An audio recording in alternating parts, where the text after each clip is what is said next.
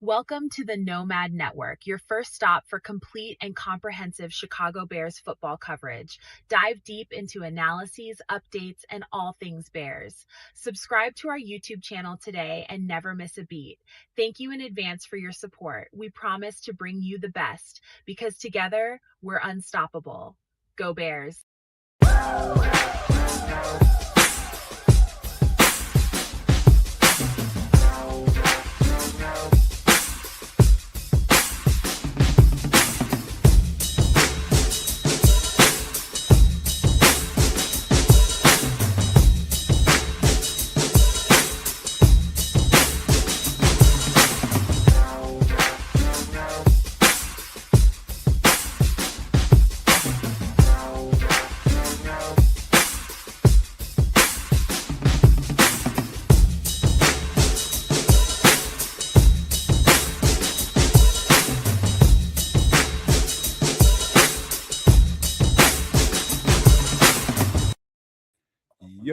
Yo, No Maniacs. Welcome into day 2 of the Chicago Bears 2026 NFL Draft.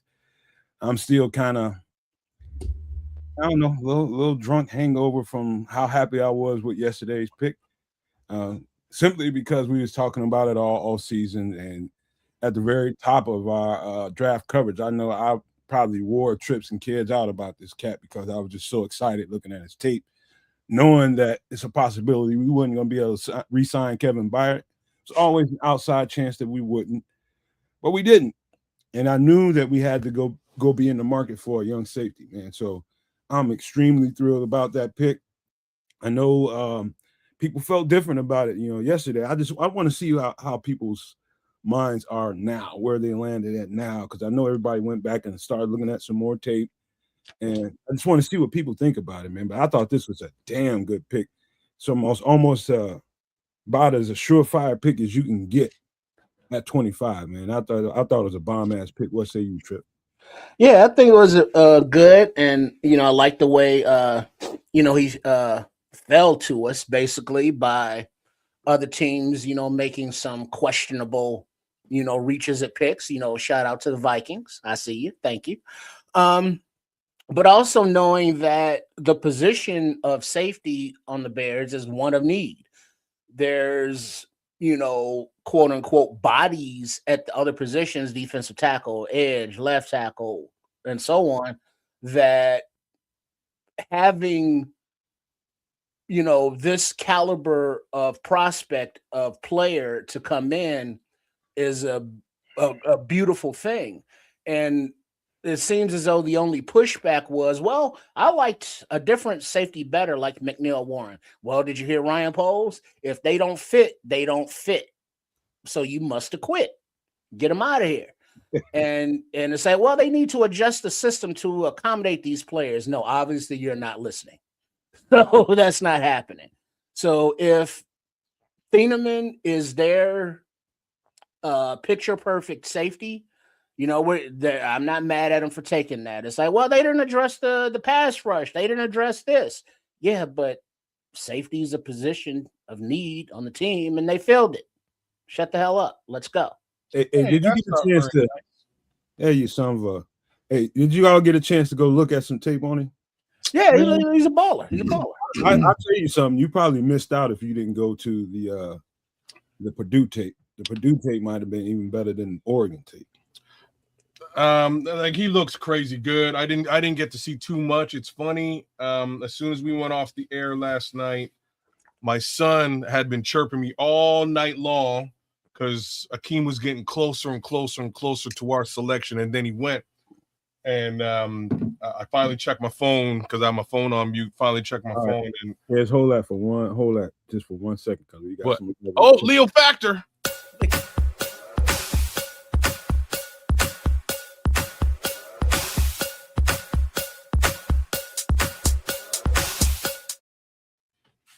Shout out to you, Leo, man. We appreciate you. You did that for GP, man. We love you back, man. 110%. Thank you, Leo Factor. So long story short, my son just kind of got me into looking at some of the edge rushers late last night. I mean, whenever we went off the air, I spent about another hour Name drop. I wanted to really zero in on Danny Dennis Sutton. Yeah. Yeah, you know, like I wish I felt better after doing this exercise. I don't feel any better than I did before. I will say I'm a little bit less. So I'm kind of zeroed in now. What Styles watching the show last night? He watched for a little bit. He was also not watching because it turns out right. So it turns out that Akeem had a big party going on here in town that all of my son's friends are at. So they were kind of going back and forth with him during the better part of the show. Or at least after Akeem.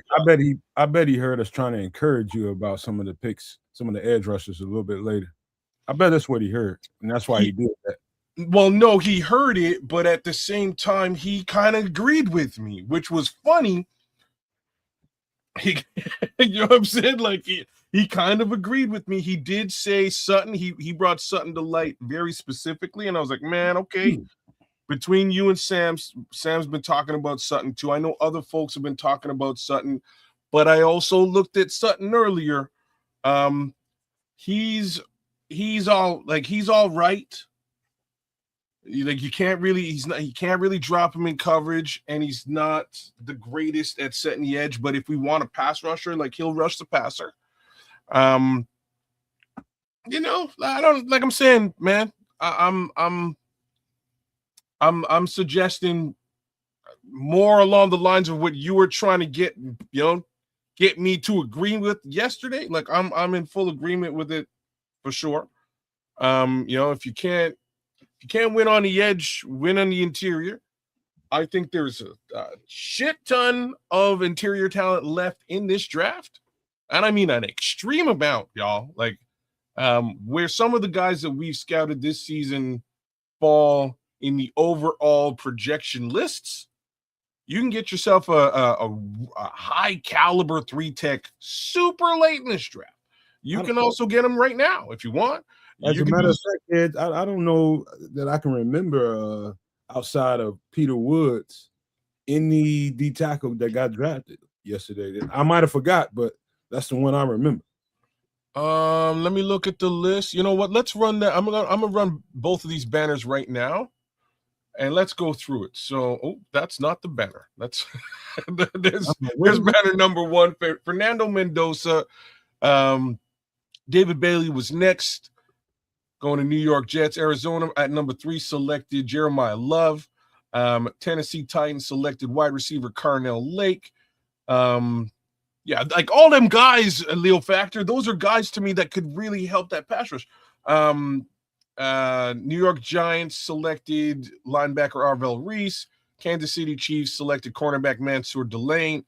Washington Commanders at number 7, Sonny Styles, linebacker. New Orleans Saints, selection number 8, wide receiver Jordan Tyson. Cleveland Browns, number 9, offensive tackle Spencer Fano. New York Giants, number 10, offensive tackle Francis Maioga. What he said? Dallas Cowboys at 11, Caleb Downs, safety. Miami Dolphins at 12 selected offensive tackle Caden Proctor. Los Angeles Rams at number 13 select quarterback Ty Simpson. Baltimore Ravens at 14 select Oliaverge Ione. Oliavega. I mean, yeah, you got close enough. Sure. Tampa Bay Buccaneers at 15, Ruben Bain Jr. New York Jets at 16, tight end Kenyon Sadiq. Detroit Lions. Caleb Banks that was the other one. Caleb Banks. Caleb Banks is the only other one. So Blake Miller, offensive tackle, Minnesota got Caleb Banks. Carolina Panthers got offensive tackle. You ran out of steam at 19, didn't you? Oh, continue. No, I didn't run out of steam, man. I had to do it. This is what I'm saying. This is like a job. Philadelphia Eagles at 20 selected Mekhi Lemon. Pittsburgh Steelers, number 21, offensive tackle Max Ironacre. Los Angeles Chargers at 22. My boy from Ottawa, defensive end Akeem Mesidor. Dallas Cowboys selected at 23, defensive end Malachi Lawrence. Cleveland Browns selected at 24, wide receiver KC Concepcion. Chicago Bears, yours truly, at 25, select safety Dylan Thieneman. Houston Texans at 26, select Keelan Rutledge. Miami Dolphins at 27, select cornerback Chris Johnson. The Patriots from New England select offensive tackle Caleb Lomu at selection number 28. And the Kansas City Chiefs trade back in at 29 to select defensive tackle Peter Wood. So there's the two DTs. The Jets at number 30 select wide receiver Omar Cooper. Tennessee Titans at 31 select edge Keldrick Falk. Seattle Seahawks at 32 select running back Jadarian Price. And that's what it looks like. That was the first round of the NFL draft in a nutshell. But again, only 2 DTs came off the board. So Proctor, Halton, Lee Hunter, like there's a list of guys that you could really shore up that interior and make it a situation that flushes people out to Montez Sweat and Austin Booker. Like you can look at it, you can look at it like that. And I don't have a problem with that. Like I said yesterday, I give 0 Fs, but somebody got to put pressure on the quarterback. Period. Like that's what's got to go down here now, because we have the secondary that can close in super fast with all that speed, back 7, and make passing a little bit of a problem if that guy's got to hold on to the ball for a little bit. But we got to make it so we can't get the ball out of his hands in 3 seconds. Like that's what's got to happen now. We got to do the other side of this defensive thing. Well, I did my best to encourage you with that last night, to see it in a different way, but you're gonna see it the way you're gonna see it. I can see it either way. Let's get it done. Triple R busted into the studio with and there goes the Bishop. Oh, would you looky. Triple R busted into the studio with a little bit of news that about 48 hours ago I was hearing that there's no they're not trying to trade Kayvon Thibodeau, but Triple R said he heard some news that they are. All of a sudden, he said he's seen it on Twitter going, give me a thumbs up, Bishop, when you feel good about it. They didn't have Arvell Reese the day before yesterday, right? So now that they got Arvell Reese, maybe the conversations are actually happening. Even then, Nomad, like, I don't think that our team has the financials to even really consider some shit like that. I mean, depends on how his contract looks. Well, it's got, you can, if you really want him, you can do some shit.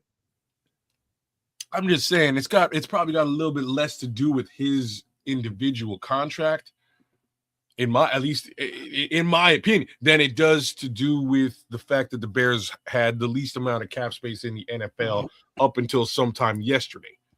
Right? Yesterday they went deep and they renegotiated with Jonah Jackson and somebody else, and I can't recall who the other person was, but they renegotiated 2 contracts yesterday to make room for these rookies.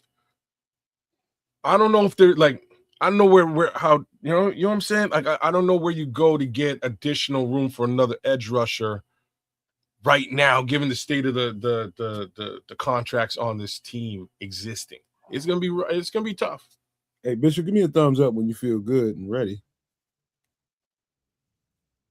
Oh, he's good. I was just waiting on that. All right, let's get him on. There you go. There he is. What up, Bishop?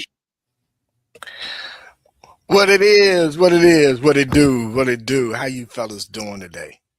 Great, by the way, FFG, I sent you an invite too, man. Go look at your P. Gibson Gmail. I What's miss my up, fellas. I miss my fellas. What's going on, guys? What's going on? Well, man? Bears got themselves a safety is what's going on right now. Let's see Man, what else look, they can put in bruh, place. look, let me tell you right now. I love that pick.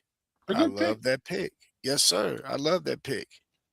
Yes, sir. I'm not complaining at all, man.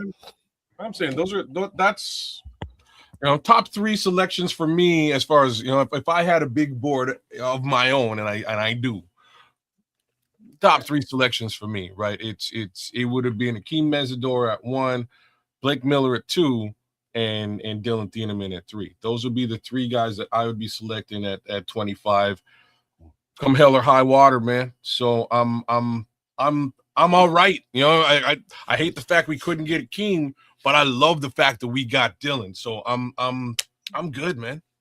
I did probably in total probably about 4 hours worth of Oregon tape, 4 hours worth of, not 4 hours, but probably 3 hours worth of Oregon tape, and then maybe an hour worth of Purdue tape. I was just telling them, he's at Purdue. They played a lot of cover 3, so he's in one high safety mode quite a bit versus being in a 2 high mode at Oregon, which he still produced and did really well and flash all the time. But and one way to see exactly what we got going on is when he's playing that one high safety look in Purdue, and how fast that cat covers ground with the ball in the air is unheard of, man. We got fast on the back end, man. Well, too, what I like too with that selection, what it has done, it has allowed DA to be able to really disguise his coverages, which is what he's really known for. So now you have all the different versatility in terms of being able to move guys around and show them in different ways that can confuse an offense. So, and we gotten faster back there as well. So, which is something that deeply hurt us last season. Yeah, we were able to get takeaways, but in all honesty, man, we were slow in the defensive backfield. So now we've gotten faster, and with the addition of hopefully this young man is going to be healthy and be able to move forward. That young man, Zay Frazier, that's going to be, stepping on the field as well. And I'm expecting Tyreek Stevenson to kind of have a redemption year. So I'm excited, man. I really am. And adding Devin to the linebacking core, we got some ball hawks, man. So when people were saying, well, you can't duplicate the amount of takeovers you had last season, we may not have 33, but I guarantee you we're going to have quite a few takeaways because these guys, man, are going to be ball hawks. They're going to be coming after it. They're not afraid to tackle. And that's another thing I like about Dylan also. He don't mind roughing it up, man. He'll put his nose in there. So it's going to be real interesting, man. It's going to be going down in the NFC North this year. Hey, Bishop, you ever heard of the term covered sack? Yeah. We're going to get a bunch of them this year. There you go. In the back end. Yeah. Well, absolutely, remember, Bishop, how many times we were mad, at Javon Dexter or Montez Sweat or Booker for not getting to the quarterback because the ball was gone just a fraction of a second faster, and that's because the receivers were wide the hell ass open. Because our secondary at the time couldn't cover them with the speed out there. So with more speed, that theoretically means tighter coverage, which means more sacks because the quarterback just can't go back, drop back, and let it go. Yeah, and you know what else? 2 trips that I thought about today, and I actually made some notes, man. Something else.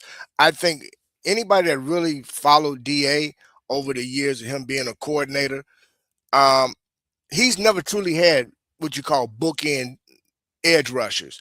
Where his pressure typically comes from in his defense is in the interior. So if we can really shore up that interior to where we can disrupt and agitate the quarterback within the pocket and make him uncomfortable, which will flush him out to one of the edges. But again, adding the speed and the coverage in the back and the defensive backfield is definitely going to allow us to, I think, get after the quarterback and get our hands on him and definitely improve our sack ratio when it comes to that, man. So yeah, you're right, Nomad, on that coverage sacks, man. I expect to see a lot more of those this year as well. All right, real quick, two things before you go, Nomad. The 49ers are on the clock right now. They are expected to make a pick and not make a trade, but also to follow up something on Kayvon Thibodeau. Jordan Schultz posted that Kayvon Thibodeau on his Instagram posted a meme of Paul Walker from Fast and Furious saying goodbye. It's over. And AJ Brown might as well do the same goddamn post because he going to New England. Hey, that's automatic. Yeah. Hey, can somebody tell me why is Philly calling me right now? Who? Why is Philly calling me right now? Hey, he got me on that one. So you missed the drama when the Steelers were on the phone with Malachi Lemon talking about blazing them up, how they was ready to draft him, and then Dallas was like, "Yeah, let's make this trade with the Steelers and with the Eagles." And the Eagles drafted him while he was on the phone with Pittsburgh talking about we're gonna draft you in our next pick. They wasn't even on the clock yet. Wow, man, that was sweet. I'm not gonna lie, bro. That was so. I love that piece, brother. I was at work when that went down. I said, yeah, now that's what you call a chess move, right? It's some real good catch and running. I mean, receivers out there, man. It's like the little guys is probably the best ones. To be honest with you, the little dudes, man. You know who Malachi Lemon reminds me of? I kind of compared him. Yep, DJ. Yep. Exactly. He's a running back when he get the ball in his hands. Oh, he's gonna be a monster, bro. He's gonna be a monster. We got about 3.5 minutes before the first pick in the second round, which is San Fran, who Trish just said is sticking and picking. They probably I know I'm just getting in late with you guys, but I got a quick question within these 3 minutes. What do you guys think should be our focus this on day 2? I know I got my couple picks, but what in terms of positions, what do you guys think we really need to be focusing on?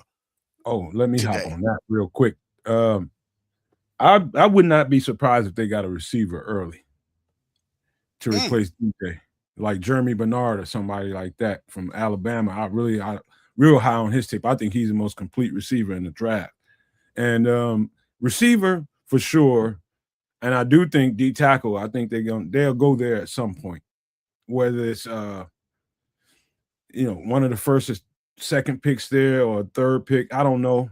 But edge rusher, it wouldn't surprise me if they didn't do nothing there early. It's funny you say that. It's funny you say that, no man, because I believe that too, man. I don't know. If you really think about the edges, it's really only 3, in my opinion, that's left that's worth really taking a shot with. Other than that, man, I want to see them try to maybe make a move on left tackle. And I think too, I also think there's a possibility that a receiver might be in the mix too. But I'm really looking for them to make a move at left tackle and at center. I could see center a little bit later. I like that Parker Brailsford or whoever. But as Red Baron is saying, we don't need an edge. Defensive tackle, definitely. But other than linebacker, I would say cornerback is a slept-on position because I'm not exactly sure they are sold on Tyreek Stevenson. They lost Nashawn Wright to free agency. And, of course, Zy Frazier is coming up, but he's a total unknown, basically a rookie, coming in. So if they identify a cornerback that, Dennis Allen and Coach Harris want, I could see that being the pick. It wouldn't surprise me. It's pretty rich in that department. It's pretty rich. Like trading Stooks probably shouldn't even still be there, in my opinion. Not at all. I think he's probably one of the top 2 or 3 cornerbacks in the draft. And so is it a possibility that we pick up some draft picks, pick up an extra draft pick or 2 day 2, or you think that's going to primarily be going down on day 3? I was just talking to Trips about that right before the show. It might be a little shake and bake going on with one of them two picks. Might be. Don't be surprised if pick number 57 or 60 is traded for additional picks in rounds 4 and 5. That's I kind of agree with that as a general idea. As far as what selections I think they're aiming at, definitely a defensive tackle, whether a nose or 3-tech. Again, thoughts are kids, the pick is in.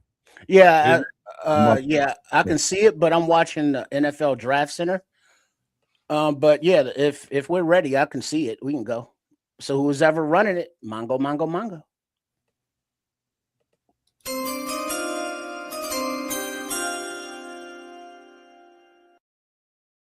With the 33rd pick in the 2026 NFL Draft, the San Francisco 49ers select Dejon Stribling, Ole Miss wide receiver. Smokes. Ooh. That sounds like a surprise. It's a major, like there's about 7 receivers who should be ahead of this receiver. The thing is, Dejon crushed it. He crushed it at the combine. As much as Nomad hates the combine and the underwear Olympics, Dejon outran everybody, put on a ridiculous number, and I'm surprised that he's here, but at the same time, I get why he's here. Well, but if you look at it under the San Francisco point of view, you got now they're just now announcing it on the TV, but they got they lost Debo a while back.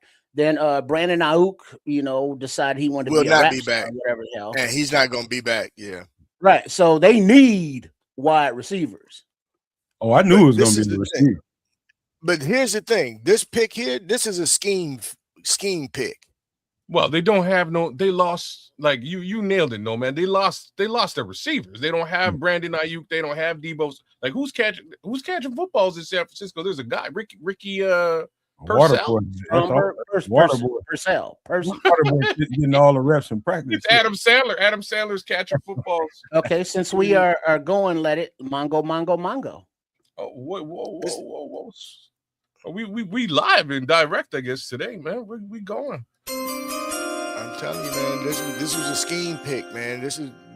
They're going to change up some things offensively. I believe at number 34 in the 2026 NFL Draft, the Arizona Cardinals have selected Chase Biscontis, guard, Texas A&M.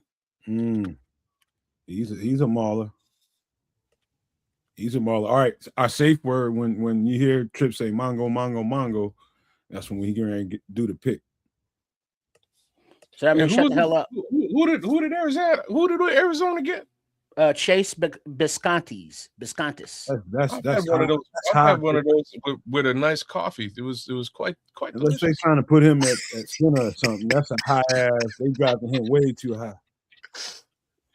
Ah, snap! Nothing triple. You think that's a reach, no man? Unless they're trying to put him at guy so damn dry.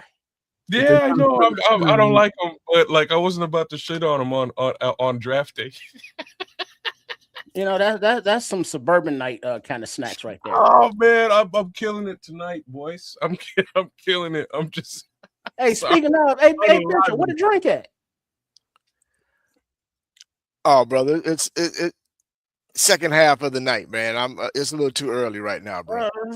You normally be sipping by now. I'm hydrating right now, bro. See, I'm right there with the bishop too, man. First coffee, then I got some water. Oh, and I butchered this young man's last name, Smelling. I gotta fix it. Biscontis. Yeah. This is a big reach unless they ain't put him at center. Well, they need somebody to block for Jordan Love, paying him all that money.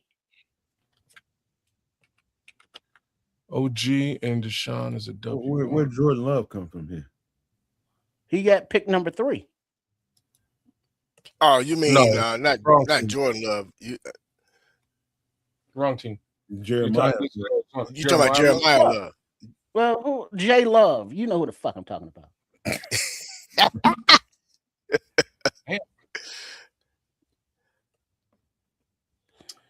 All right. You're right about that, though. I mean, I still say it's a reach. I don't give a damn. He's tough, but not that tough at what 30 something. Yeah, I wouldn't call. I agree with Triple R though. I wouldn't call this a reach. Clearly, they need help on that offensive line to support this new run game that they got going on. So they got themselves a lineman. You know, all the questions at quarterback that AZ have, they like, we gonna lean into this whole run thing. You might as well. Yeah, you know what? Too, I honestly think too, fellas, what's happening here? We're going to see some transformations of some philosophies when it comes to both either defensively or offensively, but especially offensively for a couple of these teams. I think they're changing up what we're accustomed to seeing them do.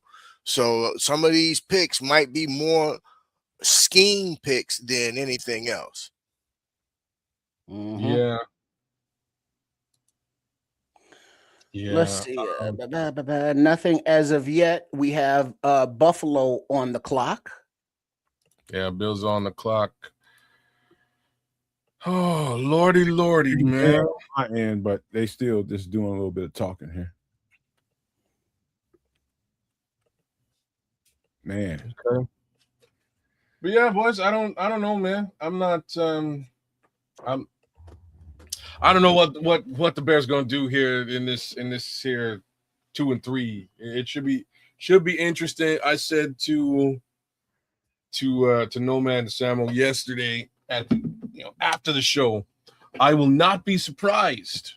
I will not be surprised if we get some real Ben Johnson selections at some point today with these next 3 picks. Right, that's my little 2 cents. I strangely expect maybe you might see a running back. Nomad mentioned a certain wide receiver. I thought it would have probably have been Dejon Stribling, to be honest with you. But right, maybe Mongo. Well, that means somebody's picking a player.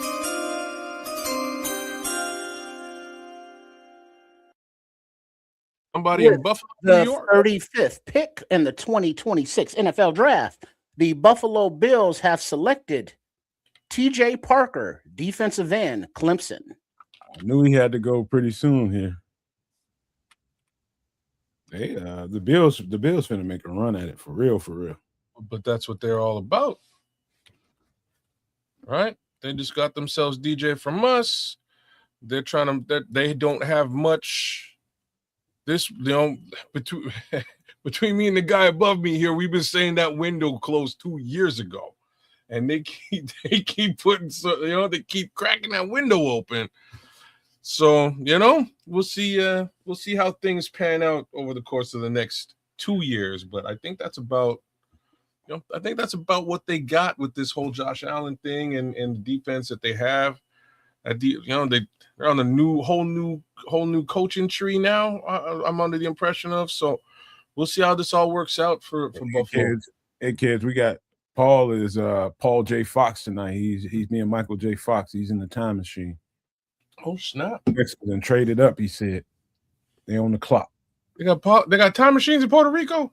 They definitely about to go. Yes, that is true. The Texans are trading up with the Raiders and will pick at number 36. So now, instead of the Raiders, the Texans are on the clock with 6:19 and ticking. Paul J. Fox. Gotta watch out for him. Corny, there's no patience to be had. Like I've been telling you, the remaining edge rushers are going to be gone. Who is that? Who they traded up for? Who are they trading up for? Oh, the Texans don't need an edge. They're doing D tackle, man, or receiver, one of the two. I'd be surprised if it's a wide receiver. Paul in San Diego. They got a really interesting wide receiver core over there. They got Nico Collins and Nico Collins been getting busted up. And when Nico Collins went down, they struggle. I mean, the quarterback struggle real bad, man. So Immensely. in my opinion, they need to go receiver here. They also got Tank Dell, who's probably coming So back that's from a D injury. tackle. Probably. They might go wide receiver. Yeah, because they lost Christian Kirk. Yeah, so Yeah, they Don't- did. They don't tell us, rebuilt Paul. their offensive line pretty much.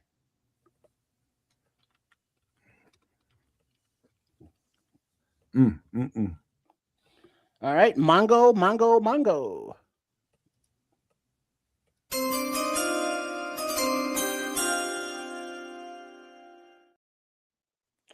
With the pick in the excuse me, 36. check that.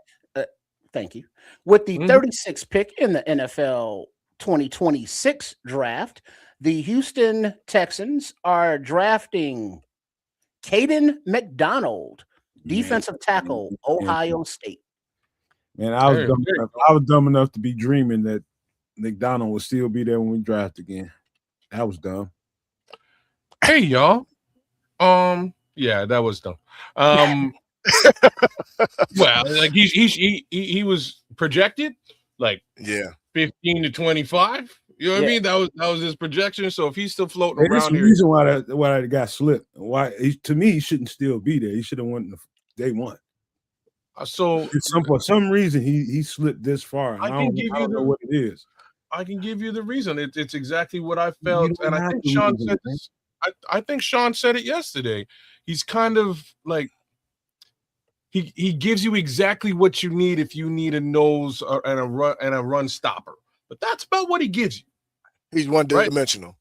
He's one dimensional. That's what he does best, and he does it maybe better than anybody in the draft. Like I have to put that out there for the kid too. But that's it. Right? Well, So- there's information that now that at 37, the Giants are on the clock, but the Texans were concerned that the Giants, after trading Dexter Lawrence, would draft Caden McDonald, so they moved up to ensure they get their big nose tackle. Makes sense to me. I get it. The Giants probably sitting over there crying in a river right now. Man, like I said, bro, there's so many It's DTs deep. in this draft. It's deep. It's deep on D tackles. So Yeah, man. it's deep on D tackles. That ain't what some of the scout or the so-called experts having podcasts is saying. He's weak at D tackle. Man, you don't know what the hell you talking about. It's not heavy on edge, but D tackle interior wise, it's enough interior D tackles to. Do you Bishop? Do you think Landon Robinson gets drafted, or is he going to be a UDFA? Who? Are you familiar with him? No, I'm familiar with him. I'm gonna take a stab and say he gets drafted. Okay, right on. Because just looking at the available defensive tackles, on the prospects, he's lower on that list. But obviously, a team will reach down and pick him if they want him. But if things play out, theoretically, he could, be a priority UDFA. I tell you, the question should be asked, and I think I said it last night because one of y'all asked me if will we drafted D tackle, and I said, okay, what kind of D tackle? And to me, I think we got enough three technique shit going on, especially since Neville Gallimore, we got Javon, we got Big Grady. I think we need to replace some of the action that Big Bill brought to the table. So it'd be somebody like Corleone, Big Dominique Orange, or Lee Hunter, or somebody like that. A guy that can really handle the tip. I see Dominique Orange possibly being available for us to be able to grab him. He should be in and around where we're selecting. I answered it with no's, just like just given what you said. You asked me the question last night. It makes sense there. My counter to what even I answered yesterday is that there's a lot of money on this team focused on the three technique position. A lot of money. Mongo. We may want to make a little move there still. Possible.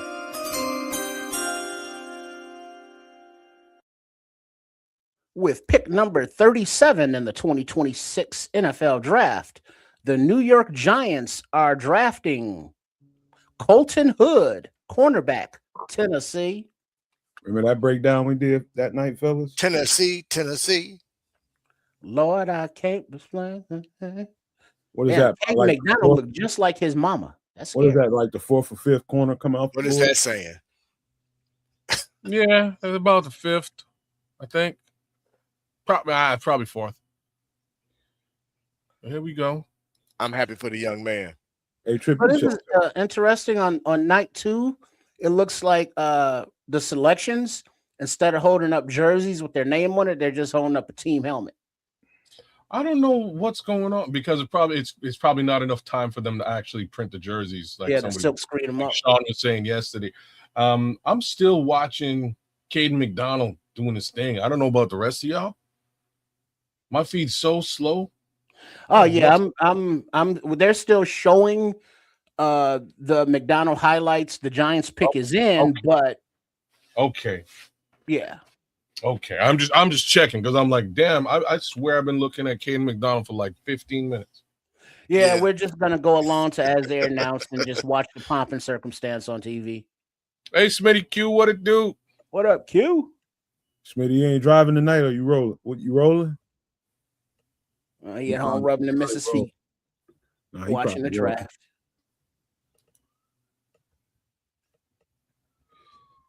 Kid, Triple R, you see them Make-A-Wish kids, and you say one goddamn thing, I'm gonna hurt you. Hey, some of them don't even be kids. Yeah, it was like a 35-year-old man on there yesterday. Right? Making wishes. You say one damn thing here. What was he wishing for?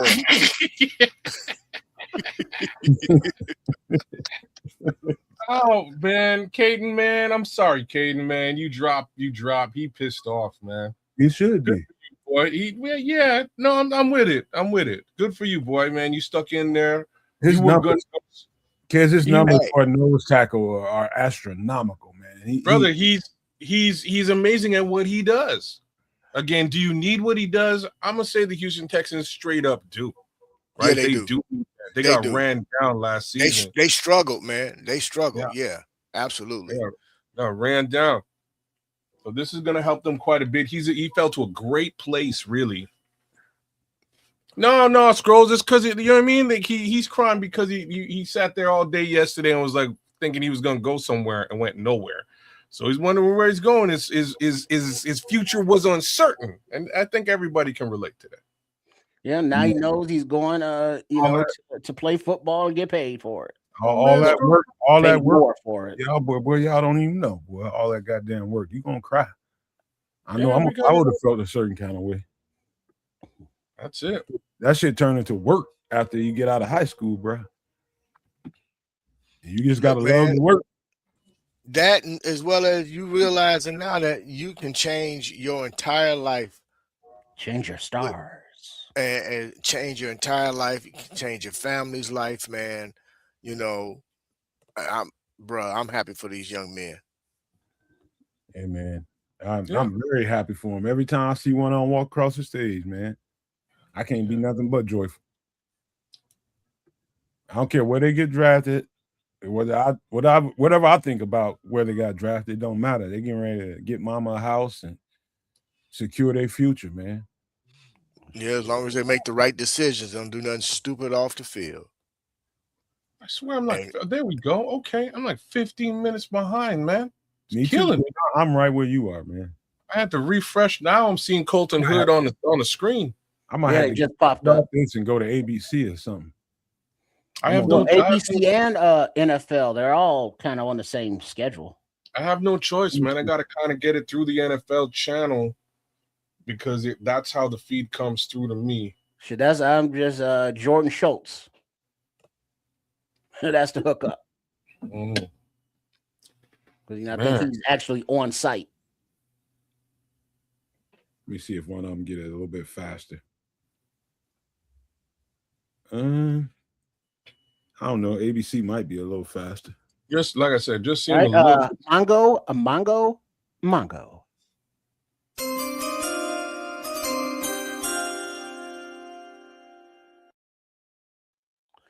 At pick number 38 in the 2026 NFL draft, the Raiders have selected Traden Stukes, safety, Arizona. Mother.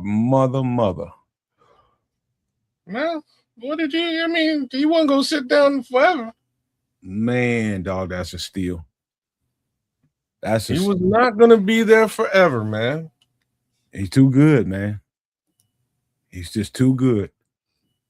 So who the hell selected him now? They labeled him. The Raiders. They got him labeled as a safety, even though he plays slot corner most of the time. So it looks like the Raiders. Yeah, the Raiders. There's some good players coming off in this little thicket. Who the D coordinator at Las Vegas now? Oh God, that's a good question. Couldn't tell I you. have no idea. It's a whole new regime over there right now, right? Let me look it up then. Let me look that up. Again. Vegas Raiders 38, Traden Stukes. I'm just now, the pick is just not coming to the mic. Me too, bro. Okay, all right. I'm just saying, I'm glad I ain't alone in how far back this shit is, because man, I remember Matt Millen when he had dark hair. Is that who this is? Oh, snap. Effing up the Detroit Lions. You're destroying that entire organization for decades. Rob Leonard is the defensive coordinator. Never heard of her. This is the homie who used to wear I bet he's business on the top, bedtime on the bottom. He used to wear like pajamas and like a suit all the time. It was like a regular thing. Mongo. Man, we that close. Damn.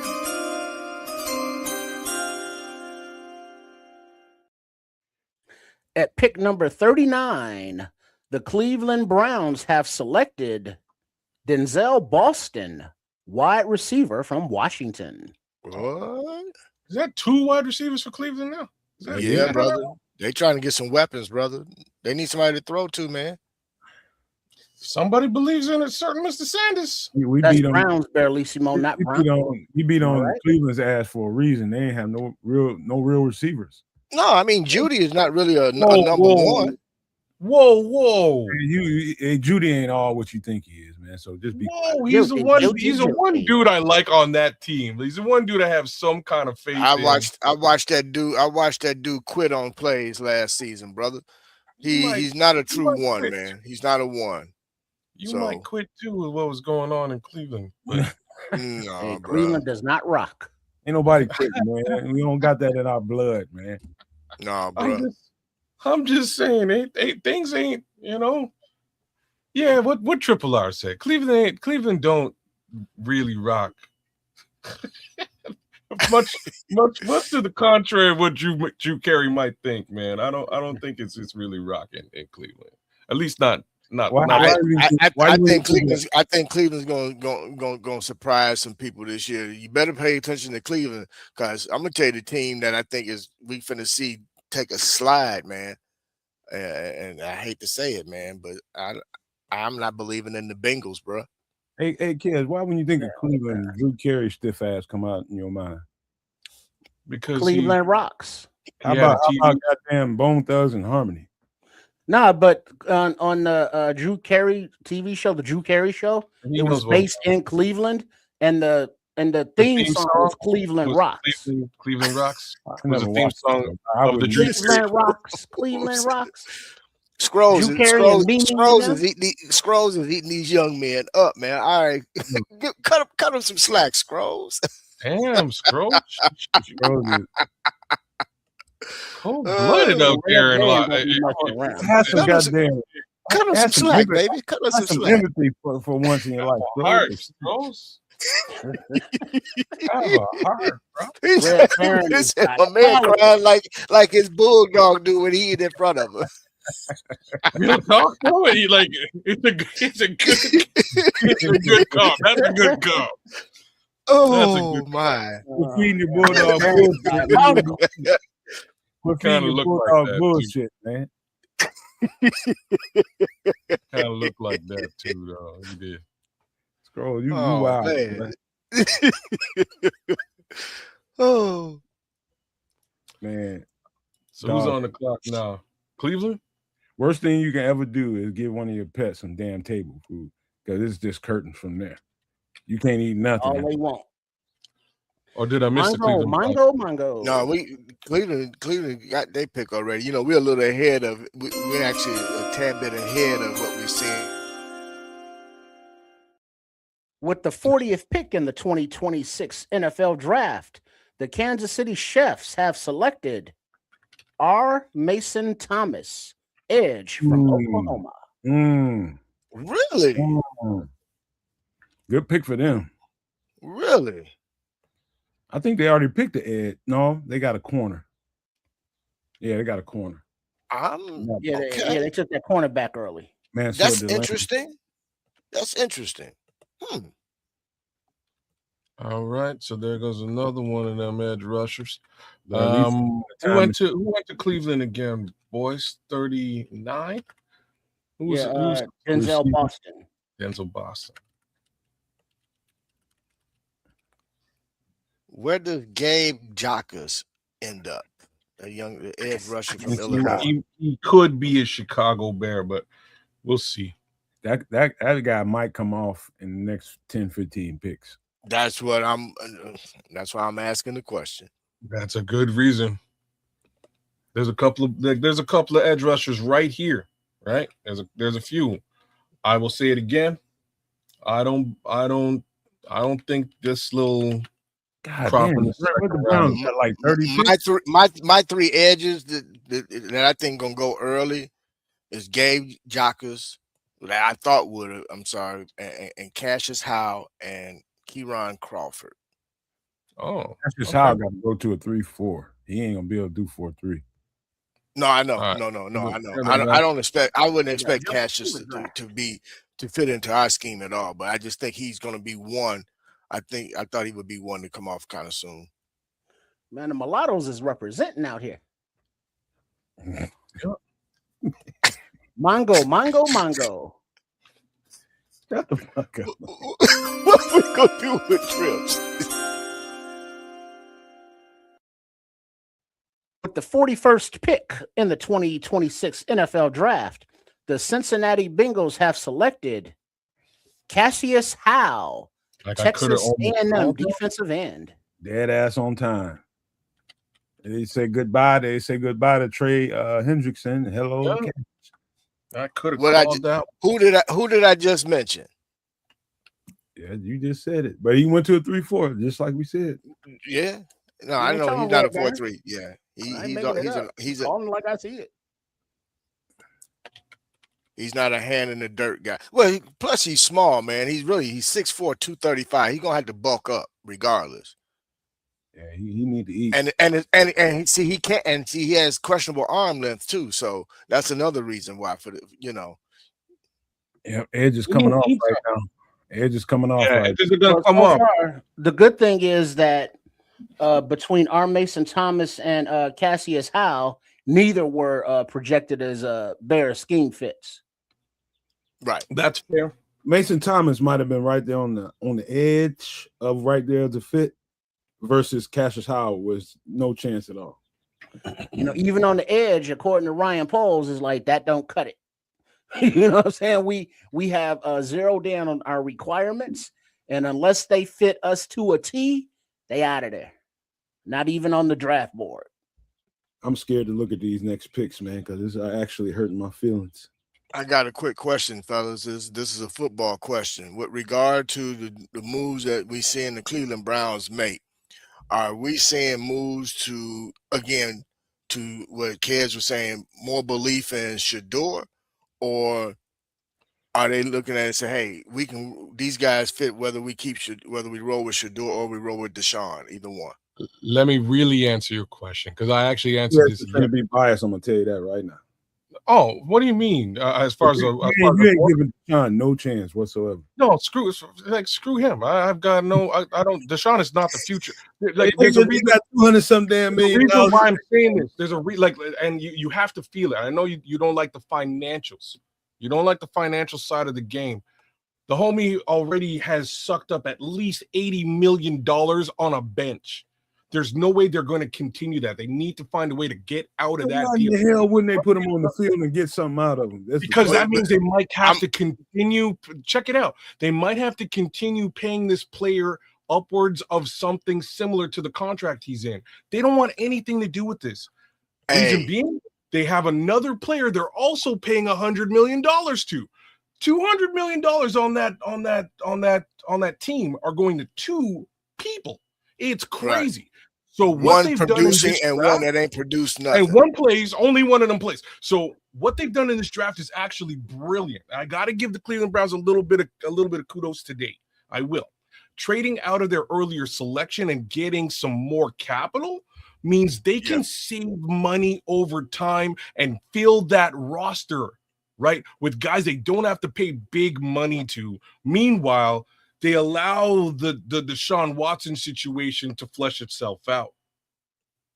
This is where the Cleveland Browns are from a financial perspective. So kids, I'm gonna piggyback on what you said, man. I got somebody that I know well that kind of provided me some info. The locker room ain't feeling Deshaun, bro.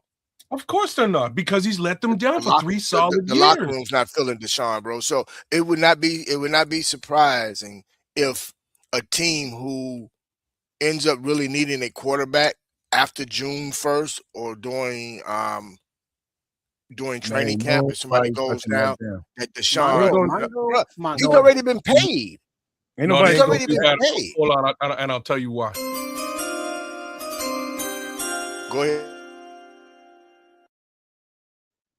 At pick number 42 in the NFL 2026 draft, the New Orleans Saints have selected Christian Miller, defensive tackle from Georgia.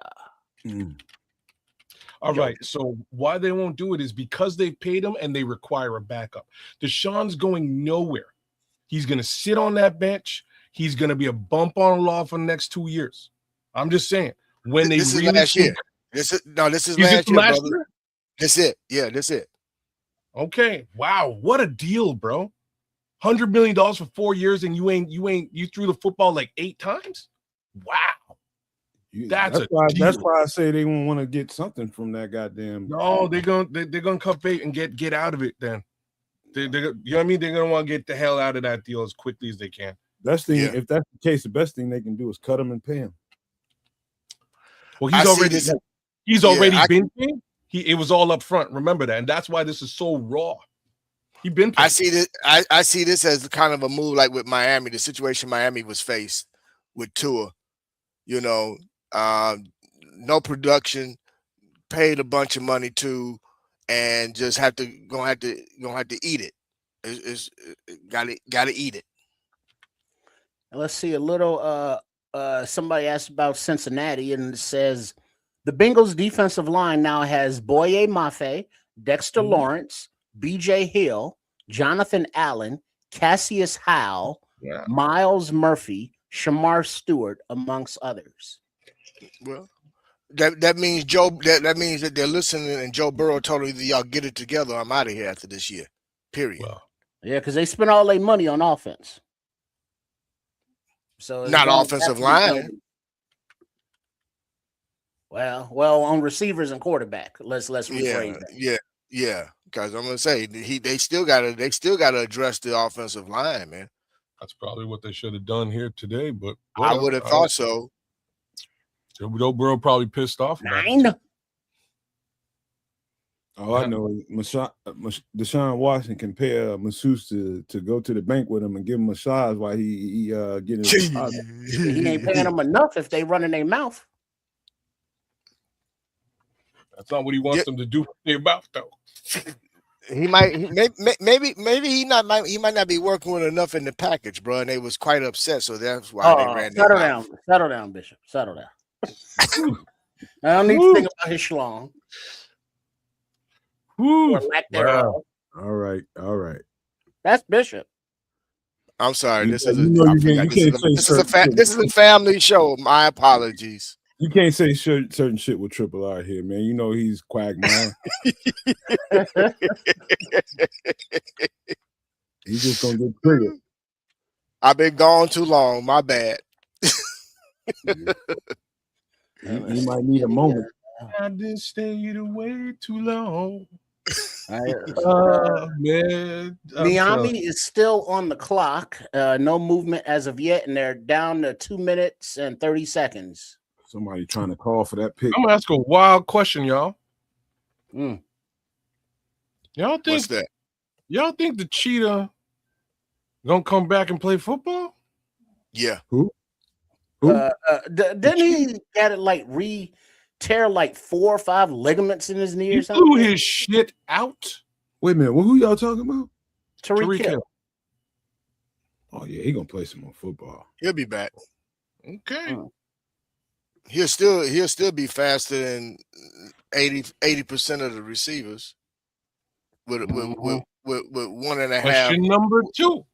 Go ahead. Y'all think watching should ouch. I can see him going back to Kansas City. Actually, That's what I think gonna happen. Oh. Yeah, he heard Justin You think Fields he is there now. commands He that needs to get type back. of you think he commands that type of a contract moving Nah. forward? No, No, it'll be he- a 1 or 2 year deal. about $10 million. Yeah, it'll be a 1 or 2 year deal just to make sure that he can come back, and be at least, 85% of himself. Like Paul said, he needs the money. He got like He about got too many 18 baby mamas. mamas and Yeah. kids. Hey man, he said, "Quit counting my goddamn baby carriages, man. Like y'all counting pockets and shit." I can hack you. Mongo.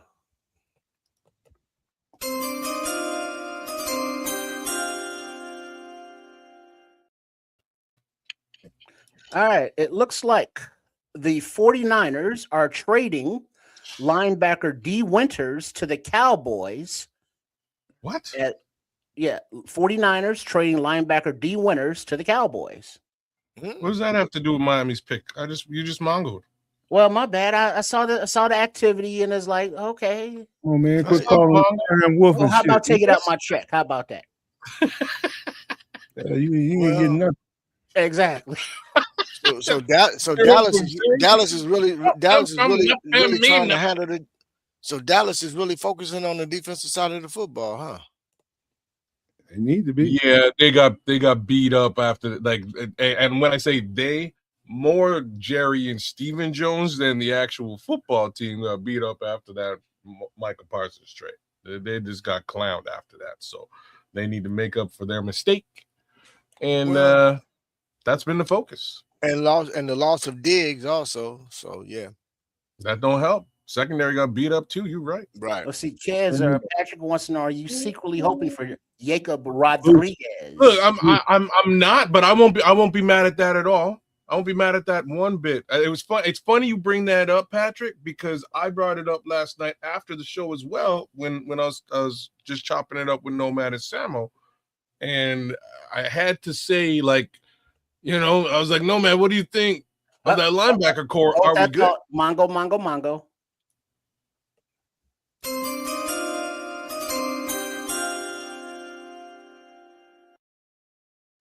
With the 43rd pick of the 2026 NFL Draft, the Miami Dolphins have selected Jacob Rodriguez, Texas Tech linebacker.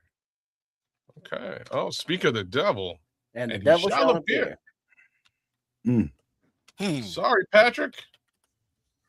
There's a couple of guys here, there's a couple of linebackers here in this area that I would be pleased with. Jake is a tippy top, but damn. All I know is they got to chill with these food commercials. I ain't ate shit since breakfast. Bro, I got a sandwich here that'll blow your mind. Bro, me either. I got to get I got to get some grub in me. Damn, Dwight Stevenson looked like he got a new hip, new knees, new ankles. Jesus. Jacob Rodriguez. Look at that. Who's next? Football ain't a nice sport. When you start getting a little older, bro, you're gonna feel them.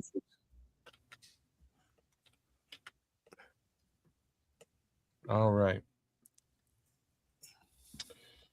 man. Patrick, like I was saying, man, I had to ask if they're pleased with that linebacker core. I think we might need one more. That's my thoughts on it. I don't mind them, but I kind of think one more wouldn't be so. And the reason is it really has everything to do with Ruben Hippolyte, in my opinion. All right, there. It's not a Mongo situation, but there has been a trade. The Lions, the Detroit Kitties, have traded up to number 44. Oh, and they are giving up the 50 and number 28 to the Jets. And so now that puts the let's see, the Dolphins pick is in. We just announced that. The Lions traded up the Jets. So now the Lions are on the clock at 44. They gave up what again, Trips? They 50 and 128. They're going edge rusher. Yeah. That's probably Zion Young or somebody. Okay, that's fine. I can live. Maybe not. I don't know. No, that they might go receiver, bro. Why would they do that? Why wouldn't they? Who do they have? I mean, come on. They need Ross St. Brown is one of the best wide receivers in the game. Look at Mike. They don't have anybody on the. Oh, they've got JMO too. Hey, Paul's in the time machine. He said they drafted it. Well, let's see. I'll let you know in a second. Just the actual pick is not in yet, but the comp update, the 49ers will receive a 5th round pick for D. Winters from the Cowboys. So that's the comp for that. Oh, also, you guys saw that the Bears did some restructuring of some contracts and freed up some money, right? Yeah. Jonah Jackson and Cole Kmet. Was that the other one? Yeah. They restructured Cole. Yeah, bro. Which means he's not going to be around. Money there, though. I'm just saying, not a lot of money there.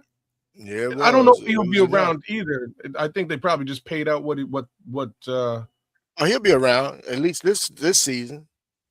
Well, he ain't going anywhere this year. No, like I was saying earlier on, his contract is actually manageable this year. It's only just about $6 million.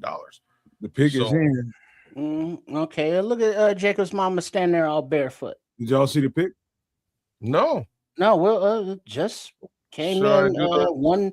Do the Mongo? I don't see the pick at all on this yet. Derek Moore, edge. Who? Derek Moore, edge from Michigan.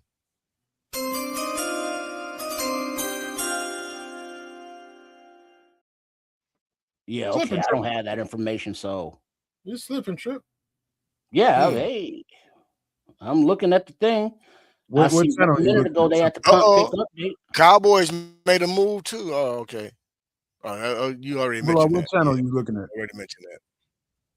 Trip, what channel are you looking at? ABC. Go to NFL Network if you can. It'll speed you up. Well, that's what I was on first, and then switched to ABC because it was the same shit. But I'm looking at Jordan Schultz, and now it's come in 16 seconds ago. And since we already hit the Mongos, the Detroit Lions are drafting Michigan defensive end Derek Moore. Yeah, what he said. That's crazy because me and Nomad's feed been slow this whole time. I had Derek Moore on the screen for quite some time. I didn't even realize it was their actual selection. So there's. Well, I went to another channel. That's the Ravens pick is in. Yeah, but they went to commercial as soon as it popped up. Yeah. So we'll give it a minute or two before we. And then it's not on the feed yet for Schultz. Hey, it's just Ravens are going to go linebacker. Think so? No. Yeah. Why not? They need to. Really? Yeah, bro. They need to. They got 8 up. Man. last year. Look- They need linebackers, man. They need a D tackle, man, because they don't know how good Matabike gonna come back. Yeah, he got that neck surgery. I forgot about that. Yeah, you're right. All right, Mongo.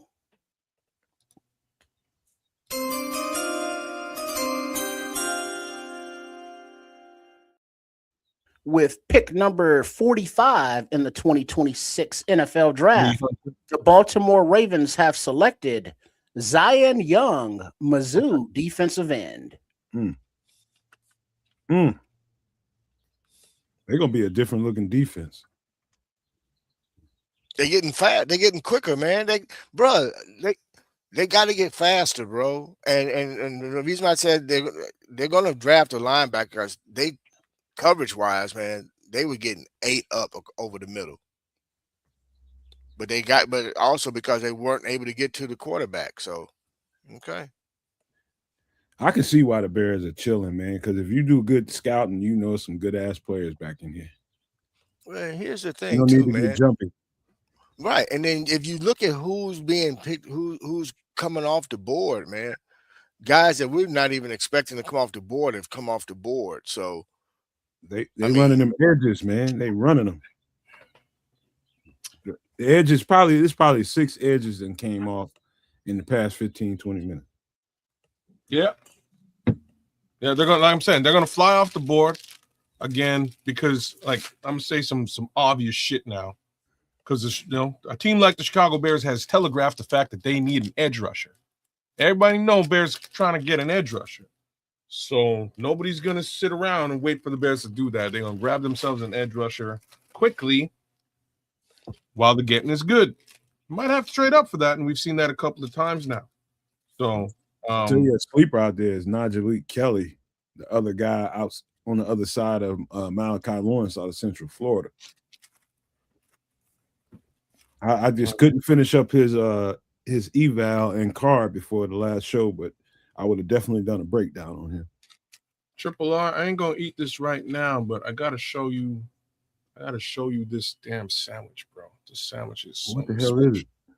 This is what they call this is 52 sandwiches. It's called 50. The spot's called 52.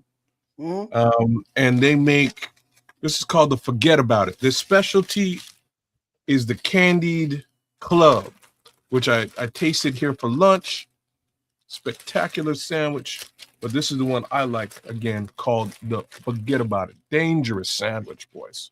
Now, Mongo.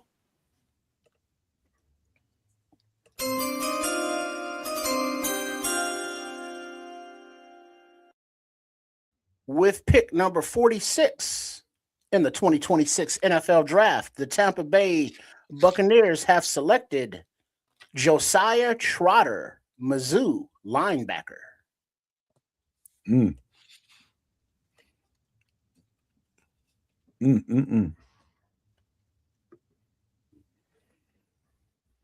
All right.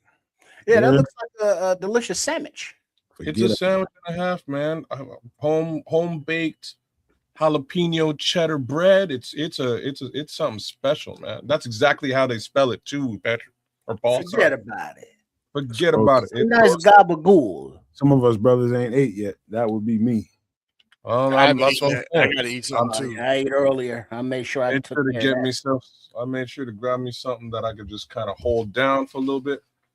So I'm gonna hold this thing down. Ate, took me a nap. I'm good. Had some nice beanie weenies. Okay, like, man, I don't know what happened. G-Man said, and now we're so far behind, still staring at the Ravens. Who did Tampa Bay grab? Josiah Trotter, linebacker. That's Jeremiah's son. Oh, good player. I think he's a little slow, but that's just me. Okay. Zion Young's a big kid, boy. I ain't lying to you. Kids, gonna that be- sandwich look good, brother. I'm gonna have to, when I get to Chicago, I'm gonna have to go get me one. I'm gonna have to go down in Little Italy and get me a good old Italian sub. Mhm. Zion Young, he's gonna be a premier pass rusher in this league, and I'm not surprised he's gone to Baltimore. It's a great place for him to go. End of the day, just gonna take a little. He's gonna need a little bit of development and a little bit of. He's got to put a little bit of weight on. Yeah, he So got we'll to bulk see how- up. Yeah, we'll see how he does. That's funny y'all say that because he wins off just brute strength. That's all. He ain't got no kind of no moves. BCP yapping about me. So be it. Fuck him. Hope it's good.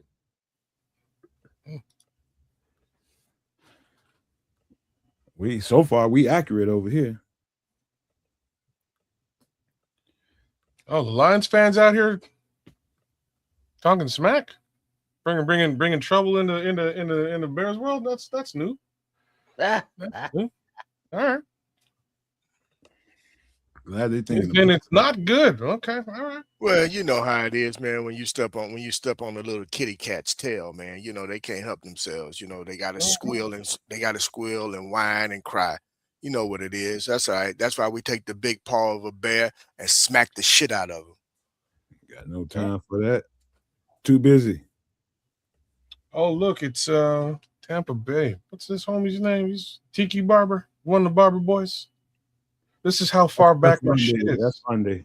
That's Rondé Barber. That's his name. Rondé. Tiki was New York Giant. Oh yeah, I'm looking at the NFL Network. I don't see none of that. This is how far back I am, man. I got to refresh. So who do you think the Bears are going to have come out for them as one of their? Isn't Devin Hester? He's supposed to wear that ketchup jacket. He's there at 57. Pick number 57, and he's wearing the ketchup. You're right. Heinz 57 ketchup. Yeah. Promotion.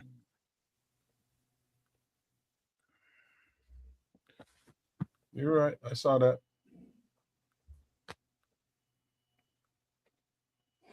There's information.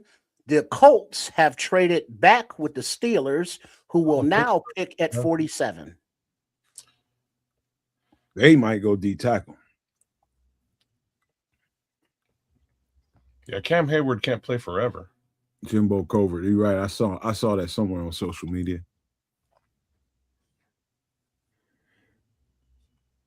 Oh, Jimbo's there too?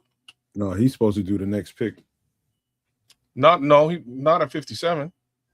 Well, unless he's got a jacket too. I don't know. No, I know Hester was at 57 because of the jacket. Because of Heinz 57, you know what I mean? That's like now I'm just seeing Rondé on the NFL. So now you're seeing Rondé. Damn. Okay. Yeah, because before I was on ABC and it was ahead of this.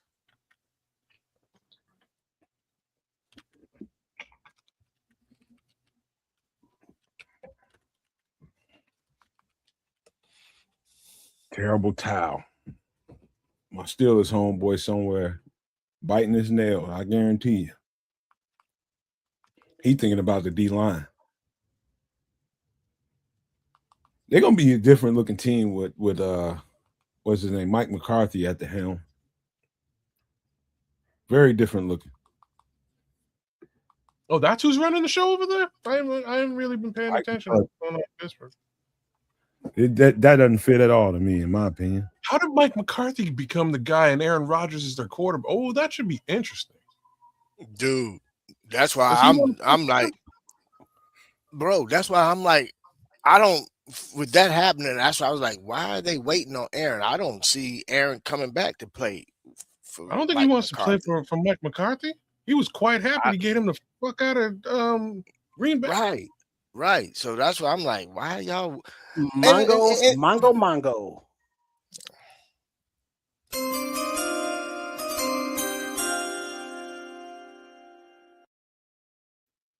With the 47th pick of the NFL 2026 draft, the Pittsburgh Steelers select Jeremy Bernard, Alabama wide receiver. Yeah, that makes sense, man. They don't have no that makes that makes sense. And they lost Pickens too, man.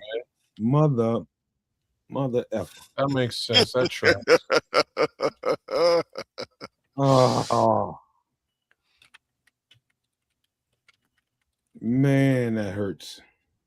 Yeah, you've been pushing this Jeremy Bernard thing And they for a traded while. up for him too. He the best receiver in this draft, man. I don't know They about lost that. Lemon. They had said we can't mess this up. Yo, and man, I'm I don't telling know. you, It depends what you're looking for. Like he's an all-round wide receiver, though. I'll give you. he's complete. He's a complete Yeah. receiver. Yeah, he is. He can do it all. Yeah, I'll agree with that. Ain't nobody else trying to mess with Aaron Rodgers but Pittsburgh. That might be his only option. Well, They shouldn't even be trying with him. Huh? Get on your magic carpet, bruh, and Real talk, fly Aaron- away, bruh. Aaron Rodgers can sit on a bench and make $5 million wherever he wants in this league. That ain't sit on the Aaron bench. Rodgers, bro. That ain't Aaron Rodgers. know. Aaron Rodgers I ain't know, sitting on bro. nobody's bench, bro. I And he know. just need to go and enjoy his new wife and enjoy your holistic medicines that you partake in, bro. And just chill. Go The somewhere, bro. darkness. You can also Go chill on a somewhere, bench for a couple $1 million. Or He he can ain't go gonna to do the that. darkness. That dude ain't trying to do that, bro. I'm just saying, I'm not so sure he's trying to go back to Pittsburgh to go play for a No. guy he actually He's so just doesn't- goddamn weird. You might see that motherfucker as a homeless man out in Central Park just for no reason because he high. He's a What? weirdo, man. I He's a don't know straight if he gonna be weirdo. at Park High, but from what I understand, he's in a box somewhere in like Peru. That was He's weird. like, you know what I'm saying? He's just sweating, dirty, high in a box somewhere. And I don't, hey man, if that's what you want to do, you got money to do it. I'm not gonna Man, even you ever met somebody that just has learned so much and just overthinks everything because they know so much or Well, think they know so much? That's what I'm going I to say. might be that guy. Yeah, I might be son gun. You might be. I might be Aaron Ooh. Rodgers. Well, I mean, it get to a point when you think you're the smartest person. When Yep, you think I'm you're Aaron- such the I'm smartest definitely person Aaron. in the room. I'm definitely Aaron Rodgers. You got to put this shit in perspective, man. All I'm missing is the ayahuasca. It's basically where we're at right now. I'm missing the ayahuasca. Kids, I have to agree with that, man. Sometimes, man, I can't. Just regular logic don't even fly with you because you're gonna go somewhere that you don't need to go. Hey man, you gotta look at. I'm a Libra. I keep things in balance. I gotta look at both sides of the spectrum.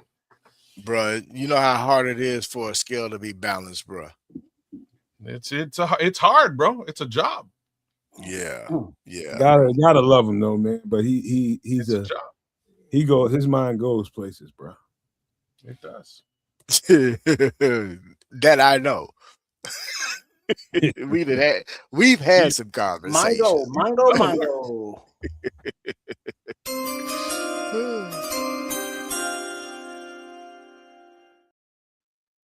With pick number 48 in the 2026 NFL Draft, the ATL Falcons select Avion Terrell, Clemson cornerback. Okay. The Falcons might have one of the best rosters as far as talent is concerned, man. They are thick. Question is, did they get the right coach to coach it? No. Who is the goddamn coach? Who is the coach? Stefanski. Ain't I nothing thought wrong with he Kevin was gonna Stefanski. run the ball. I know that. Ain't nothing wrong with Kevin Stefanski. Everything was wrong with what happened in Cleveland. I can't blame the coach. I can't blame the coach. Hold on, let me finish. I can blame the coach for his particular stance on the existing quarterback situation that happened last year. There's no reason for any of that to happen. You need to, He created it, bro.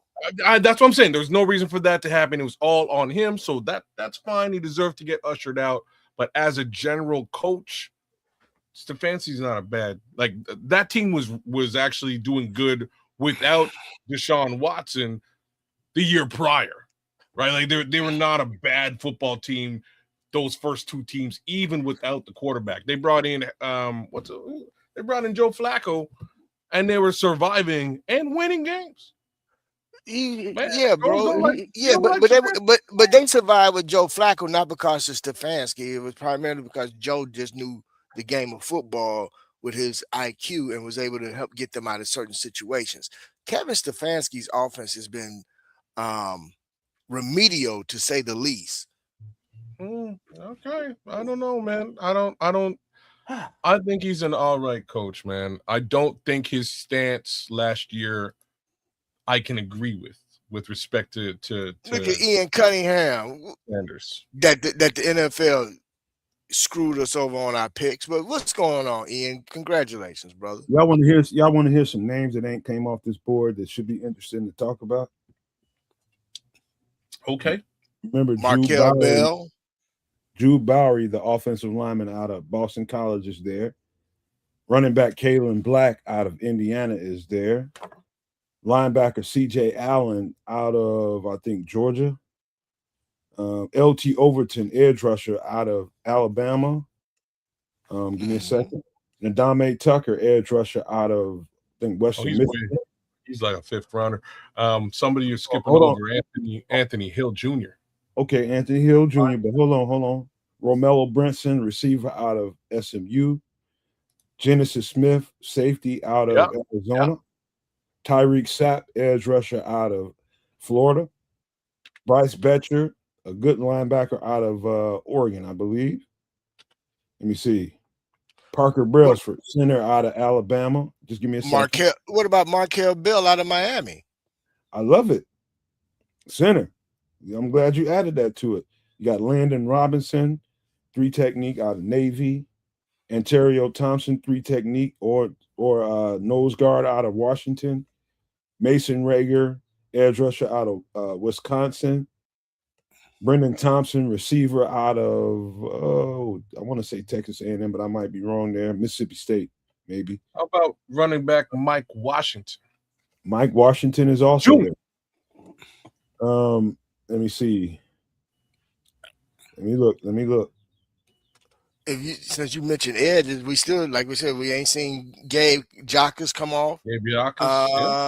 What about if we talking about old linemen, Caleb Tiernan and Jennings Dunker. Neither one of them guys have come off. The Panthers are coming up to pick number 49 and trading down, trading with the Vikings, who are moving down. So who's the Panthers are on the clock. Okay. Hey, Paul Rodriguez in the time machine said the Vikings traded back. Man, and also Gabe Akers out of Illinois. I'm putting in work here, man, and these Panthers are messing with my flow. You like don't see Grant Lacombe. I love you, bro. That's G. I put money on it, G. That's who's about to get drafted. Oh, stop! The last time somebody did this, it was with Jake. It was Paul. It was Patrick Higgins. Hey, you worse than that motherfucker in Harlem. I'm just saying, Patrick Higgins. Hey, what about Jacob Rodriguez? Get the fuck out of here with your dank ass. I'm just saying, he disappeared. Why you gonna say that? Because it just happened a minute ago. It happened a minute ago. I'm just saying, watch it happen here with Carolina. Deontay Scott. Oh yeah. Carolina got rid of their big edge. I would be very surprised, right? Who is picking? Who's making the picks from Minnesota? They don't have a general manager. Oh, the cap, the guy that manages the cap for them. That's who's making the picks. Yeah, you got some bad juju going on, man. You shouldn't say certain. I don't have any juju. You got some bad. I ain't got no juju. No juju bees. No juju. Get the hell out of here before I kick your little ass. Damn, Mongo. Much bigger than you think.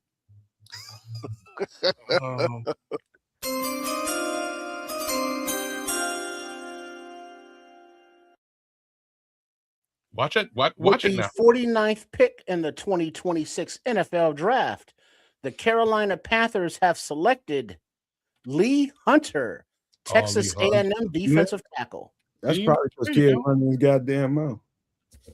I didn't say anything about Lee Hunter. It's just be quiet, man. No, ain't telling me to be quiet. Fuck you. That don't work on a podcast. Yeah, nigga, I'm on a fucking podcast.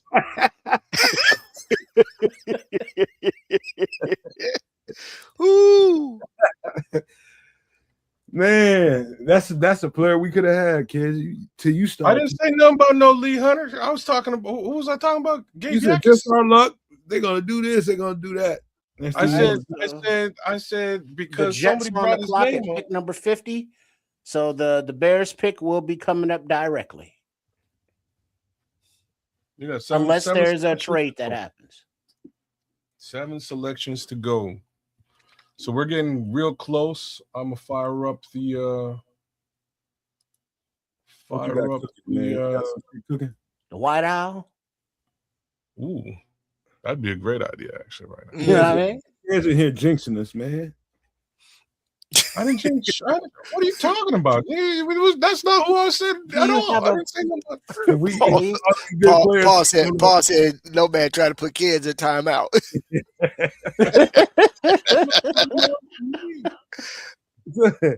Stop letting bad shit come out your mouth, man.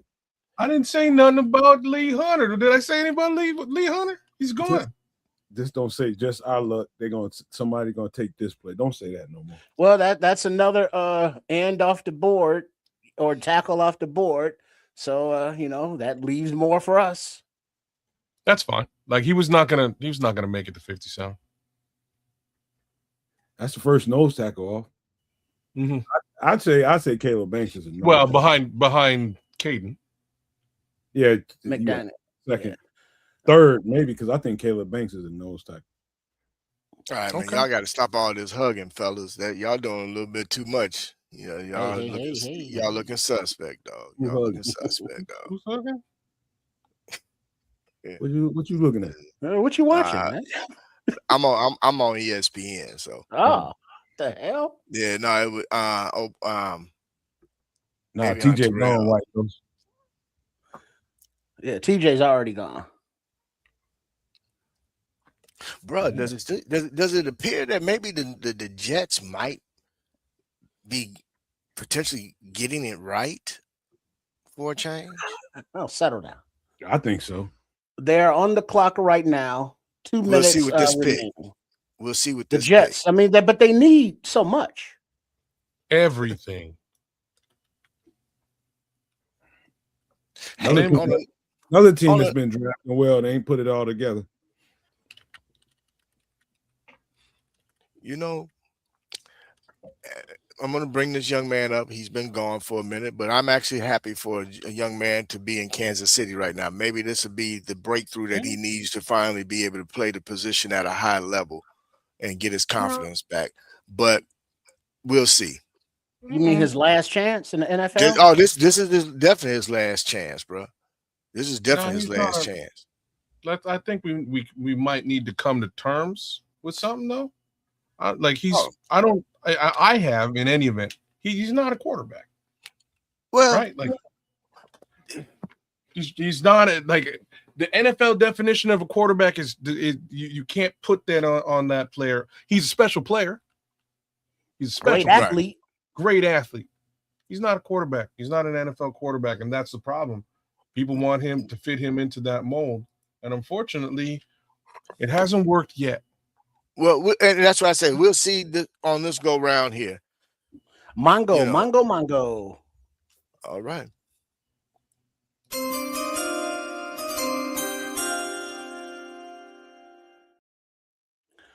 With the 50th pick in the 2026 NFL Draft, the New York Jets have selected D'Angelo Pons, cornerback, Indiana. I had a feeling they'd go corner here. He's gonna be a nickel. He's gonna be a nickel. Got to replace Sauce, but you're right. He will be a nickel. I think that's a little early for D Pons, but he's tough though. I ain't mad at that pick for them.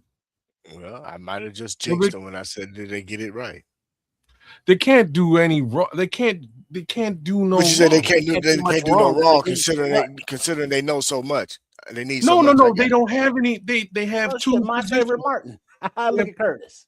They have two positions that are solidified on that team. So, right, they've got a running back, they got Brees Hall, and they got a wide receiver. That's it. So, you know what I mean? Whatever they select is a good selection because they don't have anybody in the position that's worth talking about. They That's traded right. everybody away. AJ Halsey is still out there. Yes, he is. So is our boy McNeil Warren. Well, he's not our boy because he don't fit. Oh, is that the case? Well, at this point, it is the case because we got safeties now. We're okay. So look at Curtis Martin. Looking all schmoo faced. Oh yeah, almost forgot he was a Jet. That's unfortunate. He look ridiculous without hair. Don't sleep on the bald head now. Some people just need hair. Some people just need freaking hair. You know, like me and Booger. I was gonna. You did it. I'm glad you did it. I almost did it. No one cares look more like Booger than I do. Yeah, Curtis Martin look like Ill Bill. I got hair, bro. My hairline all right. Hey man, enjoy it while you still got it. It ain't going nowhere. Who does Minnesota take at 51? Somebody who is financially nice. They're gonna take McNeil Warren because they missed out on the. But the thing is, if they have the cap guy making their picks, is he listening to the scouts or is he just looking at his spreadsheets? How are they doing this with no general manager? Good question. I don't have an answer for you on that one. Well, what do you think? You need a general manager? Well, that's kind of the job. Well, if you don't, then like, what are we paying Ryan Poles for? Dude, that's why you got coaches and scouting departments. So he's useless? No, I ain't saying all that. I mean, the general manager, he's the coordinator of all of that. He does. He coordinates all of that, but it's not that you need a general manager to figure everything out.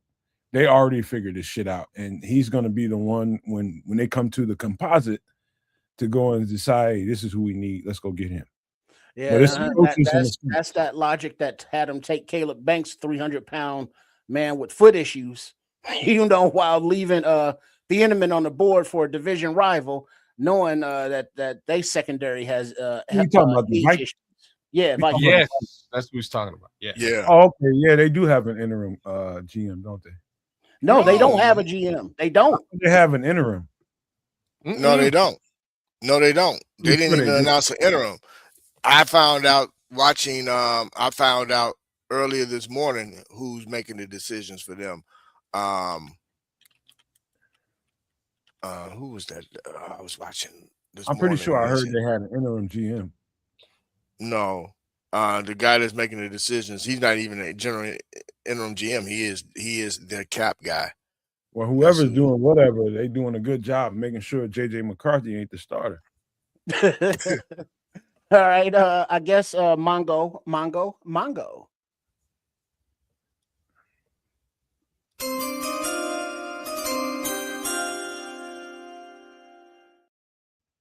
With the 51st pick in the 2026 NFL Draft, the Minnesota Vikings select Jake Golday, linebacker, Cincinnati. Great pickup. This is a great pickup for them. He can fly and he can hit. And that's what they need, somebody that can run and hit. I'd say he's top 5 in the linebacker class. I guess Jordan must have went to the bathroom on this one. Jordan who? Schultz? Yeah, Schultz. Okay. Because he there's nothing about the Vikings pick up there yet. You know, not Jordan Silvera. You know, he's still in pain about JJ, his boy. What? What you talking about, man? Yeah, he's the biggest. He's shooting. He was biggest McCarthy stand there is. Yeah. Oh man, I got his damn phone number. I could have told him. I didn't know he must be on Twitter having a goddamn fit about that, ain't he? Man, he was complaining. It's like, how the hell do we take Banks and leave Thieneman for for the Bears. You know, as a former Bears fan that he was just a season 2 ago. That man, It's like, love it. Hey man, I made amends with Jordan. I'm not gonna say nothing against him, but holy shit, man. Yeah, you Holy picked shit. a hell of a time to switch teams, didn't he? Oh, the Packers pick is in. The perfect time to switch teams. Ain't nobody trying to listen to him anyway. Yeah, we hear you chewing, kid. Stop Hey trying man, to I said I made amends with him, man. Shut your ass up. I don't want to have no shit on Twitter. You're gonna be arguing with him, not me. see, I don't have kids to make want amends to with nobody. scream so he can take a bite of that sandwich. We know what the hell you doing, kids. Hey man, Mhm. look, Talking about he good wasn't gonna sandwich. eat it tonight. He wasn't gonna eat it right now. You eating the shit out of it. Shit. Bro, I As gave long you- as it I was gave in arm's reach, it was getting eaten. I've had this sandwich for 8 hours, man. I'm just sitting trying. there. I'm just trying to hold off until we make our picks, and then I'm gonna have The to. sandwich over there teasing him. Yeah, no, he Mhm. can't take it. He can't go no further. You not gonna eat me, I swear. He can't go no At least further. half of it gotta go right now. But the thing is, with a sandwich like that, you got to have some crunch, either some pickles or some chips or something. Nah, he just gotta eat that motherfucker. It's gotta go. Half of it gotta go right now. Chase it down with a nice cerveza. That would be. All right, so what you got? What you got cooked up over there? I know you got some bullshit going on. Who, me?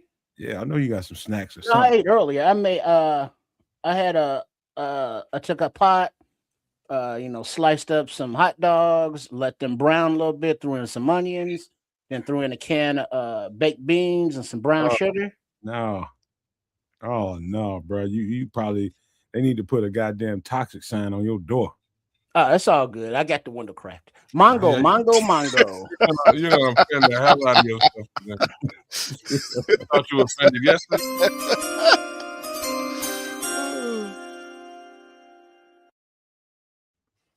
With the 52nd pick in the 2026 NFL draft, the Packers have selected Brandon Cece, cornerback, South Carolina. Cisse, I think that's a safety. No, I take that back. That's a corner. It's a corner. He's a good selection. Oh shit. Hey kids, did Trade and Stoops go off the board? Yeah, bro. You know we did. Yeah, he went off earlier. Yeah. Yep. Damn it, man. We getting close, y'all.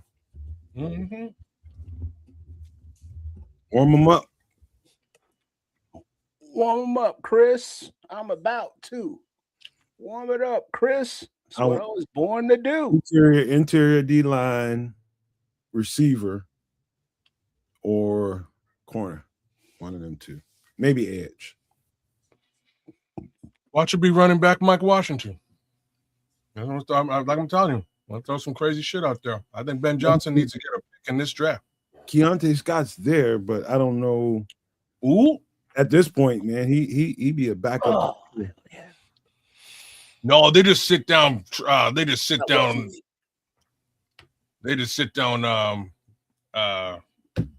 What's his name, man? Damn it. The other corner. Man, Keontae Scott's either a slot corner or a safety. They sat his ass down last year for yeah, you know who I'm talking about. I'm telling you, he's not boundary corner material. Who, Tyreek? No, Keontae Scott. That's Keontae Scott. He's a nickel safety. Nickel or safety. Yep. Oh shit. Okay. Yeah, you don't want to draft a backup here, right? I'm just now seeing the Packers' goddamn draft pick. Cisse. Oh, but the weird thing is, looking at the Packers fans' reaction, they're like, "Who?" Right. He's all right, man. He's a good selection for them. No, I'm not saying that he's not, but for the Packers fans in attendance, they are like, "Who?" They don't know shit. Screw Packers fans. They don't know a goddamn thing. They just FGB. They don't know shit.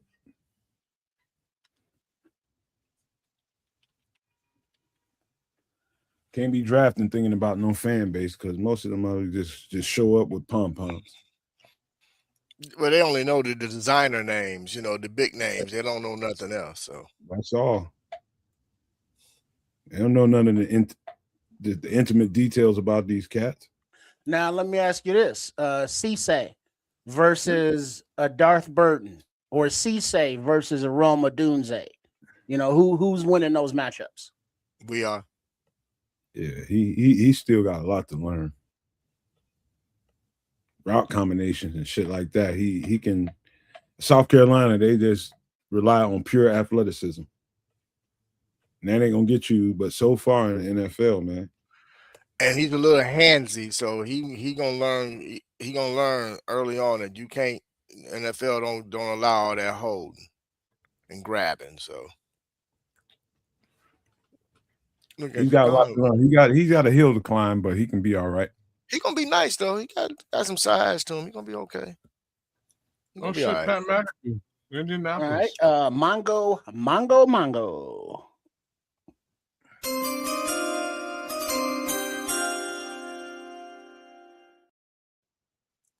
All right, with the 53rd pick in the 2026 NFL Draft, as soon as Pat McAfee starts going off at the jibs, I think he has some kind of show. It's gonna take a while. His It's gonna ass. take a while. Yeah, I do not find him entertaining. He's drunk. He's semi-entertaining. About semi. That motherfucker probably had a whole fifth of vodka before he went up there. Ain't nothing wrong with that. Bishop about a fifth of vodka in right now. Well, isn't that kind of a Colts thing? Tell his goddamn liver that. I mean, from the top on down. Well, the top ain't there no more, but you know what I mean. Okay, here we go. With the 53rd pick, the Colts are selecting. Oh, for fuck's sake. CJ Allen, linebacker, Georgia. Really? They needed that. Have a great night. Cheers. Yeah, I bet cheers. That boy face right. beat red, boy. But, yeah, he's been doing shots back there. We've been doing things. Let's go Mongo once again. One time? Let's go. Nah, he take. With the 54th pick in the 2026 NFL Draft, the Philadelphia Eagles have selected Eli Stowers, Vanderbilt tight end. He's a nice one. He's a nice one. That's a team that knows they draft. They don't be caring about nobody, no names or nothing. They draft according to their schemes and needs and everything. They have a system and they stick to their system, bro.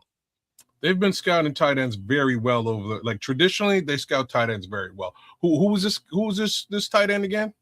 Eli Stowers. Be right back, fellas. Mm-hmm. So the more names that come off the board that aren't on the Bears' radar, the better. Yeah. All right. So Brother, don't say that. Don't say that now. You know what I mean? Like there's still. Would you like the next 2 or 3 will be the ones that we want, right? You know what I'm saying? I said that shit yesterday. I was like, "Oh, we get real close. There's a king. There's a king. Oh shit!" And he's gone. There goes the king. All right, we shall see. CJ Allen. All right, boy. All right. So it looks like the Los Angeles Clippers, Chargers are on the clock at 55, then 56 Jacksonville, then the Hines 57 pick, the red jacket wearing Devin Hester and possibly Jimbo Covert will be out representing the Bears, barring any kind of a trade back.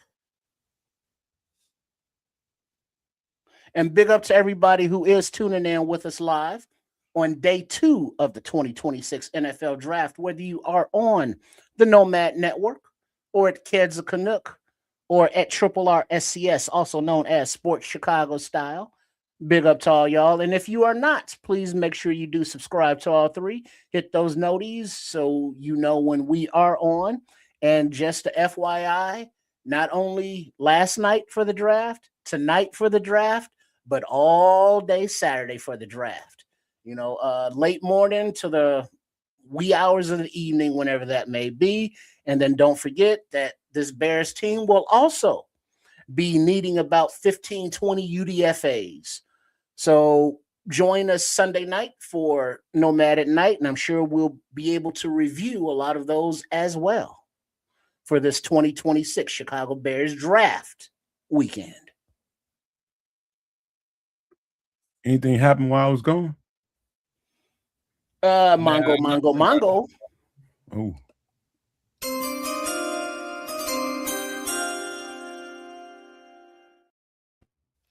At pick number 55, the New England Patriots with coach I care about my wife and kids, Vrabel, have selected Gabe Akis, Illinois defensive end.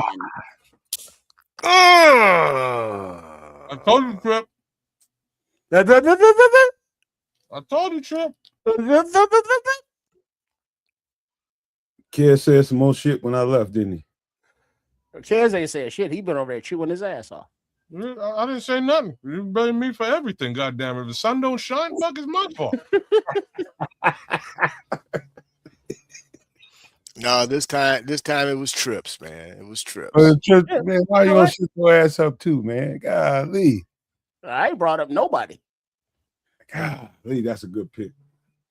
And so now that was the Patriots pick. So Jacksonville is on the clock at 56. Then the Bears are up at 57. And now, you got Grant going terrible. You got AC going shit.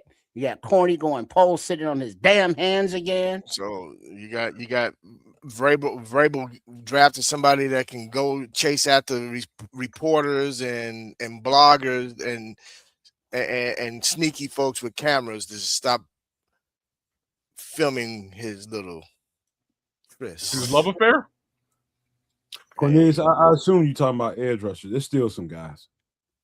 Well, what about Kansas guy and Dominic Tucker? Dominic Tucker, yeah. Tucker. Yeah, there you go. Yeah, Tucker's got it. Like I say, Tucker's projected, I think, like in 5th round. We don't have a 5th round selection, but maybe, like I'm saying, maybe we trade 89 and get some more capital. Maybe we trade 129 and get some more capital. There's things that could happen down the road.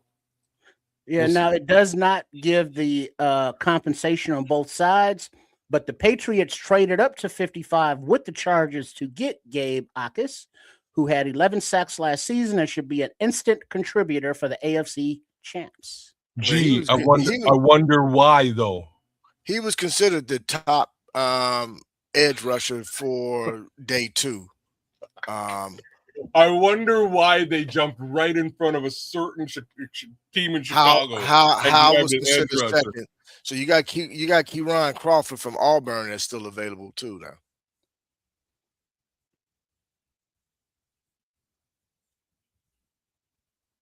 I've seen so many players in this draft, man. It's like my mind is swimming with dudes. So it's other guys there, man. Trust me when I tell you that. It's a lot of Smitty's reiterating Danny Dennis Sutton. That's a Samuel's guy as well. Who should be here probably around 8-ish. Yeah, he had to pick his mom up from the airport. Oh yeah, he did, didn't he? Mm-hmm. She went someplace to get her groove on. I don't know, but I'm really thinking, man. I'm not sure if they're going even if they're going to go edge, man. Only because they got Dial and they got Booker. So I don't know, man. I really think they're going to be looking more towards the interior, man. Myself. Because who is this? White Ghost is saying he don't think that Poles wanted Akis. You know, because remember, Akis is like, let's say, a fan favorite for a pick or a position of need. Whereas, you know, over in Hallis Hall, they may have a totally different line of thought. Oh, you know they do. Grayson Halton. I love that name. Don't be I surprised if they don't go center with their first pick at 57, bro. It's about who they think the best player is on the board, and at this point, it's a lot of players. It's a lot of players in different positions too. It still could be corner. I don't think they're gonna do corner, bro. Still can be receiver. Corner's just crazy. Like, why we just always select secondary every time we out here? I think Ben Steele's a weapon here. Me too. I think it's Mike Washington Jr. I think that's what happened. But that's me. Oh, kids. How many picks we got into our pick? Oh, you just said it. Damn it, kids. One selection. One selection And in guess front who's of us. coming bro. off the board right now? No, they got a running back over there. That's fine. So you think?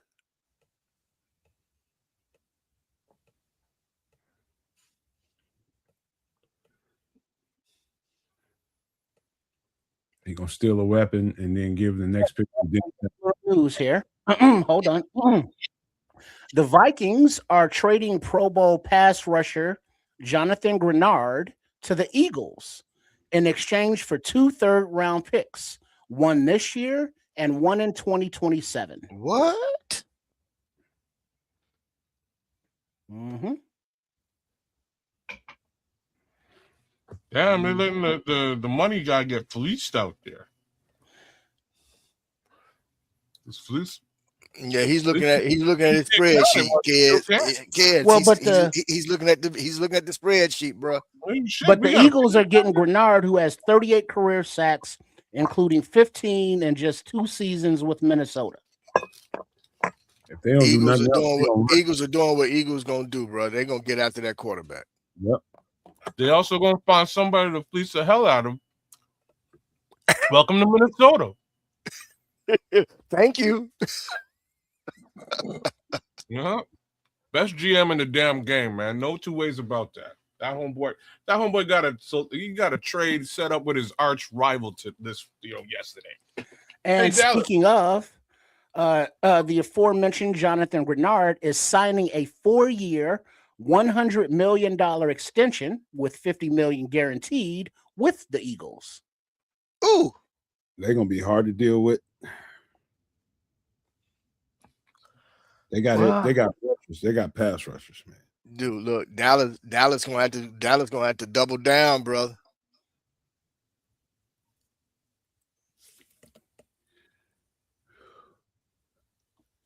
And it looks like,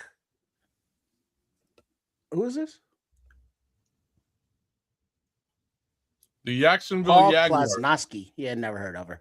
All right, the Jaguars or Jaguars, if you prefer, are picking. So let's go, Mongo. With that sandwich.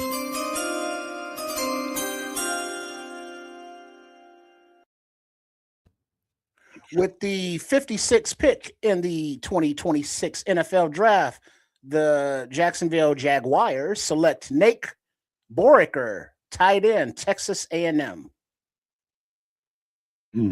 Borkature.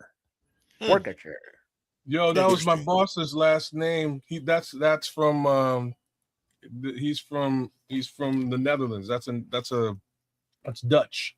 Borkature. Mm-hmm. They need to get that quarterback a sure thing in the middle of the field. Dutch ovens. This is a good pick for them.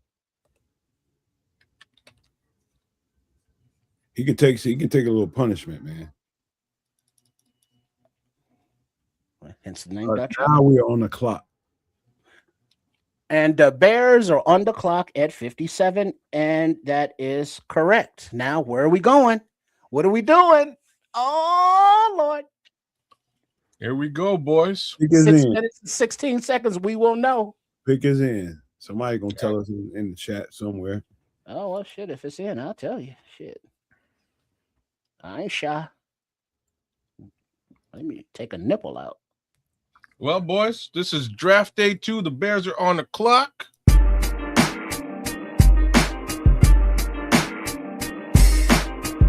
Thank y'all for joining us. pick number 57 coming live direct at you. Line 57, that is. What does Ben Johnson and the boys do now? I don't know. I'm damn interested to find out. They knew exactly ready, what ready. they wanted. They pick came in fast. So they knew who they wanted. Yeah, they got somebody. It in was mind. like no trades. We're gonna take this dude, send that card in, we good. And now With let's the sit back. quickness. And then there's San Fran and Houston. Then the Bears will be back on the clock at 60. Could be an offensive lineman too.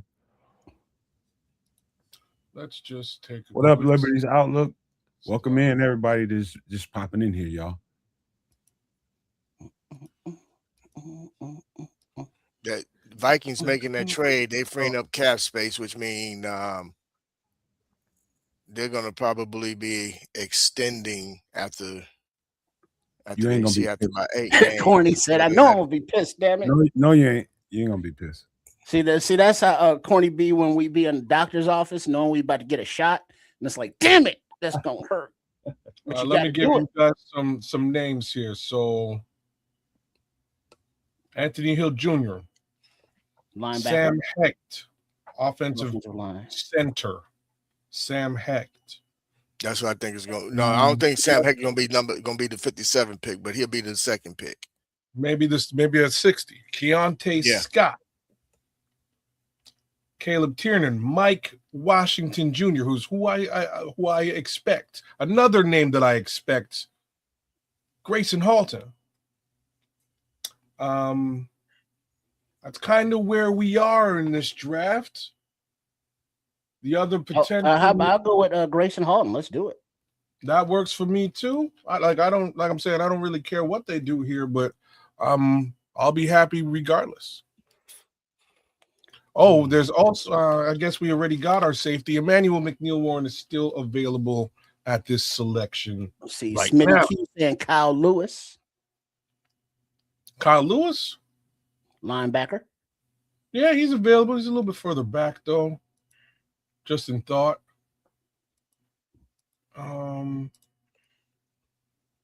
Like Kyle Lewis, man. That's my thought. I think we're either looking at a Grace. Let me look at an edge here. Danny Dennis Sutton is available. Romello Height. Oh yeah. Don't rack your brain. We're gonna see. I'm just throwing out who's available on the general big board out there with respect to need. But Zachariah Branch, Pregnon's there. I wouldn't go guard though. That's crazy. We got them guards. We got like you ain't doing any better than Joe Tooney and Jonah Jackson.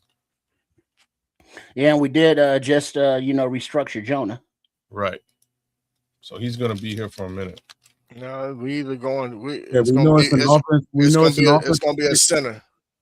We know it's an offensive pick per Paul Rodriguez in there. But like if you say center, like you mentioned a couple guys, but Heck, like Brailsford, what if they want him? That's a few more picks away. no, I think if they go center, it's going to be Heck. Yeah. Could be Caleb Tiernan on the left hand on the as far as offensive tackle is concerned, or the homie from Boston College, who I think they can get quite some ways later. Hey, You know how much the man like his old alma mater, right? It's BC. Yeah, he love his Boston College. Not Trey Lance, but the wide receiver Lance. Bryce Lance. He's a little bit further back. They could get him That's with right. 60. Emmanuel Neal Warren is still on Right, the board. Mongo. Here we go, lads.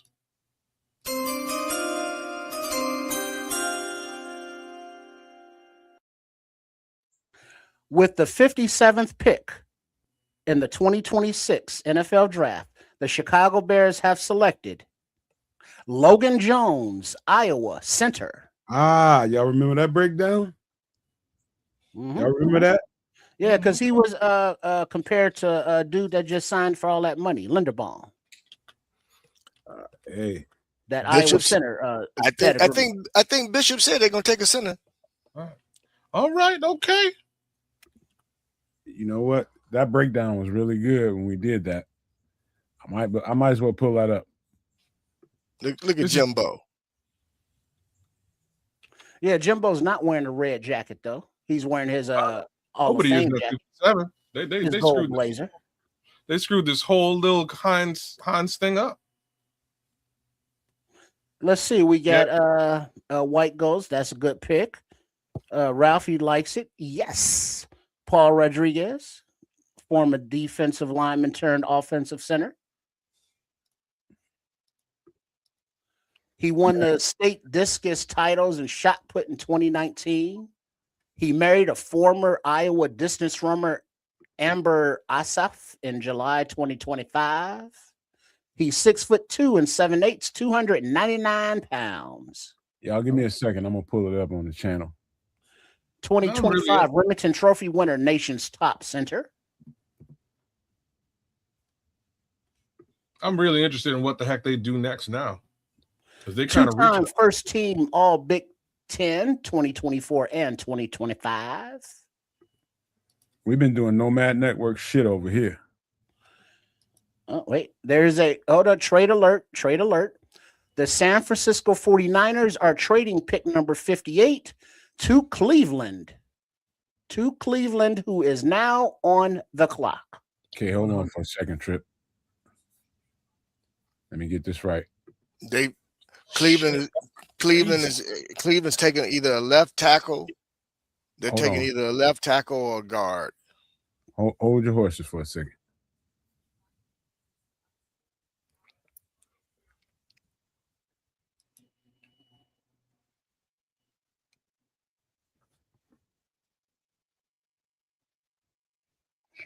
All right, the pick is in for the Browns. Mongo.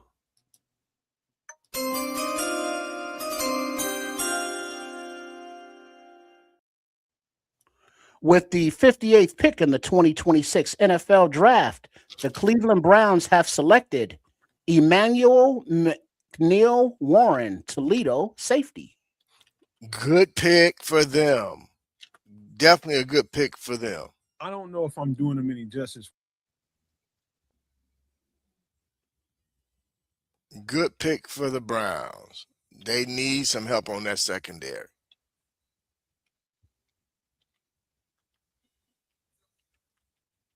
Good pick for them. They definitely need it. All right, young man. What the hell just happened? What you talking about, man? Did y'all hear any of that? Any of what? Any of what? But I guess the answer is no. I had Logan Jones's breakdown. No, it didn't play. No. You weren't playing nothing. All right, hold on. Wait, hold on. Before you do that, there may be some news here. According to Paul Rodriguez, the Bears have traded back with the Titans. I'm not surprised. But not screwed up. They should have Moving did this thinking, huh, Trip? But I'm not seeing that officially. Trade. The Titans are trading up to number 60 while the Bears are moving back. So the Bears are moving back from 60. Compensation has not yet been announced. and the Titans were at 69. Nice. Something weird's going on. Not really. They use that pick to shimmy and shake a little bit. Yeah, but Mhm. so they're just in general projection, there are 7 offensive centers ahead of Logan Jones. They could have got Logan Jones a little bit further back. I feel like they just didn't get the offer they were looking for at 57 and made the selection anyways. The Browns just got them a dog at safety. All right. It looks like Paul's usually right. He says the Bears trade back to 69 and pick up 144.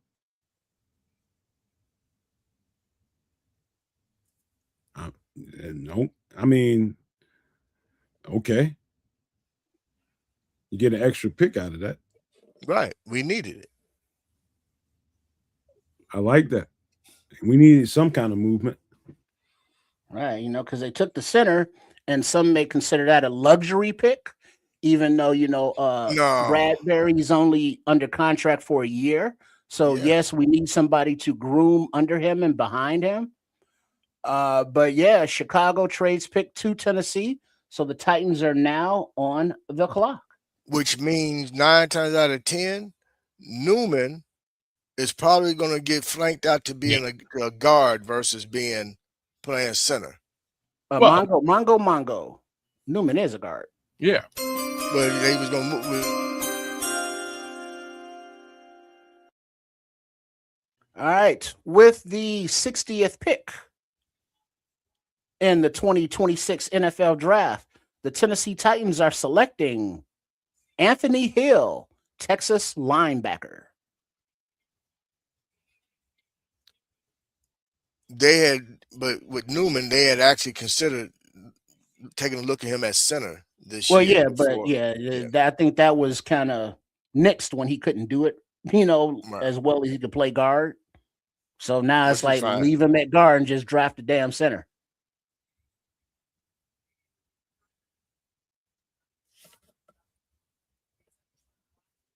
What? No comments, kids. No mads for Anthony Hill. Oh, Anthony Hill Jr. just went off the board. Were you not listening? Are y'all ready for the Logan Jones breakdown that we did on the channel? I'm chewing very loudly. Do it. Yeah, do it. Hurry up. Run it. Give me a second.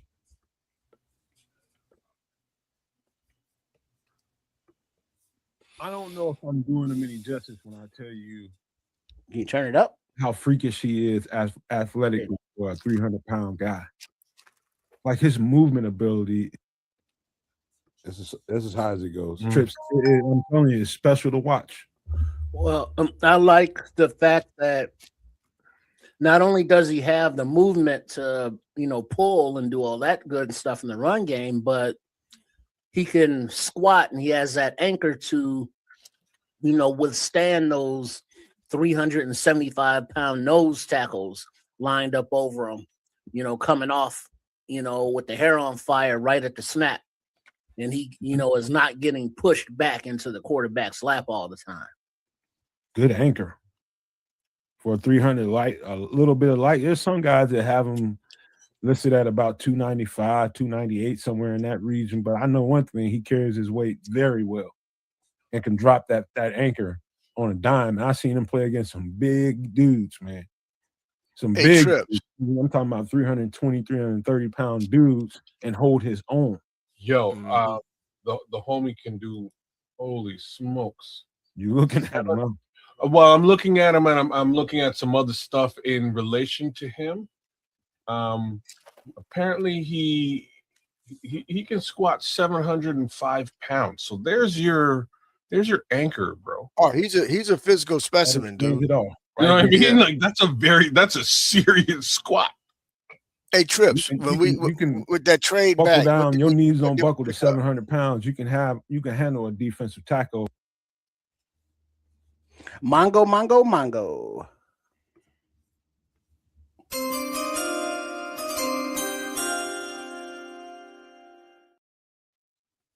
All right, with their next selection in the 2026 NFL Draft, the Houston Texans are selecting Marlon Klein, Michigan tight end. Tight ends coming off the board. That's interesting.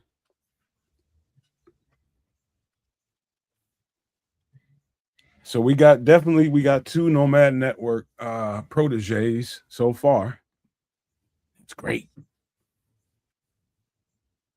Who was that 59, Trip? Do you recall? Say that again. Pick number 59.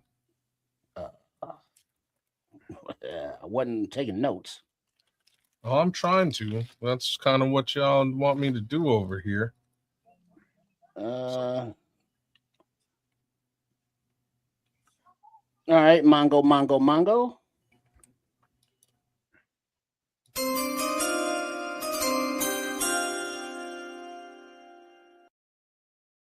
the official announcement that the Titans have selected Anthony Hill Jr., linebacker, Texas, at 60. And at 59, that was a question, kids, at 59. Mm-hmm. 58 was McNeil Warren. Warren. 57 was Logan Jones. 59 was traded with the 49ers. I don't know. I see 58. I see 57. I see 60. Hey, Trips. And the trade back with the Titans. What pick did we pick up from them? I couldn't tell you exactly because I'm not seeing it. So we're gonna select at 69. I believe we also scored pick number 144, somewhere in the 140s. Okay. Yeah, all the details are half-ass. You know, it's like they put up a trade and then put up half of the trade, and it's like that's not all the information. But Mongo.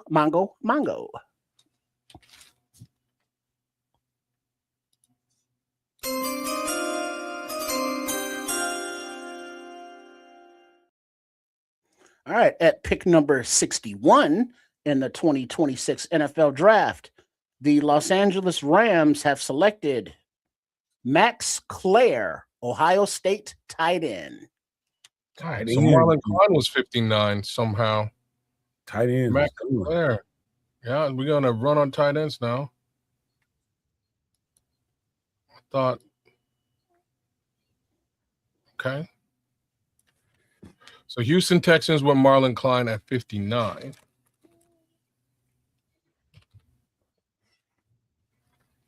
Yeah, Paul Rodriguez has two starters. I don't think the center I don't think he's a starter this year. You know, no. I think Bradbury's going to start this year and he's going to, you know, develop behind him and then come out in 2027 as the starter. Good competition though, and good opportunity to learn behind Bradbury. So, because they traded for him, you know, from the Patriots, and that was kind of the role he played with the Patriots last season, because they selected Jared Verse in last year's draft and had him develop behind Bradbury, and then trade away Bradbury to us, and now we're going to do the same thing. Yeah, I'm with you. I didn't expect tight ends come off this early. I thought that was going to be like next round. All right. There has been another trade. The Bills are coming up to number 62. And grabbing edge rusher. In a trade with the Broncos, of which the Broncos still have yet to pick in the draft this year. So that's Buffalo here? Yeah. So now the Bills are on the clock. Man, we did some good breakdowns this year, and so far we batting 1,000, y'all. I mean, but what Smitty's saying here is, you know, if the development of Logan Jones is pretty good by, you know, mid-season, you know, Bradbury could be trade bait at the trade deadline, and then, you know, move Jones into the starting lineup. That'd be like you did all that work getting him up to speed. Nothing. Right. Get who up to speed? Bradbury. Hey, I mean, you use him, get him up to speed. He gets you through half the season. Now you start the rookie. Now you flip him for a pick next season that you got. I don't think you do that because you cutting into your depth. So no, he'll play the season. Just let him walk. No, yeah, I mean they signed him for a year. They're gonna keep him for the year, and then he's gone. No, they didn't sign him. They traded for him, and he has a year left on his contract. Well, that's what I mean. You know, Bradbury is going to insure the whole thing, so they'll be getting Bradbury. I mean, not Bradbury, but Logan Jones where he needs to be in case something happens to Bradbury. You know, if you have to play Logan Jones, that means something really, really bad happened. Right. It ain't no. That's your center of the future. I don't think it's your starter in 2026. Well, Corny's saying, you know, this center might beat out Bradbury, you know, just straight head up. Nah, it ain't gonna happen. I doubt possible, that. But very doubtful. Hey, doubtful, but not impossible. This is true. Yeah, we batting 1,000 right now. Patrick. We've been batting 1,000. Good breakdowns we did this year. Hey, I'll be right back, fellas. Okay. When we pull you down. Damn it. What is this?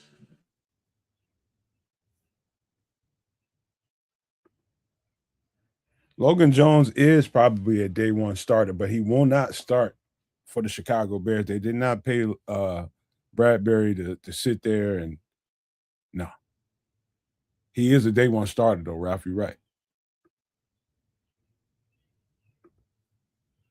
You need somebody that can get in there and that has the bandwidth to know what the aptitude is all about, man. It's about being able to get in there and be effective right away. Logan Jones he's a heady kid.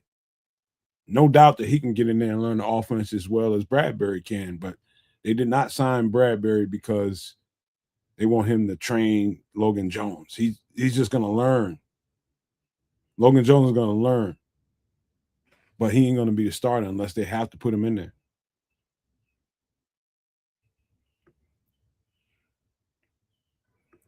What you got, Trips?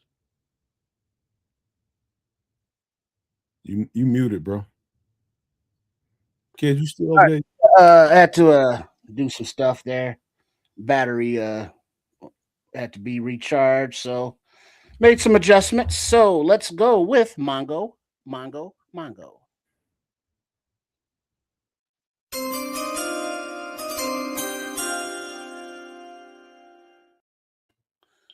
With pick number 62 in the 2026 NFL Draft, the Buffalo Bills have selected Davidson Igbinosun, Ohio State cornerback. David Igbinosun. There you go. He's probably one of the better top 2 or 3 slot corners in the draft. They got extremely athletic by getting this guy. He's probably the most athletic out of the bunch. This is good. They drafted for straight up need. What up, T? T Will is in the building. Hey, Terrence, what's cracking? What up?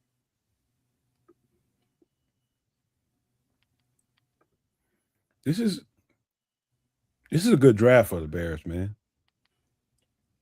Got stalwarts that's going to be there for you for the next 5 to 7 years at least. Really good. You see, All right, so that was Coach Johnson's foray into the draft pool.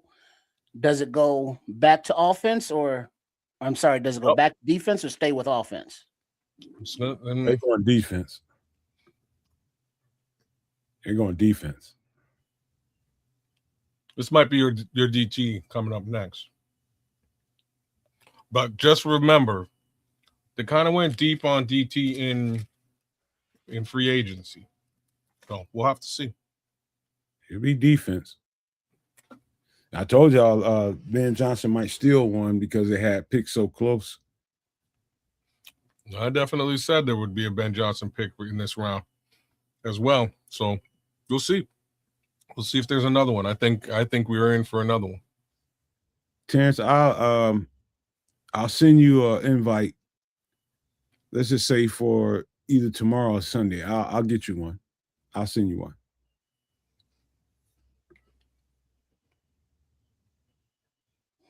Smitty said, I like the way the Bears said, F all y'all mock drafts. Hey, we've been over here. Except us. Shit, we calling this shit over here. We batting 1,000, bro. We batting 1,000. Dylan Thieneman, Logan Jones, guys were very high on over here on this channel.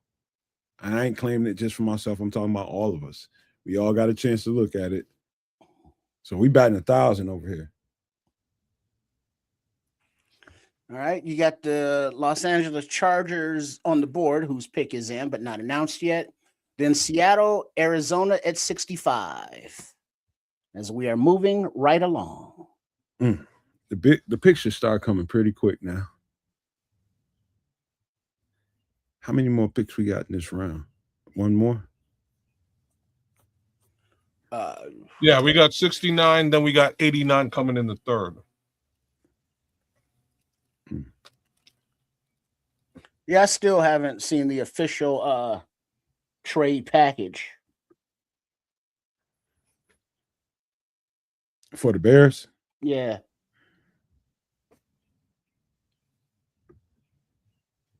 You know, there should be some kind of rule. You can't announce no trades without announcing both sides of the damn deal. Mm. All right, now I guess the Chargers are about to pick. Well, that's obviously not Junior Seau, rest in peace, but Seau looking dude. That's Merriman, Steve Merriman. Thank Sean you, Merriman. Thank you, Smitty. It ain't just my work; it's all of our work. But I appreciate you. All right, Mongo.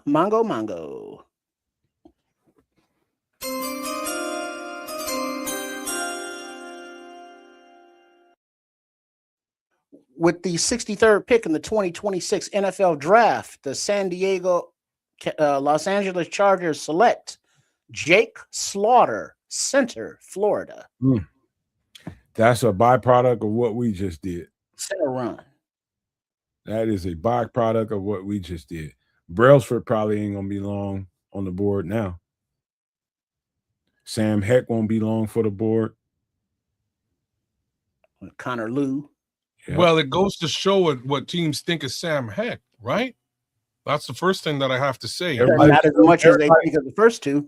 Everybody was telling you Sam Heck was the best center on the board. And that's according to the draft. Yeah. Well, when we looked at Logan, he jumped out. He looked great on film. So I can understand why that was the first selection with respect to offensive center.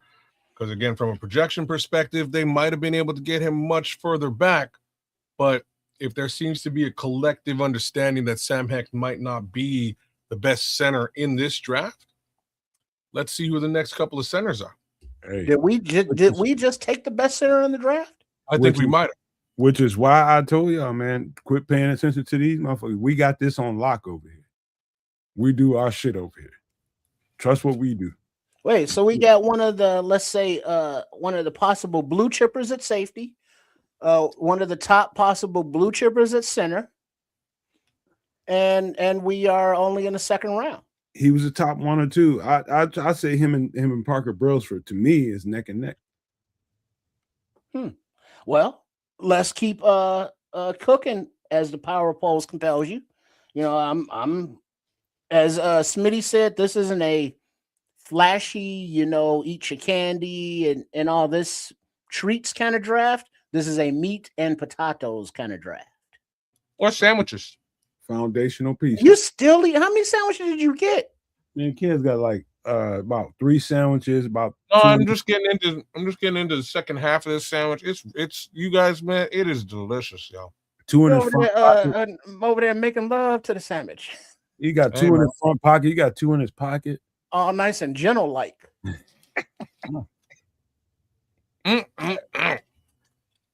Oh man, I'm telling y'all, we've been drilling it over here on the channel, and obviously, what the Bears are doing is making that science, making that reality. We have tore it up over here in the postseason. I mean, the off season, man.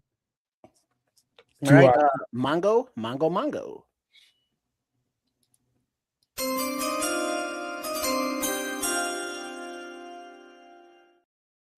With the 63rd pick in the 2026 NFL Draft, the Seattle Seahawks have selected Bud Clark, TCU safety. Great pick for them, letting go Kobe Bryant. Man, I know, man. Kids is wild tonight, ain't he? Well, you know, they got those union mandatory lunch breaks. It's Canada. Damn straight. Left my lunch pail upstairs. A thermos? Shit, I got a thermos right here. Uh-huh. He can get him a brisket sandwich. Scrolls is. Brisket sandwich. Oh, okay. I don't know what Lazy Acres is, but sure. Man, stop talking about food. I'm hungry as fuck. But we got to get through this. We are tearing it up over here. I know it, Ralph. I know. They crying. They probably crying, but hey, we was accurate. We was accurate as hell. I know for a fact that these two guys remember they remember these breakdowns. Mhm. Whether it's Dylan Thieneman, they remember the Logan Jones breakdowns. They remember them. We've been doing our shit up there.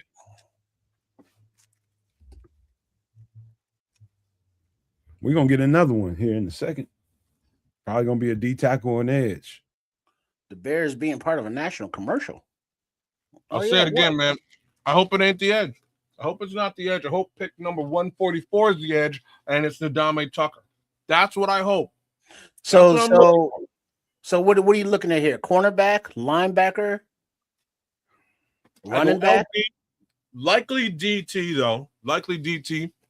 If a certain somebody is on the board and I'm a Ben Johnson, I might do a little something special here. Wait, if you're Ben Johnson or Dennis Allen? If I'm you heard what I said, Dan? Oh, okay, my bad. You heard what I said. If a certain somebody, I'm in non-jinx mode now. You dig it? Clarification. That's all. I'll be right back, guys. Mm-hmm. All right, now I don't know how the hell is Paul ahead of us now? Damn it! What oh, for fuck's sake! I'm keeping up with the dude that's tweeting from the spot. Oh, okay, corny. Okay, corny. There's another one. I'm thinking, Don't be saying no names because that's the jinx. Those two homies could come in clutch right here at 69. Chat.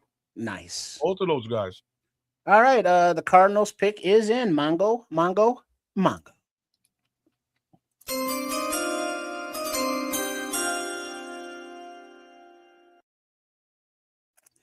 With pick number 65 in the 2025 draft, the Arizona Cardinals are selecting, after a few words or some kind of military thing they're doing up there. I had to replug in my Bluetooths, so I can't hear them anymore. I can only see. It's the CBs. Go CBs. The CBs, they're here. Oh.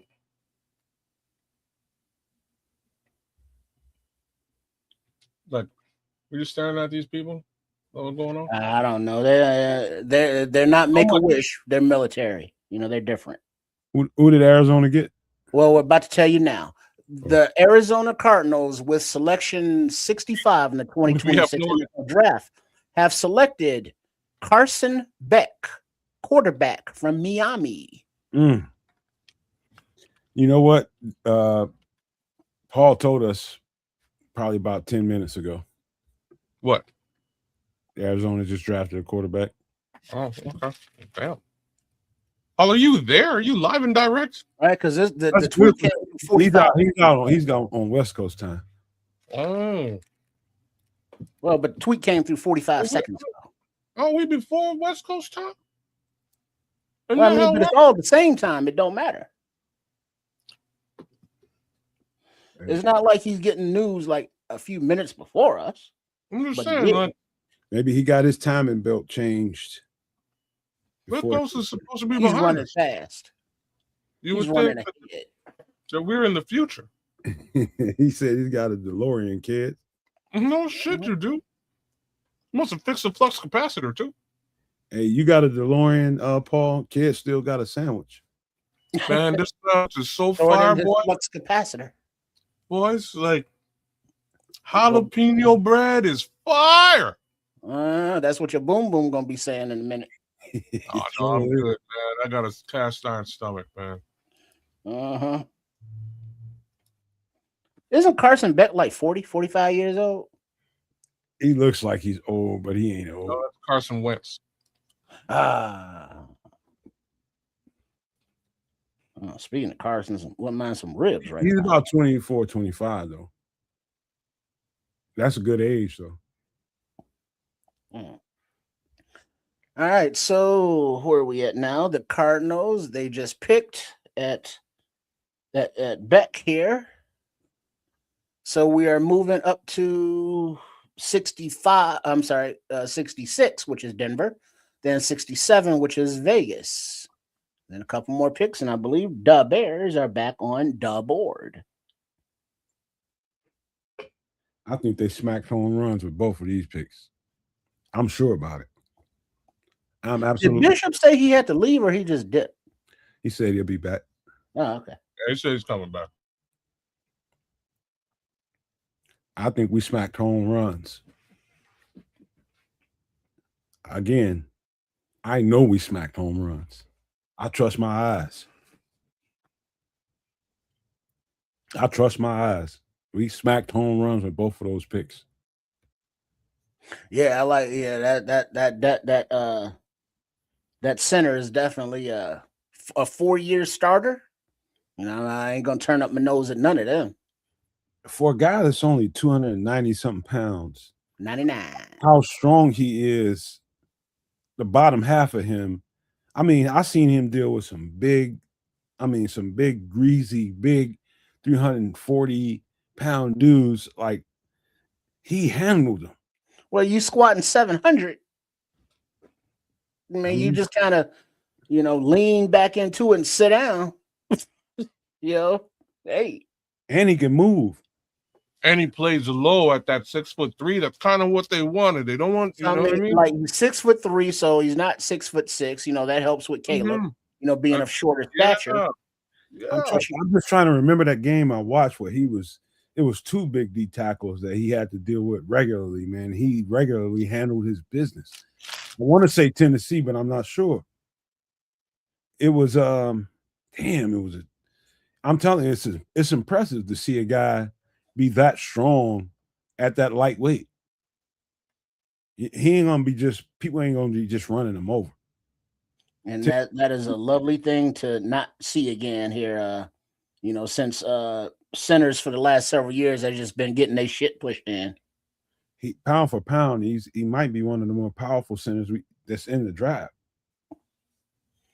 Well, guess what? He's not in the draft. He's on the Bears, baby. Let's go. Man. Yeah. I'm gonna put out the rest of the takes that we had. We got that little short that I put out there because sometimes I like to hear everybody's voice on a take, just because kids is looking at stuff, you're looking at stuff, trips, and get everybody's take on what they're looking at. I like that. But then there's some other takes that didn't get put out there. I'll put some of those out there just so people can hear them. We were high on this cat. Extremely high. Yeah, we were. I actually really love the tape for him. He was quite impressive. But again, I thought we'd pick him a little bit later on.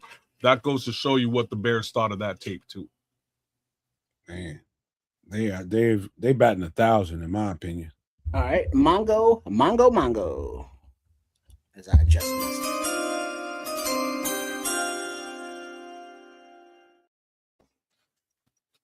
At pick number 66 in the 2026 NFL Draft, the Denver Broncos have selected Tyler Anyadem, Texas A&M defensive tackle.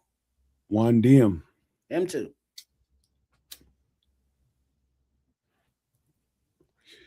He's a guy. I did him last year. I thought he was coming out last year. Tyler Juan Diem, I did him last year. Anybody wants to know who this guy is, just go to the channel and type in Tyler Juan Diem. You'll find it. Yeah, we went in the draft. Hell yeah, we went in the draft. Tyler Juan Diem is actually a really good breakdown. So if you want to, we don't care now because he's not a Bear, but if you want to know who he is, go to the channel and there's a breakdown that happened last year on him. All right. Now, with that, Las Vegas is back on the clock at 67, then Philly at 68, then the Bears. I think this is a good player though. Title I DM is good. All right. Yeah, that's a good Mongo.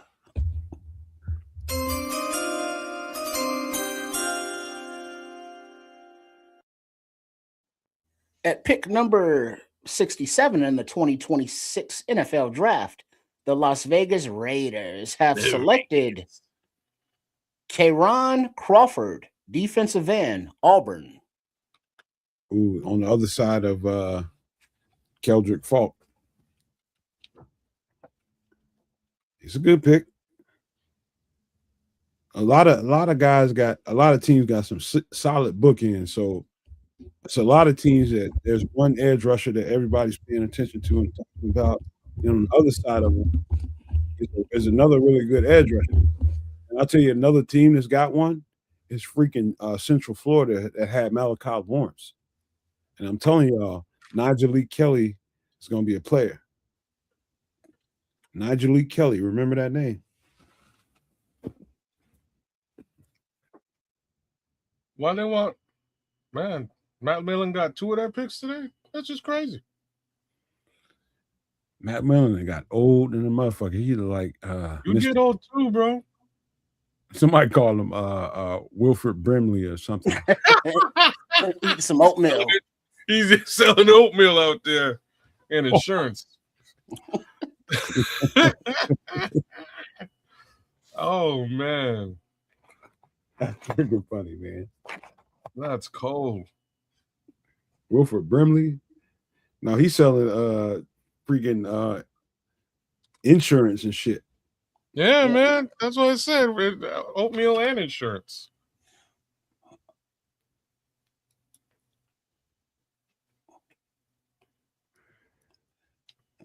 So that's Keyron.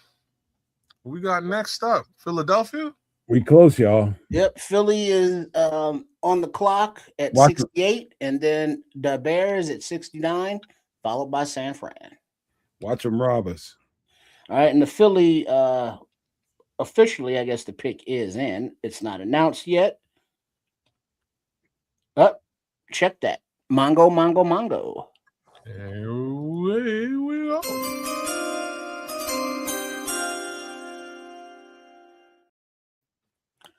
With the 68th pick in the 2026 NFL Draft, the Philadelphia Eagles have selected Markel Bell, Miami offensive tackle. Good pickup for them. Bishop was in here talking about that guy. Yeah, he was. And with that, the Bears are on the clock. Hey, we're going back defense, I'm pretty sure. All right, is this Grayson Holton?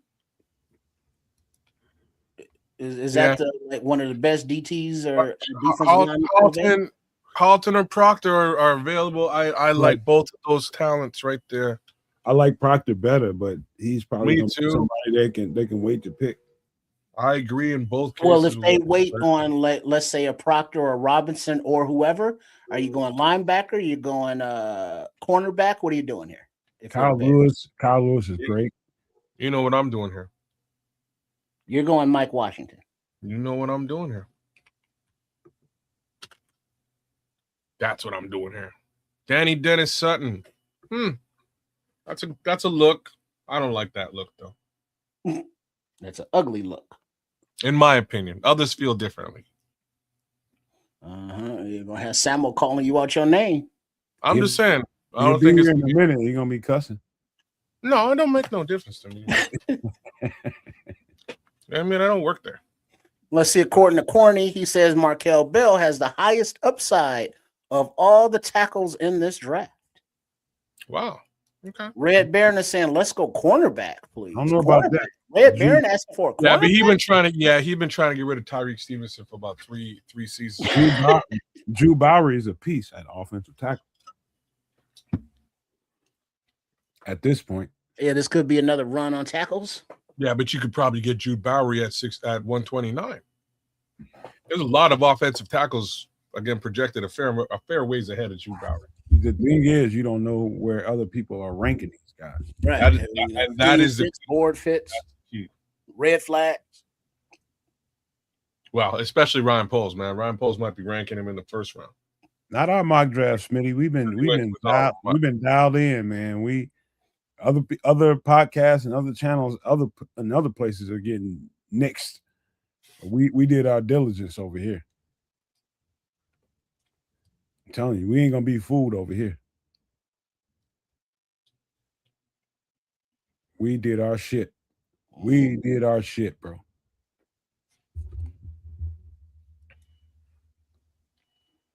It's gonna be whatever it is. It's gonna be a good pick.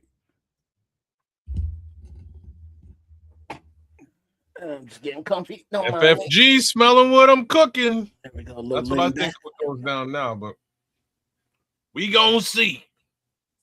You thinking Mike Washington, ain't you? You know what I'm talking about? That would be a snake ass pick. Ready? You back? I'm back, brother, on a full stomach. That would be cold. That would be cold. What you got? You must have got hangry a little bit, Bishop. Yeah, bro. Yeah. So I had to eat something, brother, to bring it down. Let me smack my lips on that. Yeah. Kid started it. So I'm sorry. I apologize. Wrapping his lips on all that sweet meat. Damn. That's the biggest pause of the season right there. Pause. What you got going on, man? I'm gonna pause.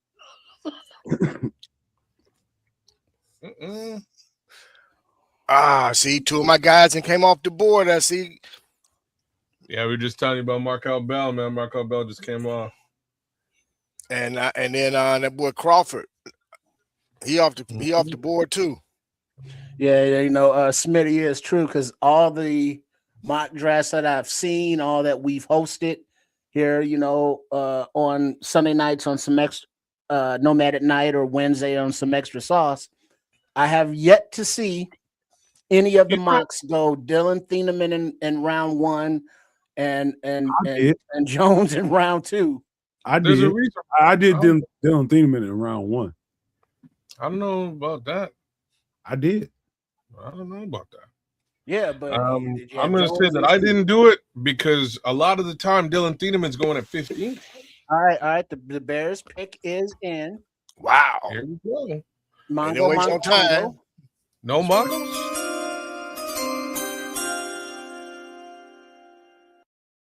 This could be DJ's request. Right, and we got two people. That's not Peanut. On stage with Goodell, some kid. How you doing, kid? I can't hear him, so I don't know. I really don't care. I just want to hear who the pick is. I like his hat. I like that hat. Yeah, cool hat. All right, so the Bears with pick number 69. Nice. In the 2026 NFL draft, select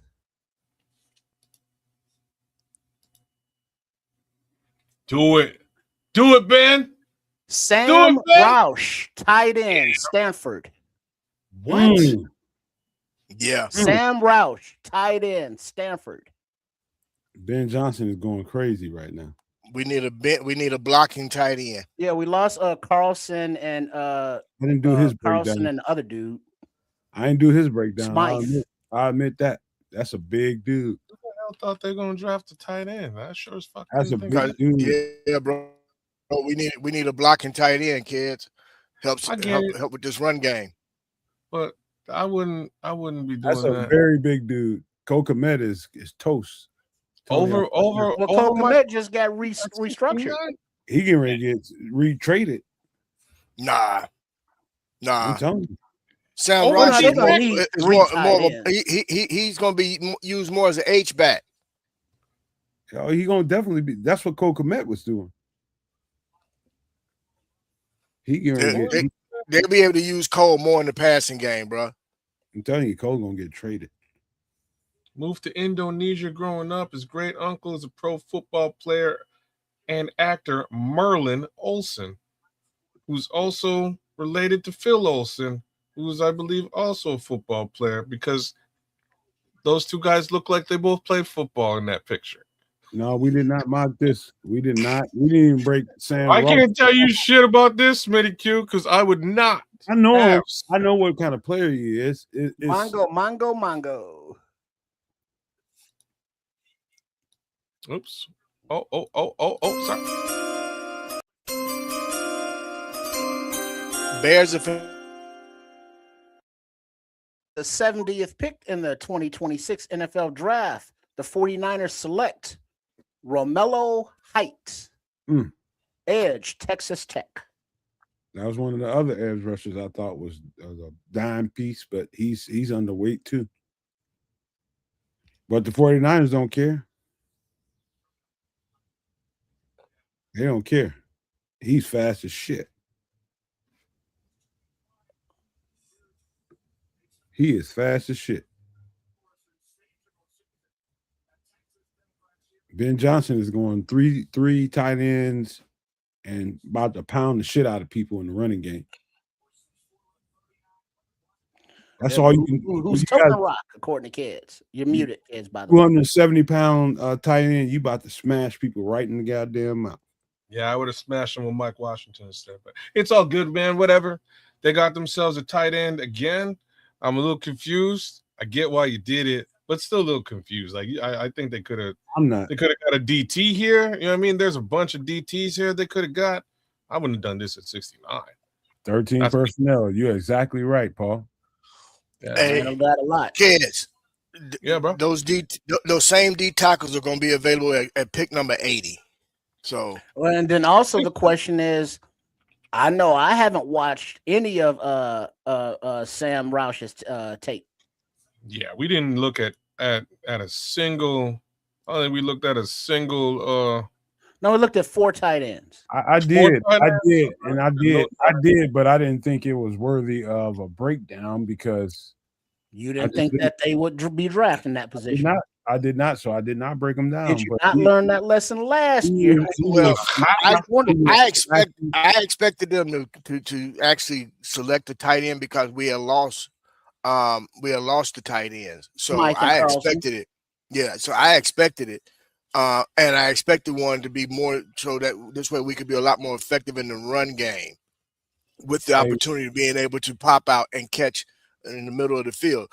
Bears are finna really be attacking the middle of the field this year. They're finna really hit some of these defenses in the mouth in the middle of the field.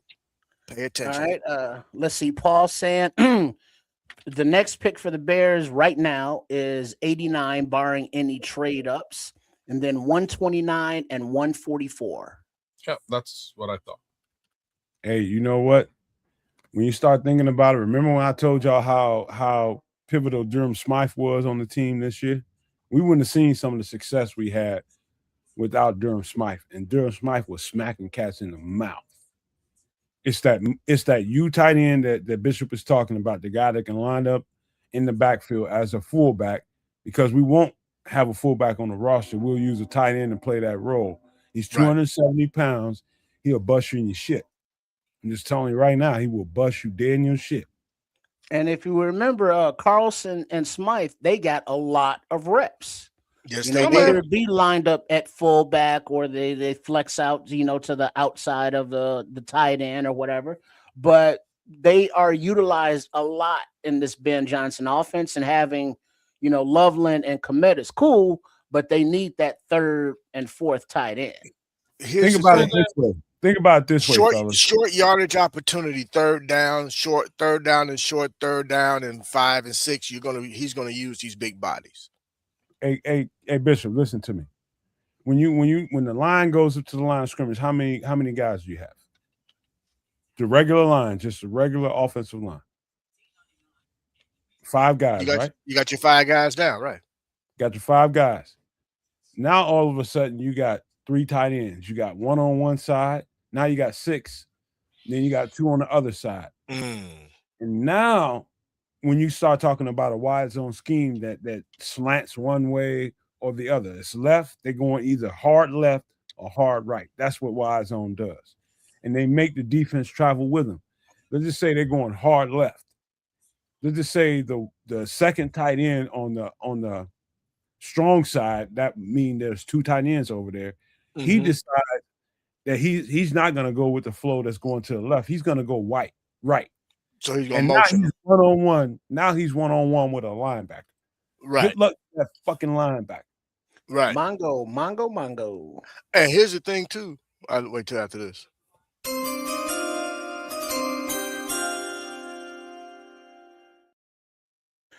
At pick number 71 in the 2026 NFL Draft, the Washington Commies have selected Antonio Williams, wide receiver, Clemson.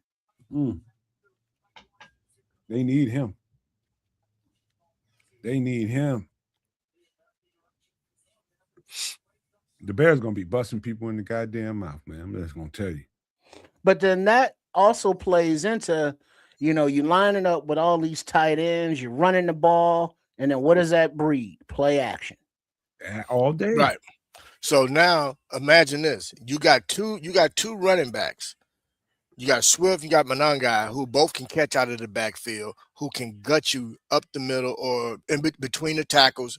There's so many different ways he can attack you with these guys now, man. Again, like I said, we've only saw the surface of Ben Johnson's playbook year one. Now we're getting ready to get into chapters 3 and 4. What is his that dude's playbook. name again? Sam Roush. He's a punishment to all the defenses that want to stop the Chicago Bears, is what he is. Bro, there you go, Nomad. Yes. Bust them dead in their shit. Bruh, look, hey, this is where remember I've always been preaching identity. Here it comes now. Now we finna really let you know where we coming from. When we said we was taking the North and not giving it back, we mean it. We finna straight thug it moving forward. We gonna straight bust you in your mouth, stand on your neck, kick you in your ass all in one breath. I understand why you're mad, JoJo. All I'm saying is hang around and stay tuned to the Nomad Network. We'll be able to break this shit down to you so you understand that we're gonna be kicking people's teeth out with that big motherfucker. Trust me. Think of him as the fullback that ain't here on the roster that can catch passes. Okay, here we go. I'm gonna tell you who to think about when you think of offenses that run this type of offense. Think about what happened to us against the 49ers. And how they use their tight end, as well as and then sometimes when they didn't use the tight end, they had a fullback that they actually used. Just think of the 49ers. It's finna get nasty, brothers. And a lot of people are probably quasi upset because they just picked the tight end over an edge rusher and all that kind of stuff. And edge rusher is all people are talking about. But bro, Not we got understanding. Go ahead. No, I was gonna say I understand the fans wanting that edge rusher, but you all got to be mindful of something. Dio was out last season. They got money invested in edge already. They got to see what they got in that. So they're gonna ride with Dio, and I really think that I think he really likes Booker, and I think that they're expecting some other things, some bigger things out of Booker. So if you really think about it, if you ever followed DA, he's never had bookend DNs. He's always had one primary DN, and most of his pressure came from the interior of that D line. And then he does a lot of disguises with his linebackers and secondary. He's staying true to who he is. You have to catch up with him. Go back and watch when he really was getting down in New Orleans, and then you'll kind of understand the method to his madness. I understand as a fan, we want certain things, but understand who's your D coordinator and where his mind is normally at in terms of a D coordinator. Go back. It may take you some time, but go back and study this man. He's staying true to who he is. And who is that? Saron Collins saying was it, that these tight ends are also, helping to block all these defensive ends. Yeah. All these elite defensive ends. And All right, let's go Mongo. sorry, buddy. Gotcha.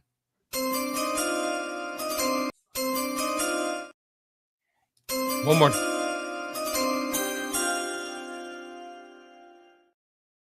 With pick number 72 in the 2026 NFL Draft, the Cincinnati Bengals have selected Tacario Davis, Washington cornerback. Can't go wrong with a Washington DB at all. I understand. I don't think people understand how. Trips, remember I asked you the question of what is the number one job of the offensive coordinator? And that is to lighten the box, get guys out of the box. Wait, hold up. Mongo. Damn.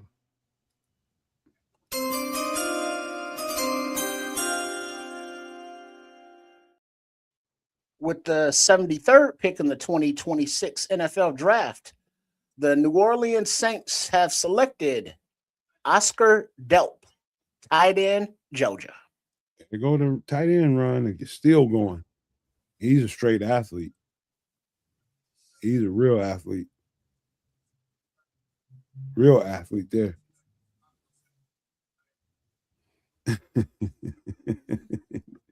Smitty says, no, man. Them folks jumping out of 19-story windows. They don't understand the game, man. Bro, one of my guys just texted me and he bugging out, man. I'm like, dude, come on, really? Tell them to turn on the channel. They don't understand the game. You got to, if you're gonna run the ball and be effective and have everything based off of you running the ball, you got to get some clearance so that you can run the ball. And can I ask you a question while we're selling this though? Go ahead. We're selling this pretty hard.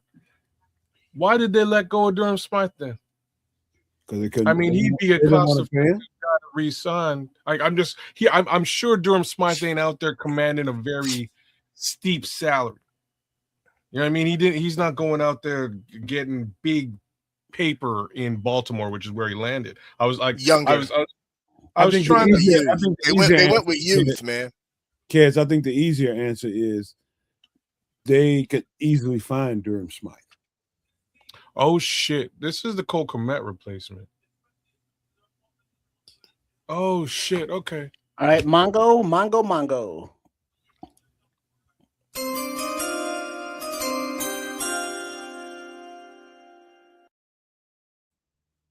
At pick number 74 in the 2026 NFL Draft, the New York Giants have selected Malachi Fields, wide receiver, Notre Dame.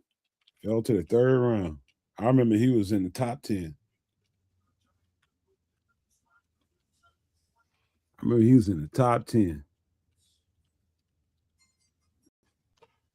Now it makes sense. What that? I'm just saying it makes sense that they're going to move off of Cole Kmet next year, not this year, but next year. I mean, when I tell y'all simple football is simple football, it's how you line up, and it's going to make the defense do a certain thing.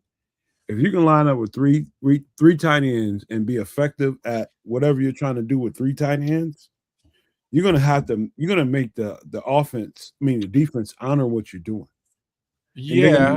They're going to leave an extra linebacker on the field, and that's when you're going to torture them. No, JoJo, they didn't extend them. They restructured them.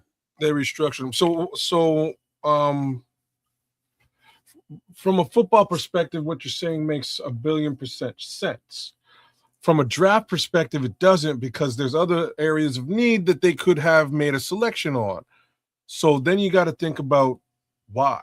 And again, the answer to the why is because they let go of Durham Smythe. And if you let go of a guy that you could have re-signed at a relatively low wallet share case scenario, and you've now extended a guy at a decent price tag but might be looking towards moving off that down the road, you can backfill that particular position. So But then now also, it makes sense to me. but kids, if the Smythe was like 30-31, you Sure. know, Roush, I don't know his I don't not know his game. I haven't looked at any of his tape, his measurables, but I'm thinking if they can get a younger Smythe, you know, in the draft, if this is what Roush is, that's why they're not re-signing, you know, Smythe. They're like, we're gonna get Smythe in the draft. Yeah, but Smythe was all right. Yes, last year he was actually very heavily touted when they picked him up and brought him over. He did exactly what they needed him to do, and they could have re-signed him for something that's relatively inexpensive. It would not have cost them.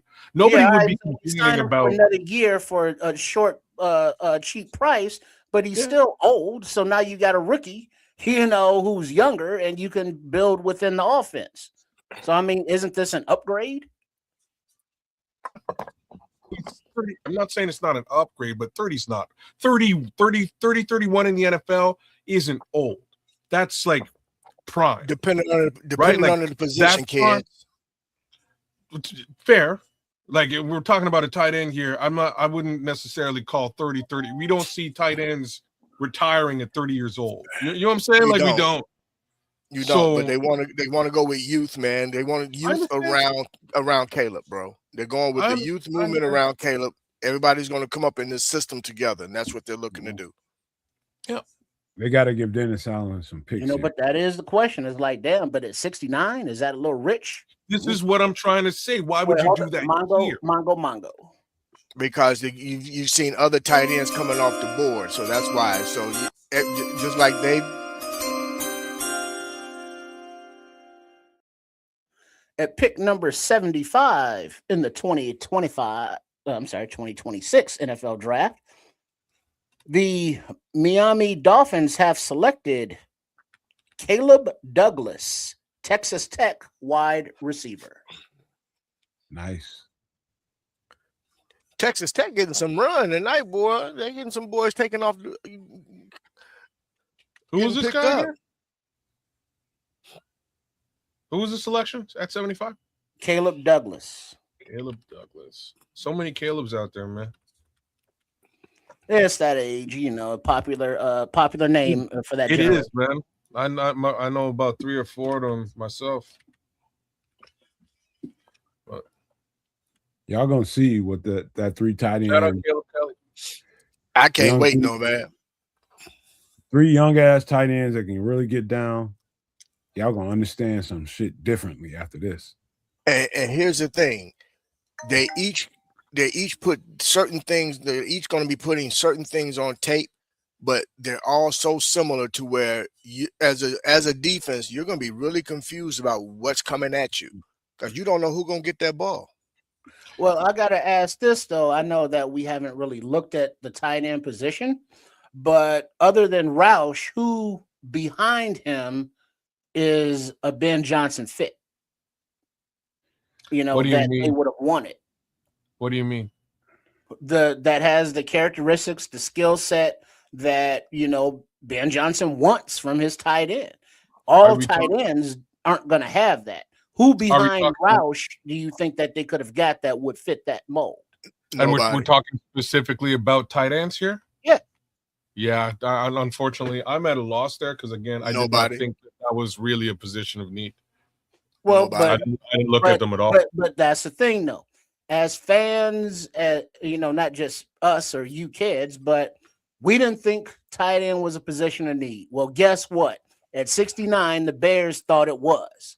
So looks that way. You can't be mad at it when it's like they know what they need, what they want, whereas we're like, well, we need this, we need that, we want this, and it's like, well, we're going to welcome Sam Roush to this club, and we are going to love it.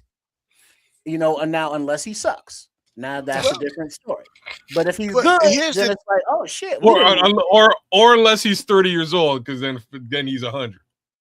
Well, here's the thing too, Trips, and I'm glad you said that because as fans, we're real quick to want to all of a sudden throw our hands and be like, oh, they're making a mistake. They're not, because it's not the flavor of the day for us.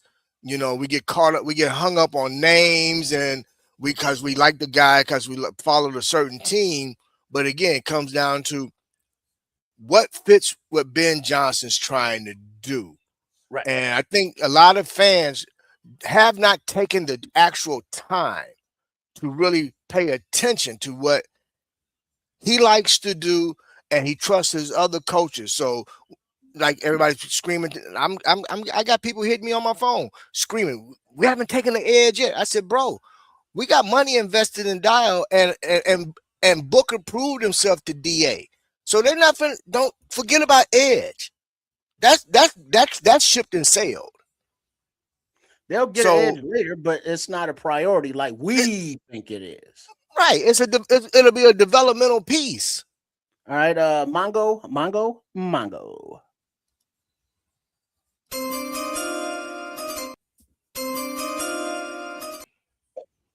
Come on.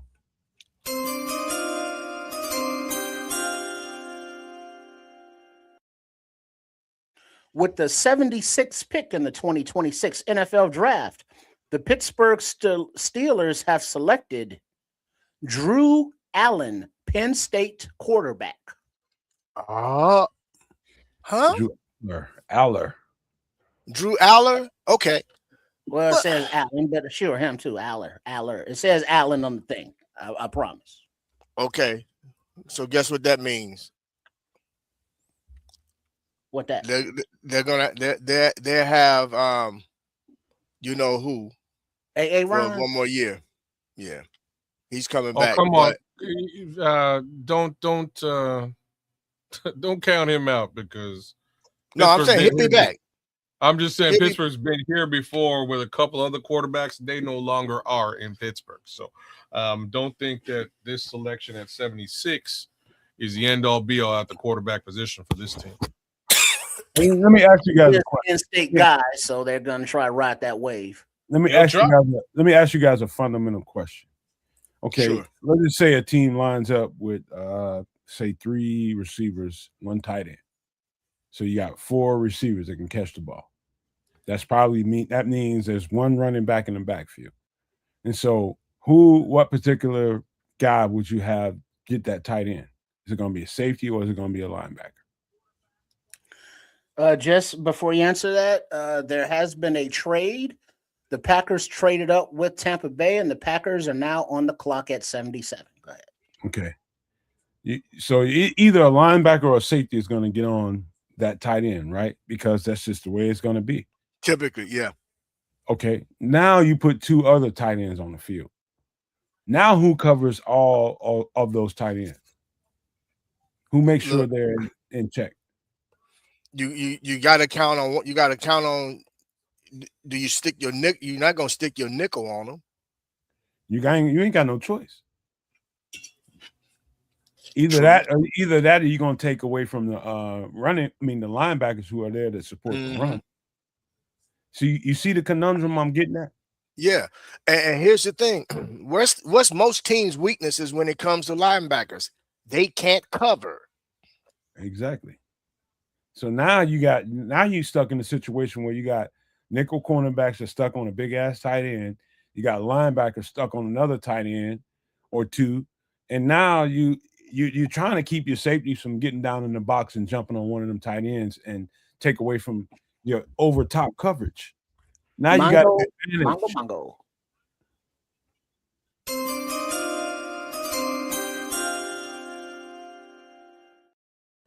With the 77th pick in the 2026 NFL Draft, the Green Bay Packers, FGB, have selected Chris McKellen, Mizzou defensive tackle. Good pickup for them. Really good pickup. But back to the conversation. Now you're having to pick and choose. You gotta honor them because that play action is going to make you do that. If they dump it off to one of those dudes, he's running.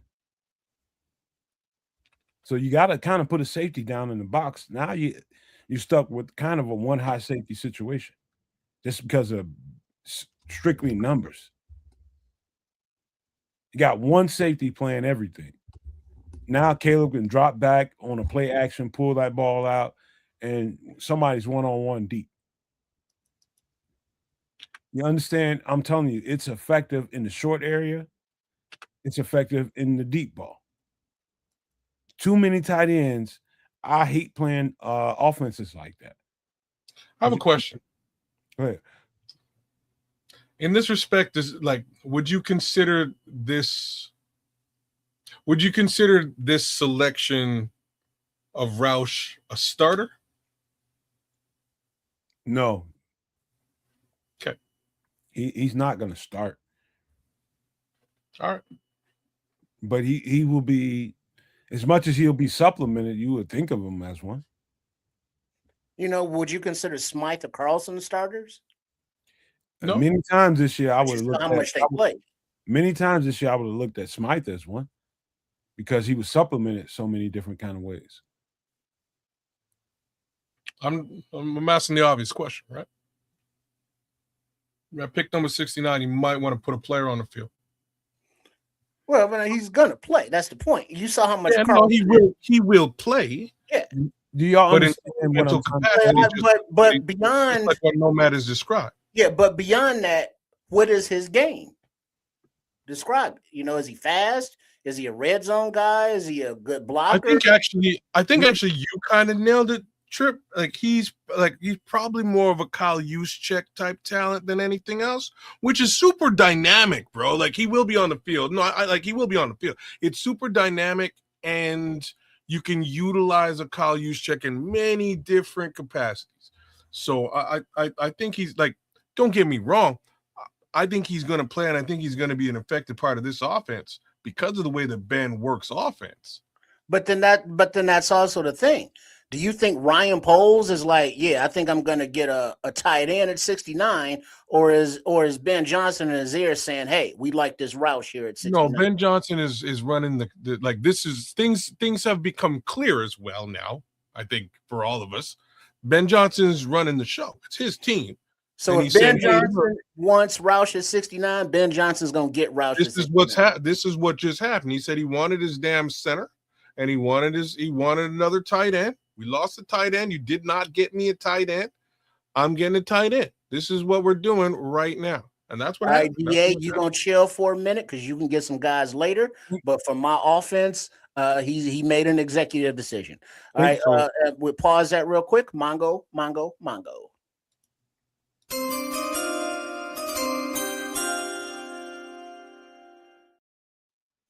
All right, with pick number 78 in the 2026 NFL Draft, the Indianapolis Colts have selected A.J. Halsey, LSU safety. Bump and grind. But back to the Bears offense. To understand what's going on here, you have to understand that Ben Johnson is trying to give his offense the most advantage that he can give it. And extra tight ends is going to help a play action game function in a high level. So I kind of called this. I didn't think there would be a tight end, but I did say that Ben Johnson was. I said it to you last night. I said, don't be surprised if with them picks in the second round, Ben Johnson gets his feet wet and gets two players. My call was a wide receiver and a running back. He went offensive center and he went tight end. Cool. He did what he was going to do. He made his impression felt, and that was my thoughts about what today was going to look like. I had a feeling. I'm just kind of surprised at what it is, because again, here's the way we all have to look at this. We know one thing for sure. Ben Johnson wants to blow teams the fuck out of the water. True. I think we can all agree with this statement, right? That's what he wants to do. So if this is going to allow him to do that, he's made his decisions. We have to respect the flip side of this. Defense was a bit of a sieve last year. That has to be rectified. So hopefully we can clean things up with these next couple of picks. And I think we actually can. I think 44, you can get a Landon Robinson or an Adame Tucker. You can. I'm hoping that you know who's happier than Ben Mongo. freaking running backs.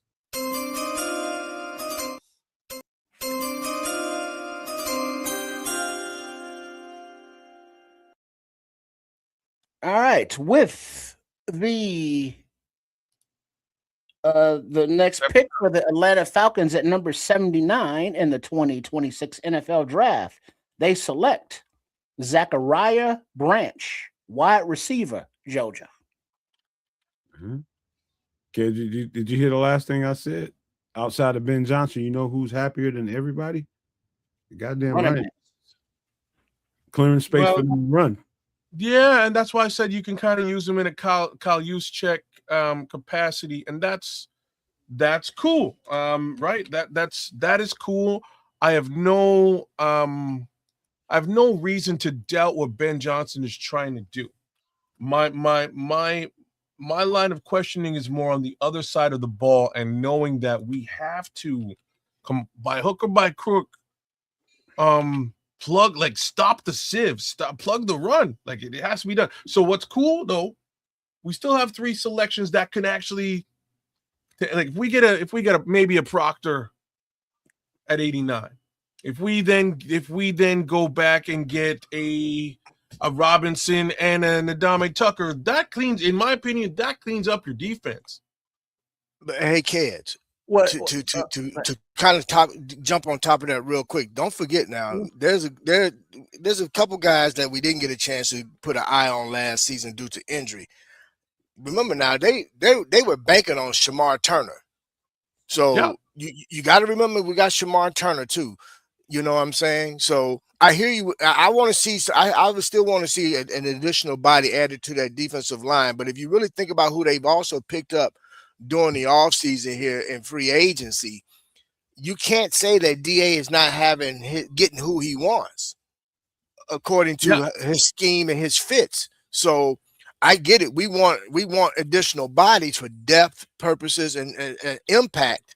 But you know, we got to trust this process, man. We got to trust this process. You know what I'm saying? But I hear you, boss.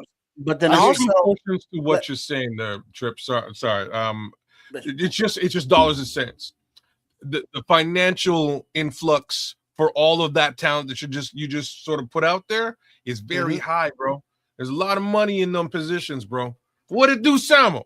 But that's why I'm suggesting they get somebody on that line, so that they have the ability to be nimble and move off some of that money. Grady Jarrett, Dio Dango, a lot of money there. You happy or sad with these picks so far today? I don't think you can be sad. I'm not gonna be sad about it, but I know who's running shit. I'll say that. I just said it a second ago. We know who's the captain of this ship. I know who's captain. I'm the captain. Hey, you know what? Cares argue like a dog with me about that for forever. Now you know it. Now you know. Hey, look. No, man. It wasn't the fact that I was arguing with you. You always take shit so personally. It's the fact that Matt Eberflus was arguing goddamn sentence. Because you touch on Bo so much. Let me finish my sentence. Go ahead, it's man.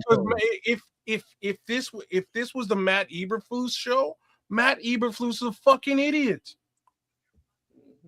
Yep. Like it's literally that's it. It's got nothing to do with you and your sensibilities. It has to do with the fact that Matt Eberflus, if you're trying to tell me he's running the show back there, we're fucked. Yeah. And but you know what, kids?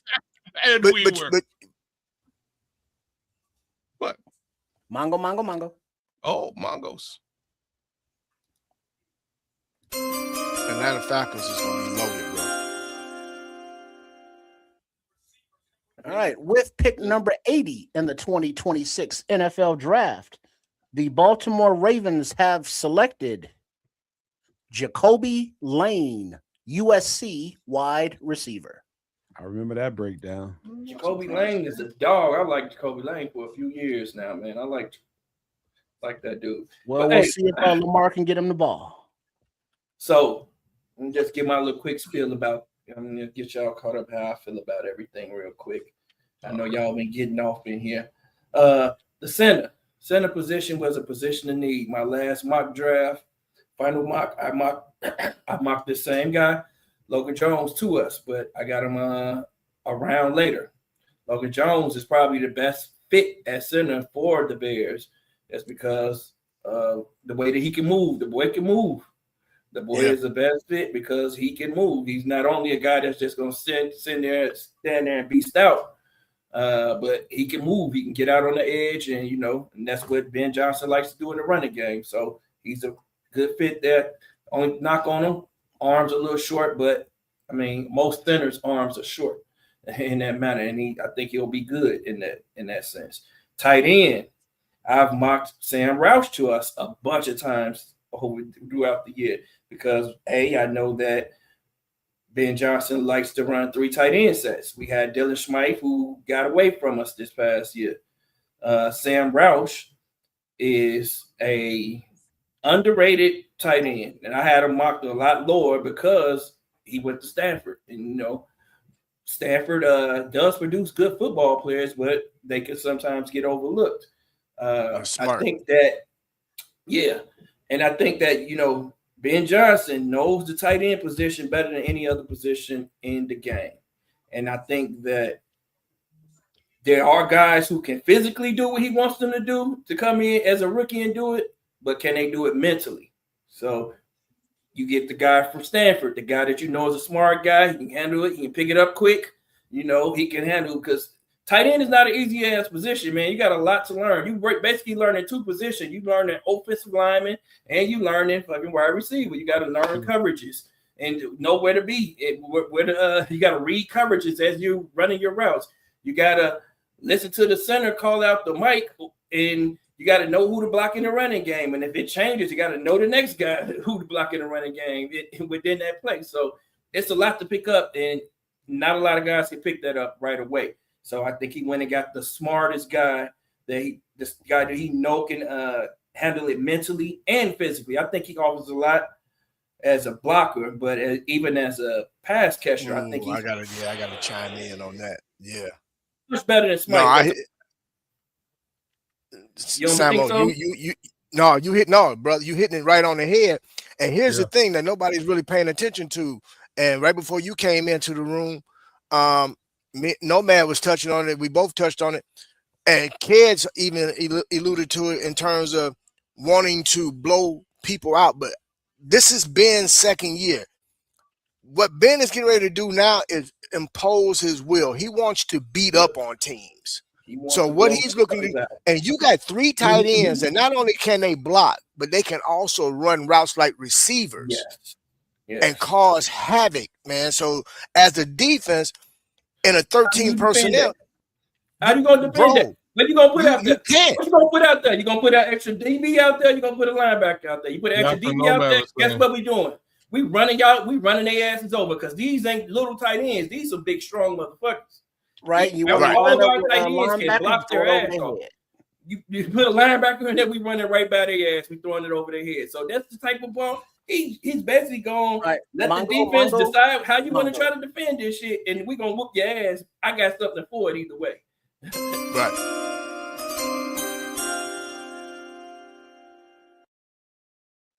With pick number 81 in the 2026 NFL Draft, the Jacksonville Jaguars have selected Albert Regis, Texas A&M defensive tackle. He's nice. Man, there's a lot of good players still left on the board too, man. So I'm not. That's also why I'm not upset about it.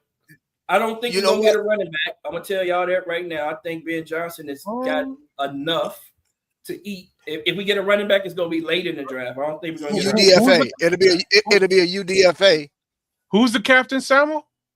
Who's you right? You absolutely fucking right, kids.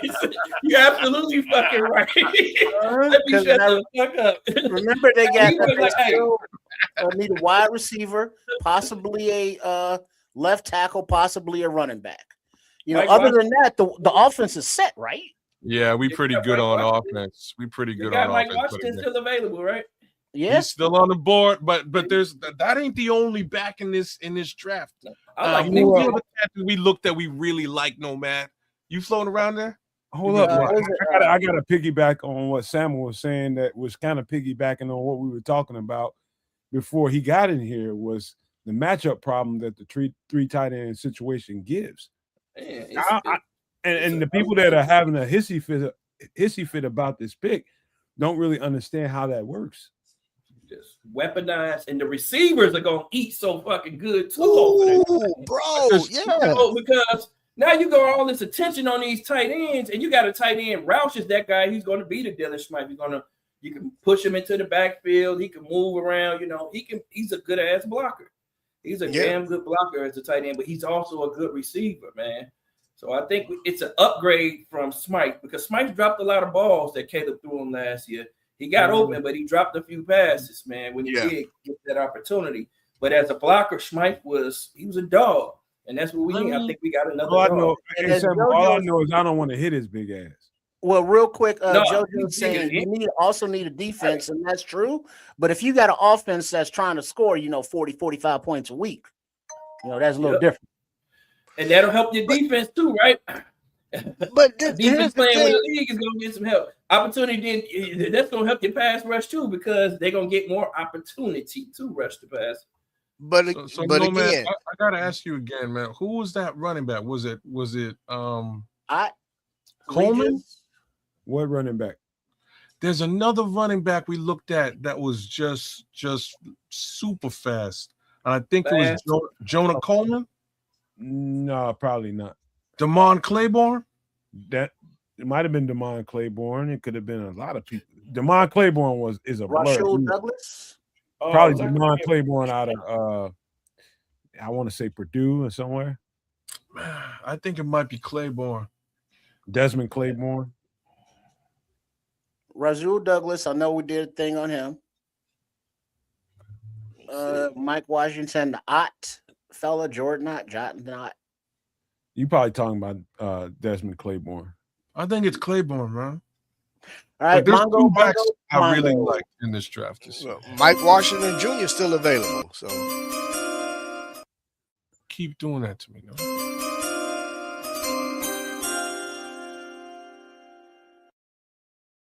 With pick number 82 in the 2026 NFL Draft, the Minnesota Vikings select Dominique Orange, defensive tackle. Citrus. Oh, my goodness. Big Citrus. That's my guy. Oh. Yeah. It's okay, guys. And this is why I'm saying it's okay. I'm all right with all of this stuff. Because I know that there's some DTs. The DT game in this draft is deep as all F. It's super deep. Hey, so I think we can do some damage. Big Citrus is one of them big old dudes that when he falls, it don't even look like it hurt because he got so much flesh around his bones, and he just bounced. Yeah, we bounced right up. Big like a fire hydrant in the running game, man. He'll plant himself, and you're not moving him in the double team. You just gonna plant himself. Man, that's a big old right there. And he can move, man. He can move well for his size, man. I don't think he's look at him in this sense. Nice. Look at it in this sense. You're using him as the fullback. Yep. That's why I made the Kyle Juszczyk comparison, right? So look at what Kyle Shanahan's doing out in San Francisco, and this kind of makes Ben Johnson Mongo very dangerous, right?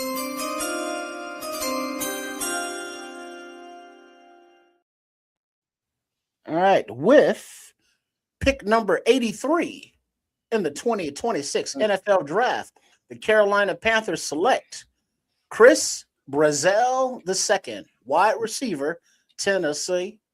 He could have been a Bears pick. He could have been a Chicago Bear. He's a weapon. Size and speed, yeah, that size and speed. He's for sure a weapon.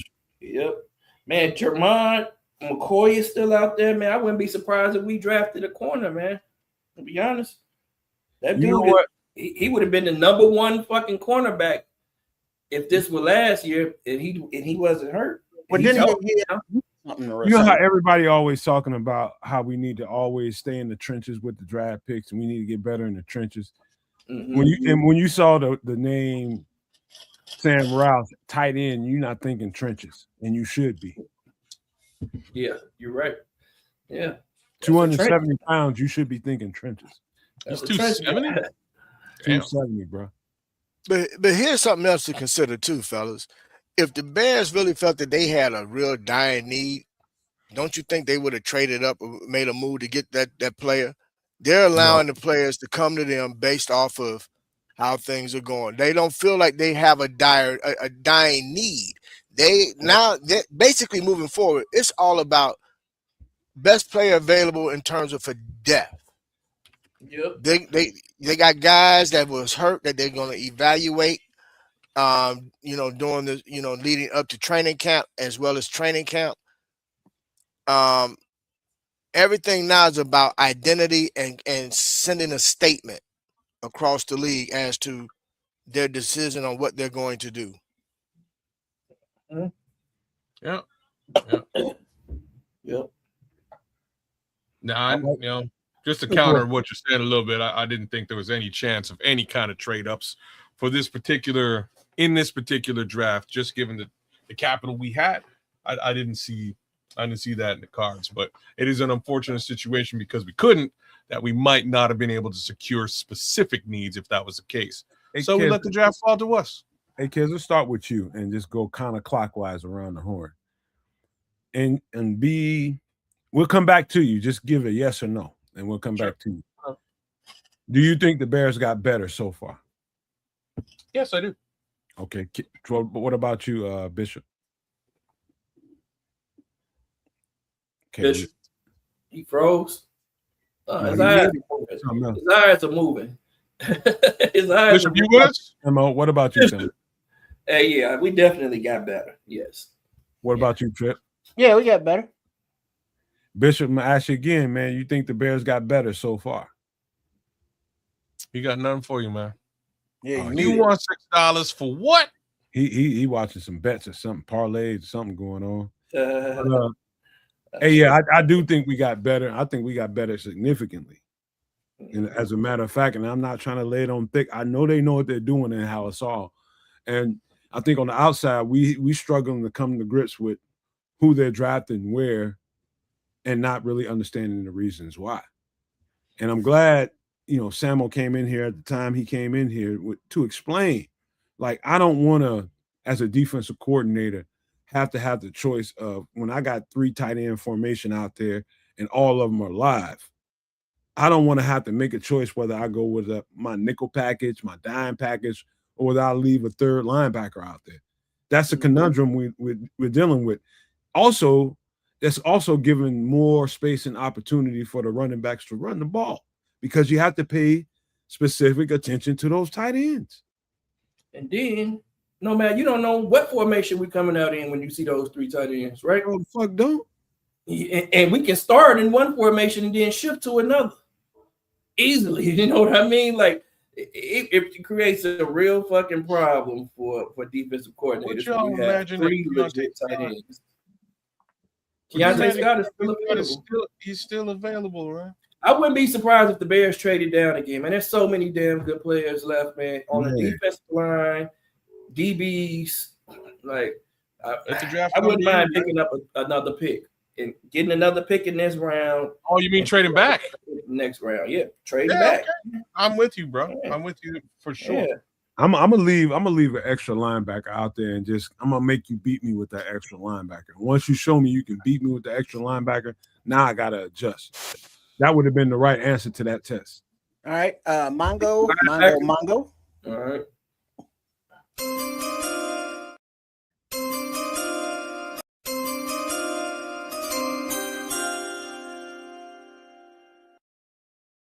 All right, with pick number 84 in the 2026 NFL Draft, the Tampa Bay Buccaneers. Who's this little guy? Kind of look like the old man on The Simpsons.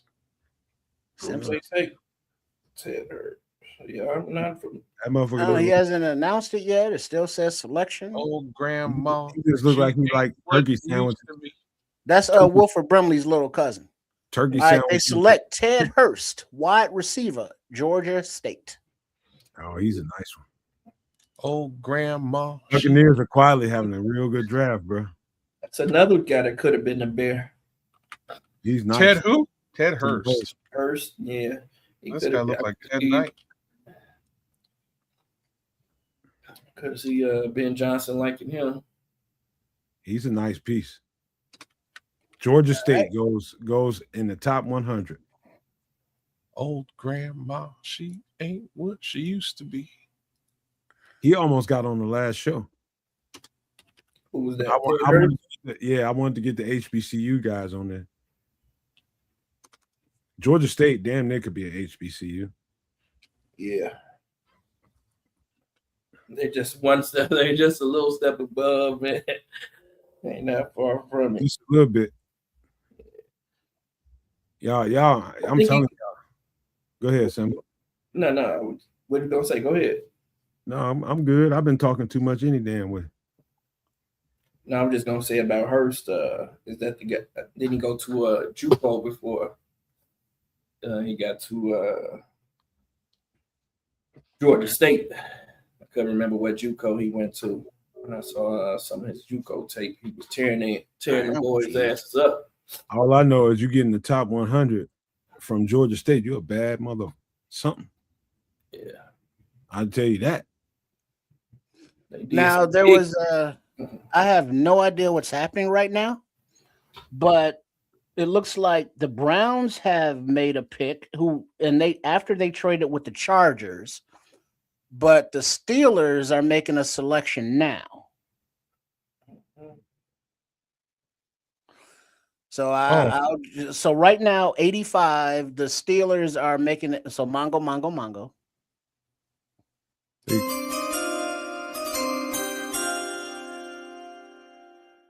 Hey, with his big water head. All right. So at number 85, the Pittsburgh Steelers in the 2026 NFL Draft are selecting. Denied Dennis Sutton, I bet.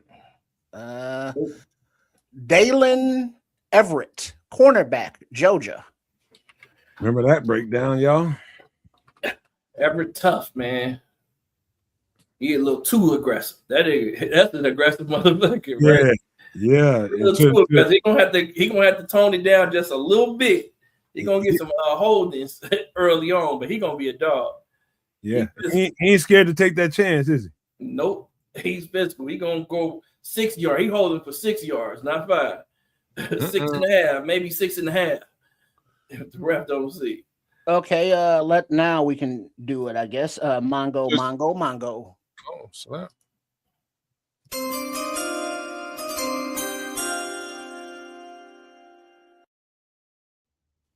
So with the 86th pick after they trade it with the Chargers, the Cleveland Browns have selected Austin Barber, offensive tackle from Florida.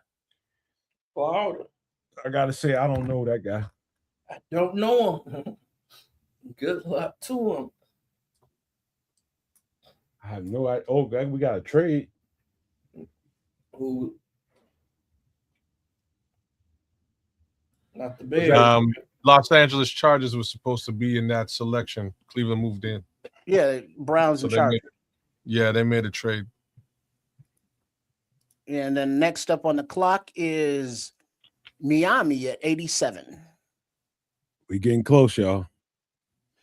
Yep, Bears are what, 89. Oh, Miami. I was like, who? What you say? 87. I was like, who? Miami. I'm thinking he said they drafted somebody at 87. Like, who you say 87? You know, but that's wild though. It's like we thinking as Bears fans, oh, this is going to be a Dennis Allen defensive draft. It's like we didn't get tight end. Yeah. You know what I'm saying? Triple R, like I say, man, don't count your chickens because I think we're gonna have a run, man. I'm just saying, I think this can still be a Dennis Allen draft. Well, hold on, it's just the third round. We're gonna be okay. But that's the thing, though. We're looking at like just say running back, a Claiborne or Washington, whoever that might be. No bad is bringing up, wide receiver. Still got to replace DJ. That's 2 more offensive positions. And it's like, Technically, I know Dennis DJ Allen was needs this, replaced. but the offense needs this. DJ's been replaced. DJ was replaced by Luther Burden, and then we brought over Khalif from Detroit. So DJ's been replaced. That's what I think too. That's one way to look at it. Tyler Bell still haven't been. That's it. That's it. DJ's been replaced. Luther Burden III, LB3 replaced DJ. Burden. And what they did was they brought Khalif down because he's gonna be wide receiver 2 or 3. So, well, he's your slot. Well, Rome. Here's the thing: who's really on notice is Rome. Rome is gonna have to prove that he can be wide receiver 1 this year. Facts. If he doesn't prove it, he could be gone. Oh man, do that to me, man.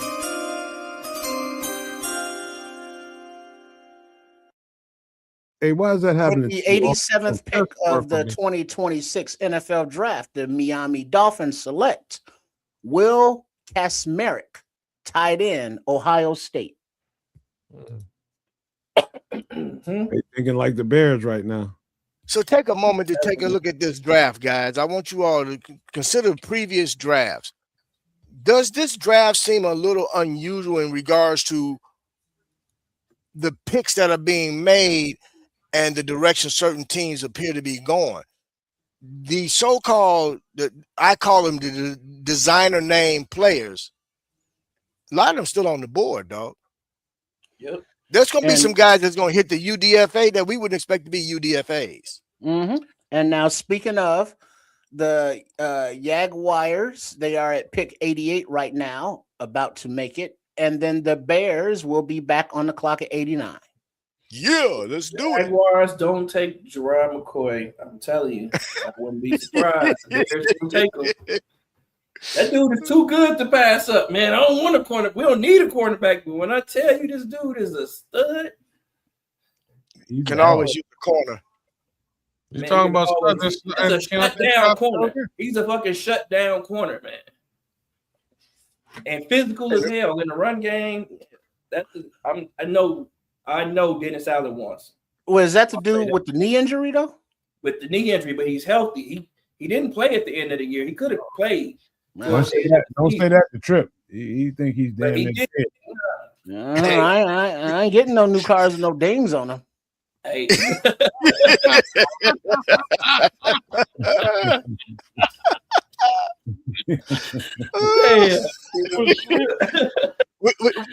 Hey, Trips, what you say? No hell damage, huh? Oh no! I'm jumping in the used car lot, man.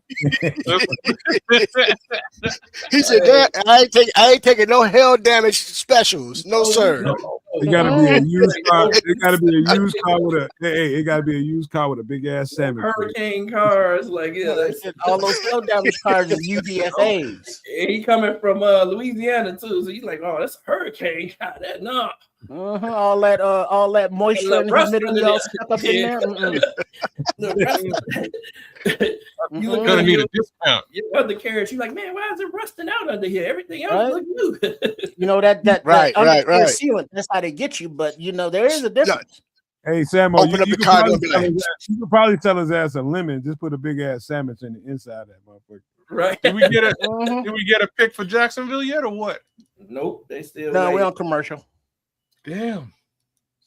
Come on, Bears. Kids, did you eat that whole sandwich? You know I ate that whole sandwich, man. I was only gonna eat half, and like it was couldn't help kicking, yourself. bro. That jalapeno was slapping. Had to do it. I ain't mad at you, bro. If you'd have saw the plate of spaghetti I had, bro, you'd have been like, Bishop, bro. Why don't you just warm up the whole doggone Tupperware bowl, bro? You left a corner? Right. What you doing? I went upstairs last night and heated up the spaghetti. I'm like, God damn, this spaghetti good as it. I was starving. Wait. And throw some butter, some garlic. Oh yeah. Hold on, Samo. Dig. Last night, 2:15 a.m. I'm watching the replay of the draft. What I'm eating? Spaghetti. Spaghetti. That's that fat boy meal. Spaghetti like 3 days, right? They don't know. Look here. 3-day meal. Man, bro. Look. 3 days off of spaghetti. Right. All I- And what I'll eat what I eat later on is I'll have some salad just to help make room for Get yourself Yeah, out. yeah. Flush it out. Mongo.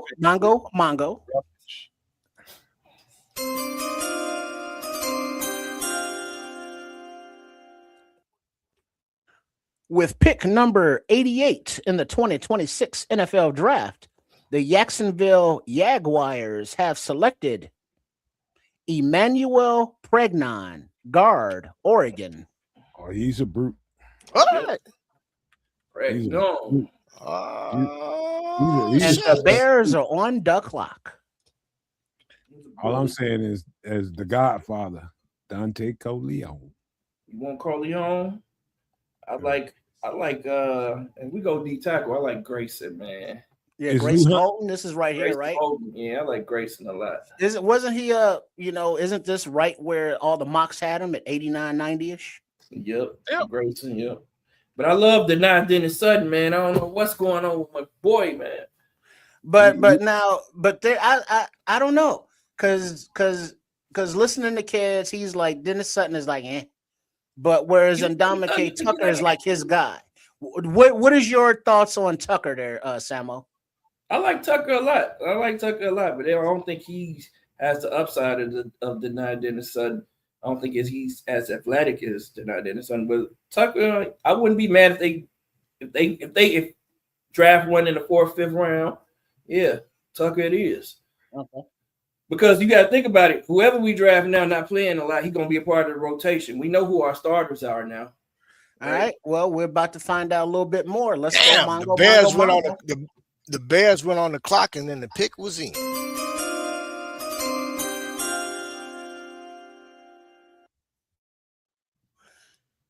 All right. With the 89th pick in the 2026 NFL Draft, the Chicago Bears select.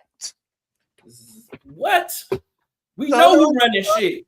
hold You on. know who run this shit. Xavier Thomas, wide You know receiver, who run this LSU. shit. A burner. A fucking burner. Reppin'. Who's the captain? Weapon on top of the tight end that's going to clear out the space underneath. Hey, look. Weapon, Hey, a demon. weapon, Demon back there. That dude is weapon. boy. Hell fucking no. They finna be. Yeah. 428. Dennis 428. Allen. Hey, Dennis, why don't you go sit in another room for a couple minutes? This about Dennis one thing I don't like about this cat. Dennis One got thing I don't kicked like out about from this Philly cat out of is Pittsburgh. They sent he's a Dennis body back catcher. home. That's They the only sent thing I don't Dennis like back about to that. play. He is, but we got a damn good wide receiver coach, no man. He's not a great wide receiver, but he's a great athlete, and we can turn him We into have a great wide wide receiver. receiver. We A good actually wide do receiver. need a burner, so there's your burner. And now He's Xavier, great on do special remember teams. talking Our about special him. teams just got upgraded too, right? Yeah, because Say again? he's a returner as Returner. well. Yep. So You know who else is a returner? Who that? Our But first round see, safety. He Oh, he left Mississippi State because Mississippi State brought in that boy Anthony Evans III from Georgia. Georgia. So that's why he left and went to LSU. And because Anthony Evans Jr., Anthony Evans III, he a burner. He a 4.240 boy out of Texas. So this boy here, yeah. So now Ben got his weapons. The rest of the draft is for DA. Unless it's for a running back. Yeah, we still need one more. Yeah, we still need one There more. might be one more position Let me get coming. one more. He's like, hey Ryan, let me get one more, man. Let me get one more. He's having this goddamn way, ain't he? I like that running back, man. One more. And DA. they're gonna put him out. Mongo. We gonna score 50, so don't worry about it. We scoring 50 anyway.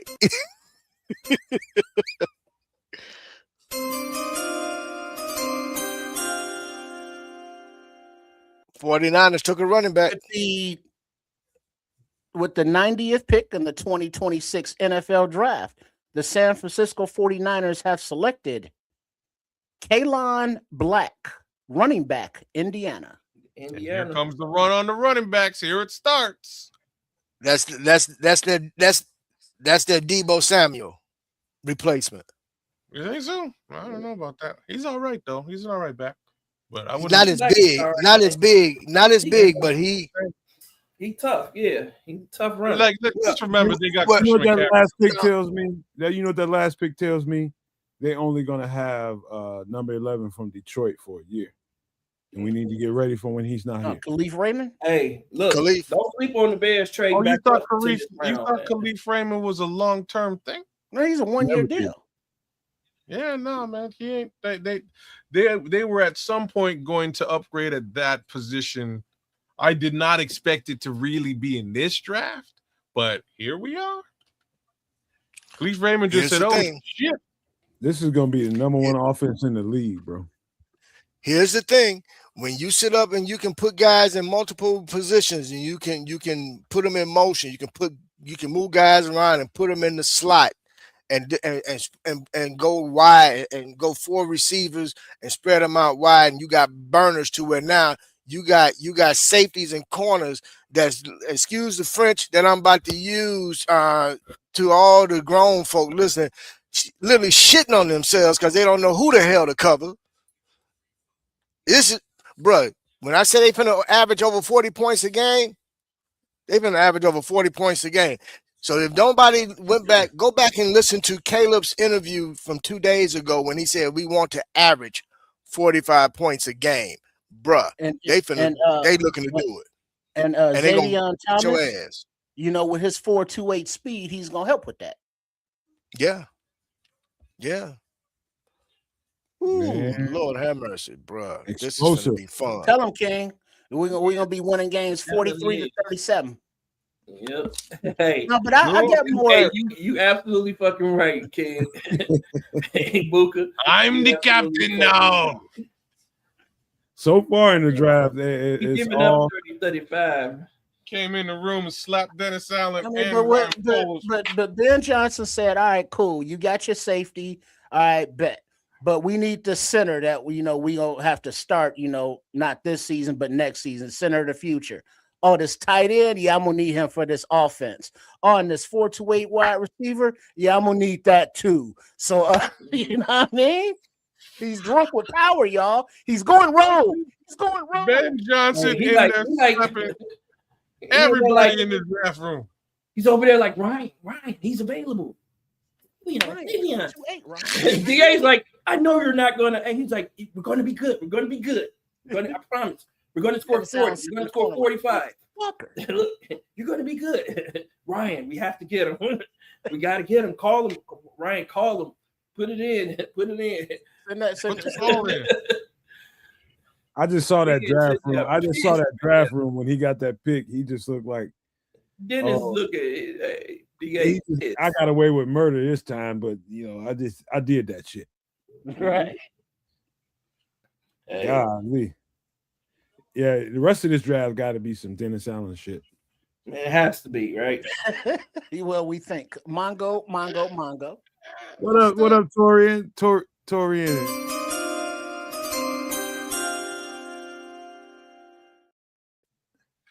All right, with pick Sorry, number Ed. 91 in the 2026 NFL Draft, the Las Vegas Raiders And are Wilford Brimley. selecting, if Matt Millen gets to it, tell him, T-Dub, he's still jabbering on, and they select. Oh, for fuck's sake. The suspense mounts. Dag nabbit. Come on, fellas. Reading from the card, What up, Missy? standing there like he got to go potty. Hey, babe. Trey Zune III, center, Texas A&M. That's a good They pick. late. Man. They late. They supposed to pick they center in the second round, like Right. real. But no, you know what? That's old school New England Patriot type stuff. So that's some Tom Brady mess right there. He's one of the better guards in his draft, if not the better guard in the draft. He's one of them. He's a brute. Mm-hmm. He's a little slow to me. Yeah, I'm looking at this interview that Xavier Thomas did previously. And he's like, yeah, I play the slot, I play out wide, I play running back, I return. You could You do know a what lot. you need. A little bit He of do gadgets. everything. Go gadget. Max said a weapon. Yeah, that is a fucking weapon. And he's going to return, kick return, punt return. Like, he's a fucking weapon. Mongo, Yeah. Mongo.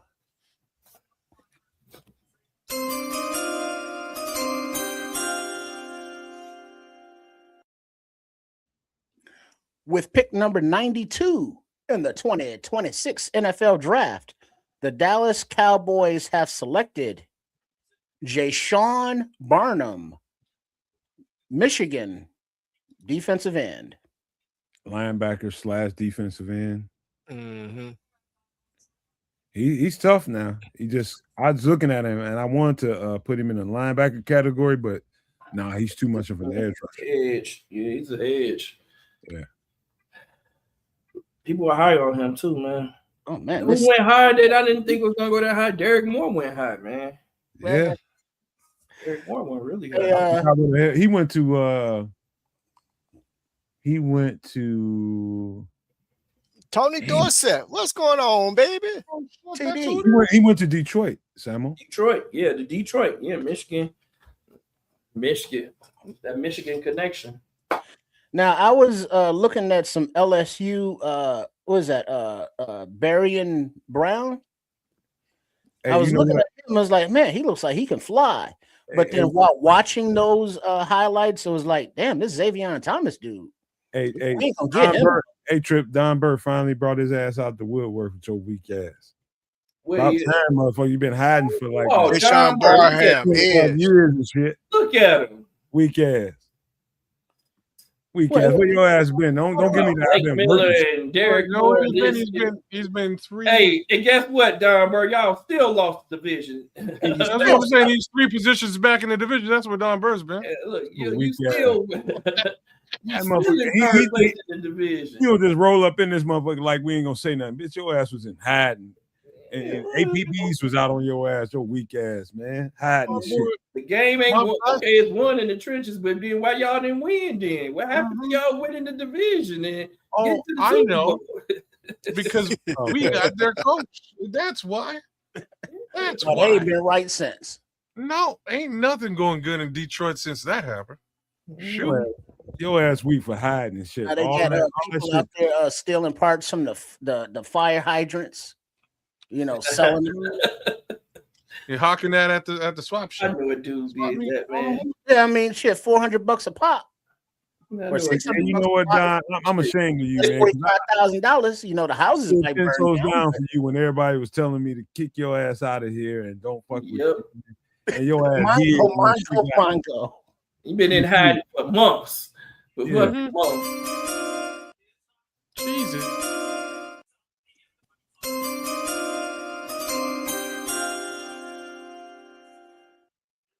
With pick number 93 in the 2026 NFL Draft, the Los Keegan Angeles Rams select Kagan Troost, offensive tackle, Missouri. Keegan Tross from the crib. Mm. Told y'all. Yeah. Breakdown City. Breakdown City over here. Yeah, he's a good tackle, man. Look at Don. You know he kind of slow. He all caps and shit.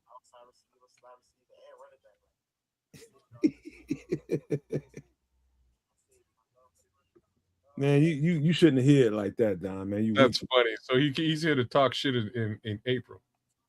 Right. And let the season get done. Oh snap! That's fair. Hey, enough. Win the division. Make sure he can say, man, I don't care about the they won. Yeah, y'all won. Like, They- serious question. Other than Jared Goff, who's Detroit's quarterbacks coming up? They got who did they Exactly. draft? They drafted They took somebody. Hendon else. Hooker, but they let him go. Yeah, that didn't work out. They got somebody else though. I forgot who they drafted. Who? Hendon Detroit? Hooker? The Hendon was Yeah, that or was that Hendon Minnesota? Hooker? Yeah, they don't Hooker have Hooker. gone. Yeah, it's Hooker. somebody That's what I'm else. saying. It They didn't work. didn't replace him with nobody. Can't remember who. Yeah, they did. If you can't remember who, Samuel didn't mean they're insignificant. Well, none of us know. That's the thing, though. That's how insignificant the person is. If none of us know, which That's means fact. we're not concerned with them. That's a fact. I bet you they know who our backup is, though. Oh, Bridgewater. That's who they got. Bridgewater. Teddy Bridgewater. Bridgewater ain't no. He gone. He Look ain't they just gone. signed somebody. Yeah, he not coaching the kids no more like that. Oh, man. Last thing I saw about Teddy Bridgewater, he was in some fight because he was paying for kids' food and Ubers. Yep. He won that case though. He won that, so he good nice. on that. At least we know Don be watching the show. That's all I gotta say. Even though he's quiet out there, he ain't texting, he ain't trolling. He out there watching the show. So shout out to you, Don. I give you He that. disrespecting the game. They shit went south, man, and his ass went in high. His ass went out too, man. You're damn right. He went out with him. Man, he Right, weak so as for far that shit, Don. I don't give a fuck with nobody. Corny, that there are no more official picks for the Bears in round 3 unless there is a trade up, which is always a possibility. So don't go nowhere. Yeah, you can trade one of the next. For a guy on here. And by the way, Don, everything I told you before the season is true now. They missed their window. It's over. It's over. Completely over. Don Burke, guess who's getting fired this year? No, Don't tell him. Your head coach. Don't fucking tell him. Don't fucking tell him. Your head coach, he's getting fired this year. It might be during the season. DCMC. See you later.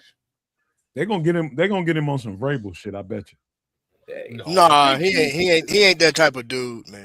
No, he ain't that type of dude. He too soft. He too sensitive for that, man. All right, let's go. He out there crying and shit. Mongo. In the locker room balling.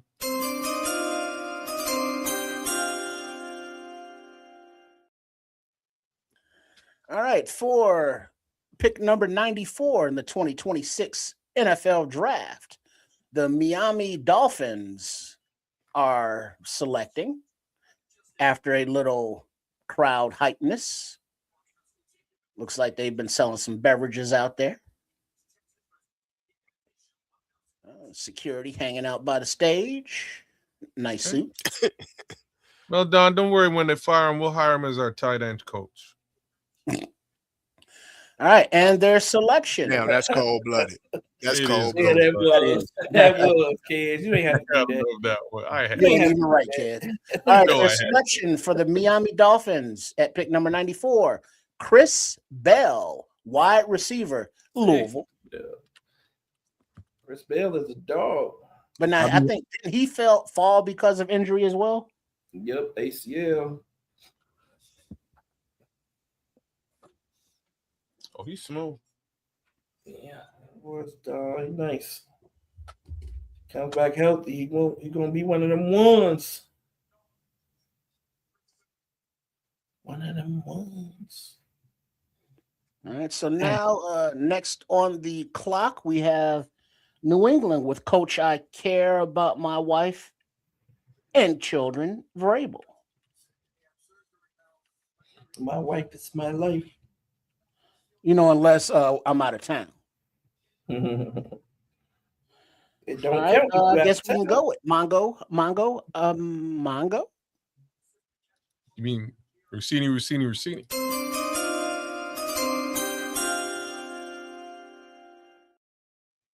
Dirty Diana. And for the Patriots' 95th pick, number 95, in the 2026 NFL Draft, the Patriots select Eli Reardon, tight end, Notre Dame. I thought they're going Heidenreich here. I was going to say, damn, that's a selection. Different. Reardon's a good pick. Yeah, Reardon's a good pick too. Dirty Diana. No. Skeet. Skeet.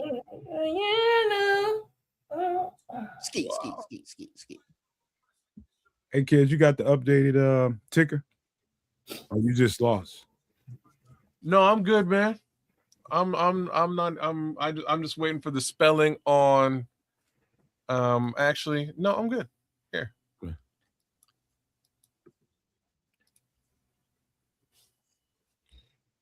I just got a couple more of these to do, and we can call it a night, boys. We got Pittsburgh coming up next. And tomorrow's a marathon, so be sure you get your good night's sleeps in after you watch the film of our new center, our new tight end, and our new weapon at wide receiver. Then be up bright and early at 10:30 a.m. Central Time on Kids of Canuck at Nomad Network and Sports Chicago Style RRR SCS. Also, what time does it start, Trip? 11 a.m. Central. So that's why we got to have our asses, teeth brushed, all into place at 10:30 a.m. Central. Okay, gentlemen, I booked a 10:30 meeting. 10:30 meeting tomorrow. I'm gonna be a little bit behind the 8 ball, but I will be here. So will I. I got a quick webinar to jump on, but I'll be in right after. Okay. How many picks we got tomorrow? 3. The rest of the draft, so who knows? 129. No, we got 4. I'm sorry. We have 4. We picked up an extra one, so we have 4. 4 officially without any other trades. Officially without any moves, yeah. 4 officially, yes. For me, it's gonna be the best part of the draft. Yeah, because this is all depth. This is all depth moving forward. Well, the long snapper was the same long snapper we had last year as a UDFA. The kid from Iowa, right? Here's Why are we talking about long yeah. Yeah, it begins with an E, not Elu. Oh, goddamn, Trip. If we drive the long snap, I'm going to hurt somebody. Mongo. Here's the thing. This is going to make for a very interesting day 3 because certain names have not come on. Hold that thought. All right, with pick number 96 in the 2026 NFL Draft, the host town of the Pittsburgh Steelers select Jennings Dunker, offensive tackle. Okay. That's that problem child. 6'5", 319 pounds. Yeah, that's the big ginger with the mullet. He gonna mess around and be a psychopath and shit. He's projected to be a tackle guard hybrid. So, yeah. Well, that ginger mullet. Psychopath. Don't be scared of the gingers. Hey man, they crazy as fuck. Gingers are people too. I don't know. I think I get along more with gingers than I do albinos. Cause you crazy. And albinos, huh? How many albinos you out here knowing though? They scare me. I'm just saying. I've seen like 3 in my entire life. Oh, you right? I don't know them like personally. Number 4 would be just. I'm just saying. I'm sorry to all the albino fans out there, though. Like, I'm sorry. Y'all cool. Y'all just scared of shit. That's all. I'm just saying. A redhead woman is lovable until she. Until she piss her off or piss until on. she ain't. Oh, yeah. Yo, there's things you got to understand about them people, though. Yeah, hey, baby. Yeah. You refer to the gingers as them people? Oh, I only know them. I refer to everybody as them people sometimes, but if somebody refer to me as them people, I'm pissed off. Because I only know them from college. It's not like my regular life today. I just know them from college, man. I know it. Like you're saying you're saying the truest shit you could have ever said. Yeah, I mean, that's all I know him from. Honestly. I know exactly how you know. My man, he wearing that mullet though, man. You got to give it to him. Oh, you know he's more product than that. It's not the ginger that I don't trust. It's that mullet though. Hey, that man. That's what I'm saying. That man might be collecting puppy heads or something. But you okay? I'm agree with you. Yeah, I can see that. Oh, let's the Vikings pick is in, but the Vikings is doubling up. Yeah, they got going 2 commercial. Yeah, Don't they're on mean nothing. commercial, but the Vikings are, well, the pick is in, but on commercial at 97. Then the Vikings are right back at 98, and then Seattle at 99. The Bears ain't gonna do nothing, man. I was hoping they might move and do something, but they ain't gonna do nothing. They're not coming back in here, Nope. Look like we done for the night, fellas. and that's just fine. I think So, I think the captain has spoken. The offense had another stellar draft day. He steered the look. ship. He got him weapons. Yeah, and man. them weapons. Somali Him Power got taking Him over the got draft. him weapons to whoop everybody in the NFC North ass. Him got him weapons. But now, like Big Lewis is saying, I see Ian was the brains. I don't know who's saying. So, I know Komet is not going anywhere. Let me tell are you. we not trusting Ben Johnson anymore? Komet just got Look, bro, that's typical. That's typical of our fan base, man. It's all good. You know, If Ben Johnson says he wants these dudes, much like Colston Loveland.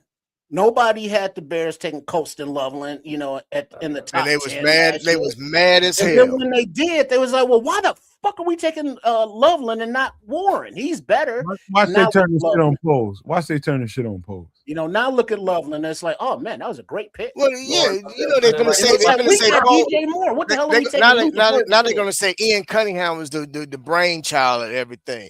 It's all good, man. It's all good. When it's It's all bad, good. it's Foles' fault. When it's good, it's everybody else but him. I'm That's sick of just it. real weird. I'm Look, so I sick of think the meltdowns. I'm sick of that.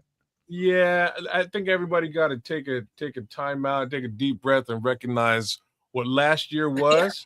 Everybody kind of, last year everybody freaked out a little bit. They're like, "What the fuck just happened?"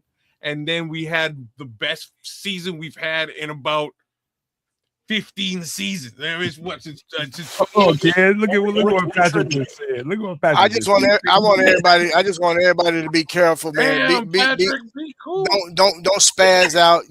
They're gonna have the bridge lifts so don't want to see anybody jumping off the bridge when they're doing the bridge lifts as the sailboats are coming through to go to harbor and everything. So you guys relax and take a deep breath. It's okay. It'll be fine. And when I say it'll be fine, you guys are gonna be like, "What the hell's going on? We're winning football games again with this roster." But so far, the reaction is okay.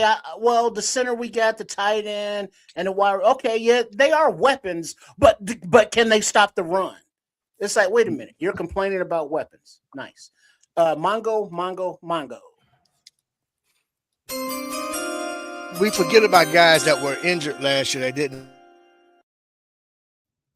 With pick number 97 in the 2026 NFL Draft, the Minnesota Vikings select Caleb Tiernan, offensive tackle, Northwestern. My three guys are gone, who I thought would who would go in the second or third round. All three of them are gone: Bell, Tiernan, and Dunker. There got to be like 17 Caleb's in the NFL after this draft. Bruh. It's probably way more than that. I might be shortchanging it. You know what I'm saying?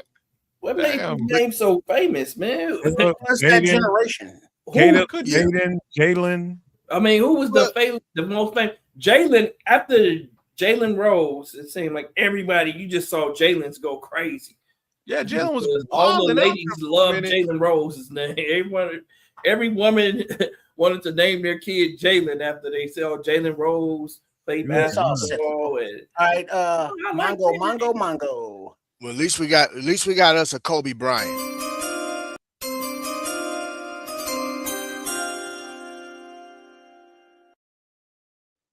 With pick number 98 in the 2026 NFL Draft, the Minnesota Vikings select Jacoby Thomas, safety, Miami. Kids, I told you only put one of those goddamn drops in there. You wouldn't listen to me. Oh, that's a problem? What the fuck are you talking about? Because you keep skipping You know what all the problem of them. is? Huh? You keep skipping all of them, man. You keep. You have no idea what I'm doing. Don't worry, man. Dog, take two of them out. What? There's only two that I'm using. Hey, did Take y'all that. see this? Take the other one out. Look at this. Guess who posted this? Uh-oh. What Wait, happened? hold that thought, Samo. Mongo. What is it, Samuel? I'm gonna send it to you.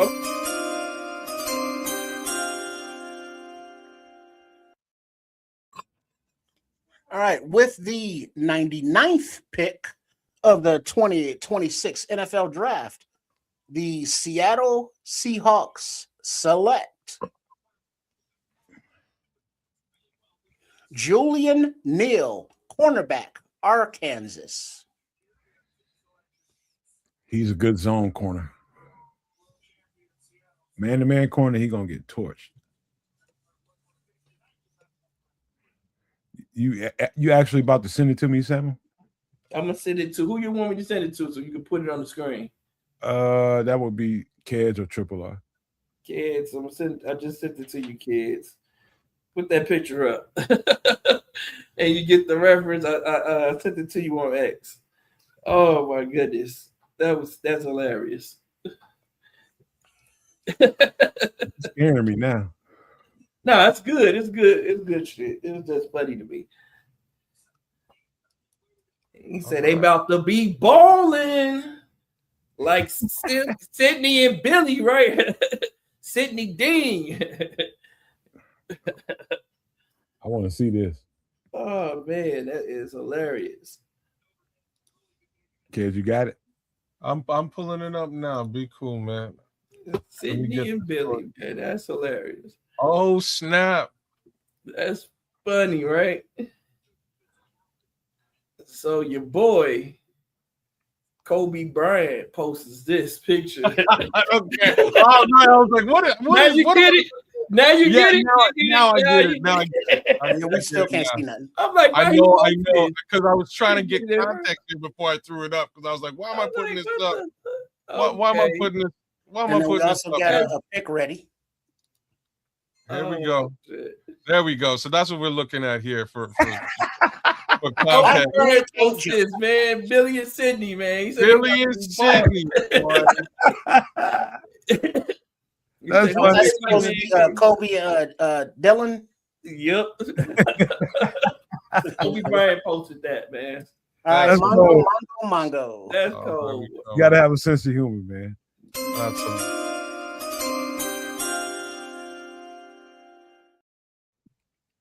With pick number, oh shit, it just went off with pick number 100. Whoever just took whoever. The Jacksonville Jaguars. Yeah, Jacksonville Jaguars took somebody. They took it off the screen. Jalen Husky, cornerback out of Maryland. Yeah, thank you. We were it distracted. went really for a minute. fast. It went really fast. Jaden And Hudson. we were distracted for a minute. That is true. Damn, I love that Jalen. I love that dude. I like that dude. He almost made the last breakdown too. That dude a dog too. And it looks like that will conclude the third round Yeah, of day 2 for the 2026 NFL draft. And everybody go grind the tape of your new players and meet us back here at 10:30 tomorrow morning. All right, let's break down what we saw, man. Let's break down what we saw. Let's give our true heart and true feelings about what we saw, whether you like it, you didn't like it, doesn't matter. Let's give true identity to what you felt about what we just did today. Start with you, Triple R, because you up top.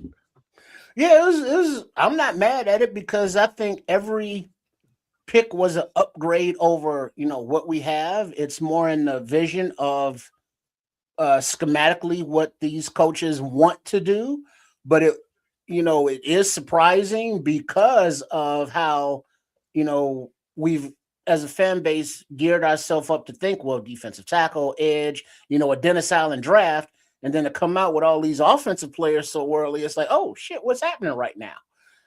But if we're gonna believe in the coaching staff, we're gonna believe in them, and until they prove us that we shouldn't have belief in them, we got to, based on last season. So I think it was so far so good. They've increased the team speed. They've gotten younger and better at those positions that they've drafted in.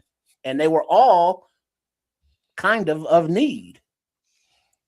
What about you, Samo? A few years ago, for the past few years, well, we've been saying in polls we trust. I think we need to change that to in Ben we trust, because Ben Johnson is having his way at Hallis Hall. We know who's running shit and who's running the ship. And I think it's rightfully so, man. I like what he did here, man. Now, the one thing I will say, I don't know if Logan Jones will be the starter right away. I'm guessing he will. And he should absolutely get the first chance to start over the guy we traded for in Bradbury at center, because he's a better fit. Iowa, known for producing great offensive linemen. And he's, like I said, the right fit for what Ben Johnson likes to do. And he has the brain, they say, as well, to call out all the fronts and all that good shit. Man, tight end, another need filled, and being our trust for that pick as well, man. I understand exactly what he's trying to do, you know, with his 3 tight end mismatch creation is what he's trying to do there with a 6'6", 270 guy. Like, I mean, who's covering that 6'6", 270 guy that can move and move you? Boy, he got arms like Hulk Hogan when you guys go check him out. And then Savion, man. Savion Thomas is just a speed demon, a weapon. He not only helps the offense because you can move him around in so many different positions, put him in the backfield. Who you gonna get to cover him? We put him in the backfield. Well, who's gonna cover him? You gonna let a linebacker cover him out of the backfield on third down? Good luck with that. You gonna let a safety cover him on the backfield out of the backfield on third down? Good luck with that too. You know, he's burning right past those guys. Caleb Williams dumping it right to him. He's running right past the defense. And it also helps the special teams, man. I thought we struggled in the return game until late in the season. So he instantly upgrades to return game, man, both at punt and kick return. So we got better. We're not the Bears of old. I understand everyone's what do I want to say? Is it trepidation? I understand why everyone's upset right now, man, because the Bears have been known for defense since the beginning of time. Every time we've been good, we've had a great defense. I think the tide has turned, and now this is an offensive team. We have an offensive coach, so we have to trust that man, trust the process. Got us to the playoffs and damn near the NFC Championship game last year with a defense that was held up by Band-Aids because of injuries. So I think the Bears are banking on a lot of those injured players coming back and, you know, helping that defense out to be a little bit better next year. So I can't be upset about it. And given the fact that, man, there are so many fucking good players left in this draft defensively. So I think we're going to get an opportunity to get a couple of those guys to fill some holes. But we're an offensive team now. I think we got to accept that. And I can't be mad at it. Man, Bishop, hold on. Bishop. Mm-hmm. So my take on it is this. I gotta piggyback off of what Samo said. This is a new Chicago Bears team. Ben Johnson is making a statement, and we have to accept the fact that we finally have a head coach with a vision and wants to put his own stamp on this team. Therefore, there's 2 things that I took away from today's draft, and basically it comes down to this. He knows the identity of the team. He knows exactly what he wants to do to his to our competition. He wants to annihilate them, embarrass them, and he wants to score. He doesn't want to have a limit on the number of points that he can put on the board. This is a team that I see looking to score 40-plus points per game, to put the game out of reach early to where the defense don't have to work so hard, take some of the pressure off of Dennis Allen and the defense. But Ben Johnson is wanting to make a name for himself. He wants you to fear him. Therefore, when you look on your schedule as an opposing team and you see the Chicago Bears on it, now you have to think about, damn, I can't sleep at night because we got to figure out how we're going to stop them. And when you have the weapons that they're putting on offense, it's when you really look at it, a lot of them are no names. Most fans don't know who some of these players are. Therefore, they're upset again because they're not designer names, but they fit what Ben Johnson wants to do.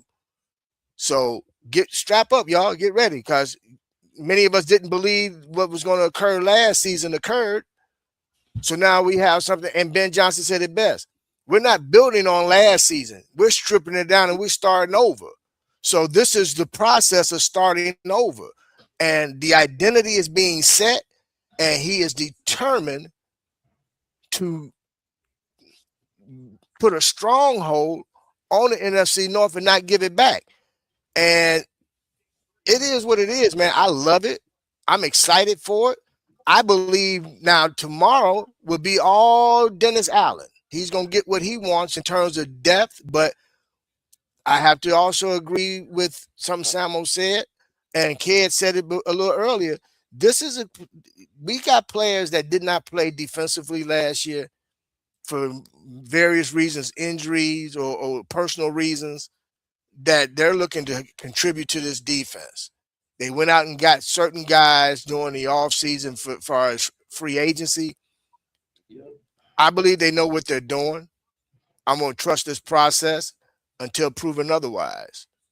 But tomorrow, we're going to really see what the direction of this team is going to be. And I think tomorrow is going to really pretty much be all defense, and then we'll sprinkle in whatever else we need to sprinkle in via UDFAs, because there's going to be some UDFAs that we didn't expect to be UDFAs, which is going to be great because now you can sign these guys at a much cheaper price and still add to your roster. So get ready, y'all. Bears football is coming back again. Let's go. Yeah. Kids, my man. Do it. Yeah. Look, I'm going to start by saying, Big Sam, last night before we signed off, well, I tell you, what did I say to you, Nomad? I said the odds are a certain Mr. Somebody was going to walk into the draft room and like Debo and say, I like that. I like your bike, punk. And fucking take shit over on offense. Definitely said that. That's what happened today. There's a new captain, a new fucking sheriff in town, and he came through and he said, look, I like yo bike, punk. And we got ourselves an offense, man. The offense got upgraded. I really didn't see it. I didn't believe it when I said it, but I was like, boys, don't be surprised. And here we are. Yeah. Offense has been retrofitted. Ben Johnson is ready to say a very simple thing. Hey, fuck it, run the ball on us. Why got to be a punk? We'll put 50 points on your ass and see if you can catch up. We'll see what happens. Can you stay with us? Can you put 50 points up on the board? Because that's what we've been to do every single Sunday. So, did I get all the stuff I wanted for Draftsmiths? No. But who gives a shit about me? That's what it's about. That's what it's about. So at the end of the day, yeah, I have my own personal sensibilities. Things went in a different direction. I get the direction. I ain't mad at the direction because we might have some crazy fucking offense in Chicago to watch this season. So I'm excited, man. I'm excited. We still got another couple of picks, and we have 4 more picks. And as I was saying to you guys again at the top of the day, I didn't like the edge rushers in the second and third. Didn't like them. Sorry. I know you like Dennis Sutton. I didn't like them. Sorry. They were all developmental talents to me. I'm kind of glad we didn't go down that road at all. The defensive tackles in this draft, there's a laundry list. I mean, like, Nomad.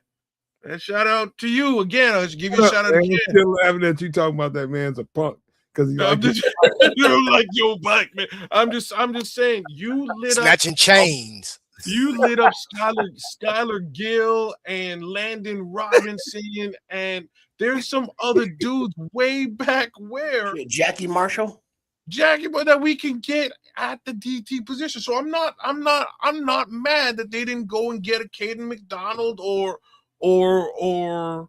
or whatever. Like I'm not mad. I think we can get some real talent in the interior a bit later on. I like Indami Tucker. If he's around and they decide to pull the trigger, I'll be so stoked. But this is the trajectory, y'all, and I'm actually kind of happy with what went down. I'm strangely happy. So bear the fuck down, y'all. Let's go. I like your bike, Punk. I like your bike, Punk. Let me get that. Snatching chains. Going back to the 80s and 90s when they were snatching chains. I'm He telling like, you. hey, I tell you what. hey, what's the name? Say, man, we got 3 picks tomorrow. Yeah, was like, oh, it's all good. We got 3 picks tomorrow, so I'm gonna be good. What picks? I ain't been in no. I ain't been We in no. look better 1 picks. You ain't got no picks. I got you. I took your picks, Punk. Give me your pick. I got money. What he told me, I got some picks. You ain't got I ain't no been in no picks. shaking response since I heard that. I've been over here cracking up. I got some picks. I'm telling you. Hey, before you go, Nomad, think about this too, fellas. If you really think about it, look at the North and how the teams drafted. Who they trying to stop? The Scrolls, we trying to average 70.6 points per game. And I'm fucking here for it. Hey, dog. he is. That's what he's trying to do, though. Scrolls is absolutely right. The man wants to score as many points as he can. He wants to score a touchdown on every possession. He And looking maybe to our embarrass defense is folks, going to be man. an opportunistic defense again this year, man. Maybe we can get another turnovers again this year. So Nah, look, bro, go not back. like last year. No, but honestly, that go- shit ain't happening. But even Go then, back. you Go put ahead. up I'm sorry, 70 points kids. a game. I'm just saying, you put up 70 points a game, you don't need them fucking We turnovers. good. We don't need 30 turnovers. We don't need 30 interceptions if we get No, 70 points. but here's the thing, man. Honestly, go back, man. Go back to and watch some of those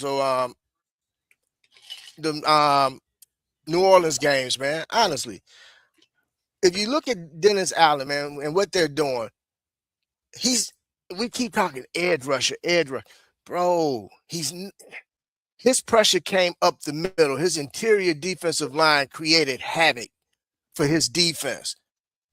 And that's what, and we forget about Shamar Turner, man. Shamar Turner is going to contribute to this defense. I'm telling you, Javon Dexter, having Turner next to him is going to unleash Javon Dexter. There's going to be some things that's going to take place defensively, and y'all going to be like, well, damn. Because if you think about it, the guys that left, those was all Eberflus guys. Mm-hmm. That was Eberflus defense that walked out the door, bro. We finna see Dennis Allen's defense, but the thing is, we've never seen offense before in this goddamn city. And now we getting ready to see some damn offense, bro. And we ain't gonna know what the hell to do. I guarantee you on Sundays after the game, Michigan Avenue gonna be full of drunk motherfuckers, man, because they're gonna be so damn happy because we done scored 50, 60 points on folks, man. They're gonna be so damn giddy. Bro, nobody gonna care about the defense then, man. As long as you winning. Hey, a win is a win. If we give up 40 points on defense with a win, it is what it is, right? But we won't do that. Yeah. We won't do that. I love that Don Bourbon. I'm just going through the chat right now. I love that Don Bourbon silently, without a fucking tweet, without a chirp, nothing, been watching this show for weeks. I'm just saying, he might be watching it on repeat or replay later on. But like, I'd give you a shout out, but fuck you, Don. Zero love for you, Don. Hey, he at home talking to himself, talking about fuck you kids. Fuck you. Ooh, about some kids. That's what's going on, because he's like, kids, you like that Blake Griffin film and shit. I said that like a week ago. Anyways, you big back loving. I just had something come in my mind. Hey, Samuel, what was that used to be when we was growing up, man? That used to be you could blow it up, man, and you could punch it and it'll rock and come back. Punch it, he got to come back and forth. What he got a Don Berg got a picture of a kid's face on it. He punching the shit out of it. Ooh. Ooh. Fucker. I don't know. All I know is Ben Johnson took their motherfucking bike before he left Detroit. Oh shit! Ain't got no bikes in Detroit. He took the bike. He rolled that mug to Chicago. Yeah. LeBron and Bronny ate Houston up tonight. Yeah, my boy. That's my boy. My son been texting me. He's like, Dad, like, Hey, Brownie, are you sure Jordan's the Yeah. GOAT? I'm like, you damn right. I'm sure Jordan the GOAT. I'm sorry. what You you do damn right. tonight? I'm sure. But LeBron 41, Dad. I'm like, 41. oh, Oh, wow. Don't look, care. you got your GOAT. I got mine. There can be GOATs. There can be GOATs, but 40. that man out there just wreaking havoc on the NBA. Well, let still. me go and give you my last thoughts about what we saw tonight. And for Let me sure, sit back for this soliloquy. everybody covered it, but I'm gonna give it to you in plain old ass X's and O's.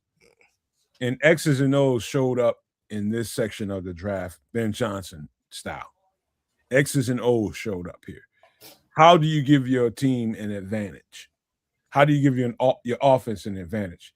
Make them honor everything, every blade of grass. Make them honor every player that is live and that is an eligible receiver or runner. You make them honor every last bit of it. And you know what's going to happen? It's going to open up the running game.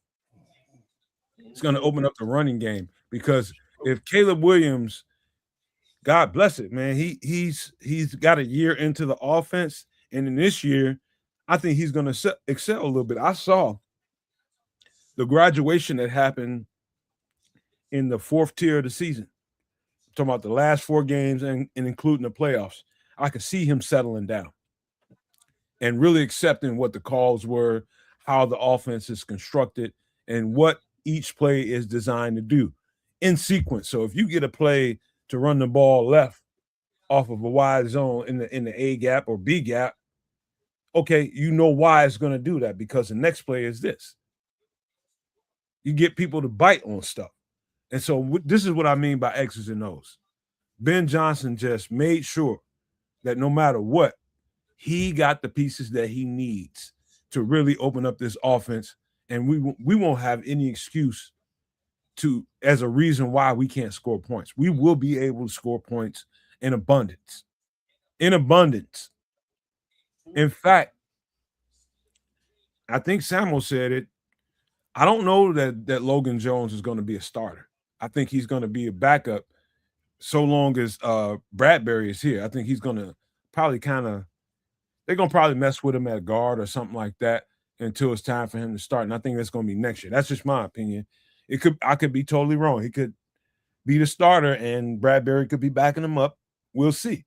But I do think that Ben Johnson did everything within his power to really, really open up that offense. I remember talking about how a really jittery slot receiver could really open up this offense, and they drafted one.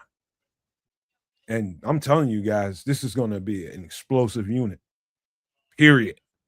You cannot focus on one guy in this offense or 2 guys. You got to honor every single piece that he has out there. Or Caleb can just be the drop down king, dump off king, and let those tight ends and running backs just run all over the field. You're not going to be able to focus on a guy. You won't. The Bears will own people offensively. I said it all season long. This is a 40-burger offense waiting to happen. It's a 40-burger offense waiting to happen, and we're going to see that in real time offensively here, man. I'm telling you, X's and O's wise, what Ben Johnson did here ain't in everybody's, it don't feel good. It don't sit well with everybody because they don't understand the X's and O's the right way. But listen to the network and what we're talking about, and we'll break that down to you in a real way that you can understand. I'm telling you, you lighten that box and get people out of the box so that you can run the ball. Now that you can run the ball, you're going to have people want to suck up into the box, and now you're going to have the whole field behind everything that's been sucked into the box. It's a yin and yang. That's just simple. Everybody runs the same stuff offensively. It's about what kind of players do you have to pull it off. And I think they did yeoman's work today. That's just what I think. But any last thoughts before we get up out of here and get ready for tomorrow? Because I got one little thing to put in. I'm just reading through the chat. Yo, big ups to the chat. Y'all were wilding out today.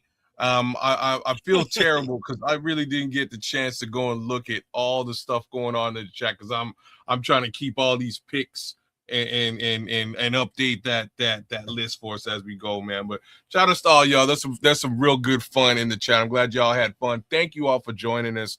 One of the little comments I just wanted to pop up, given what Nomad was saying, is this. Remember, Ben Johnson was a tight end coach.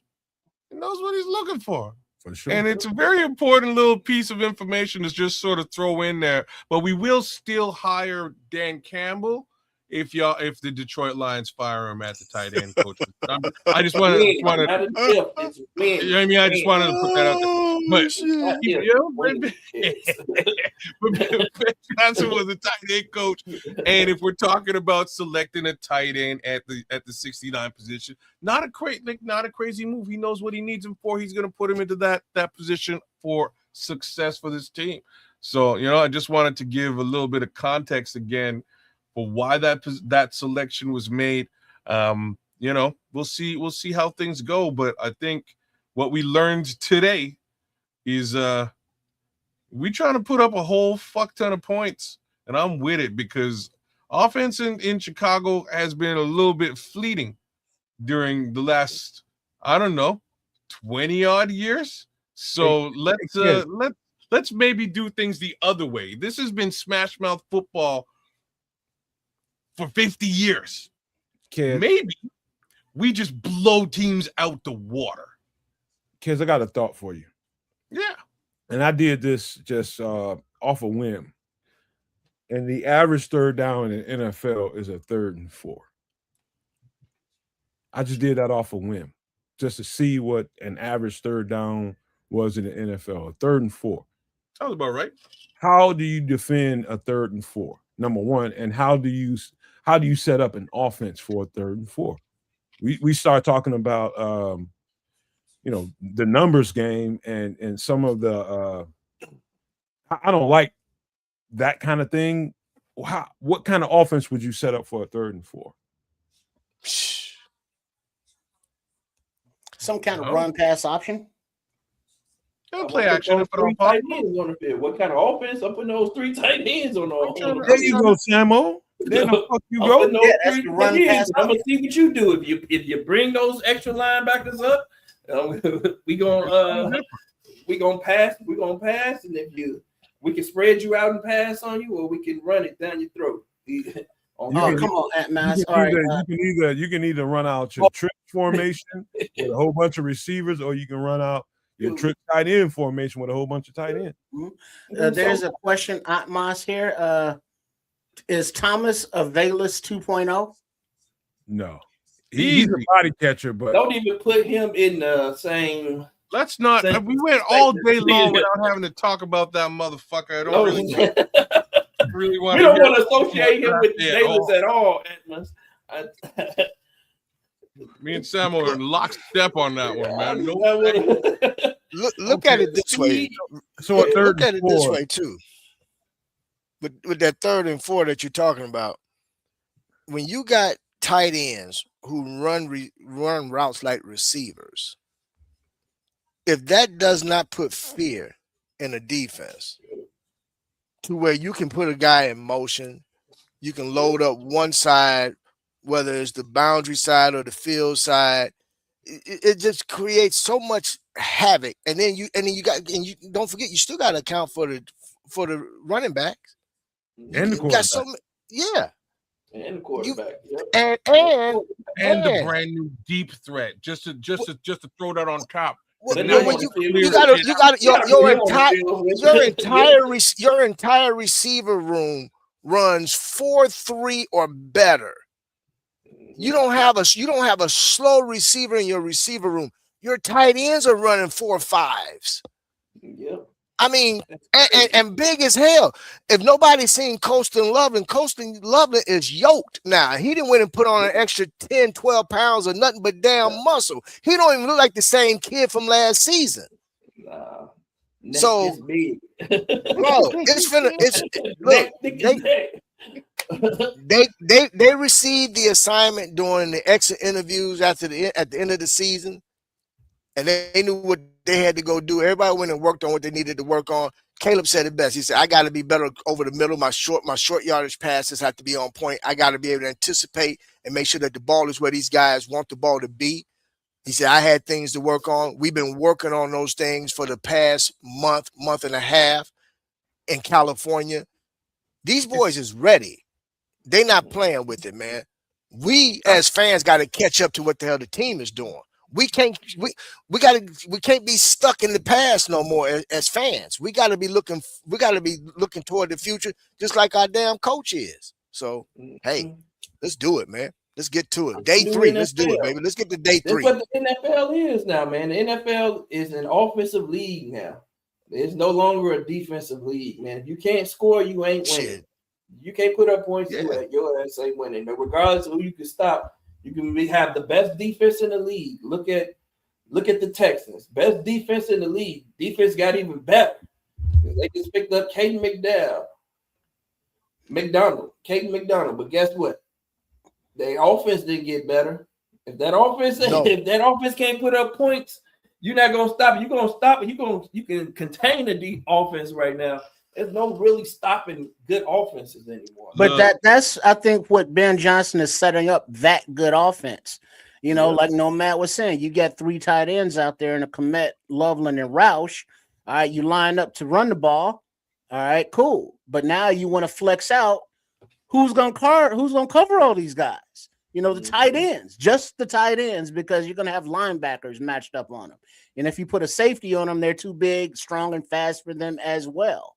So the versatility is not only a Dennis Allen thing, but if you look at the skill set of the tight ends, of the wide receivers that we have, they can all block, they can all play multiple positions, and they can all have that flexibility to be like, oh, that's what the defense is going to line up against us in this play. Now, Caleb Williams has that experience within this offense and learning more to be like, I'm going to check this at the line to take advantage of what I'm looking at pre-play.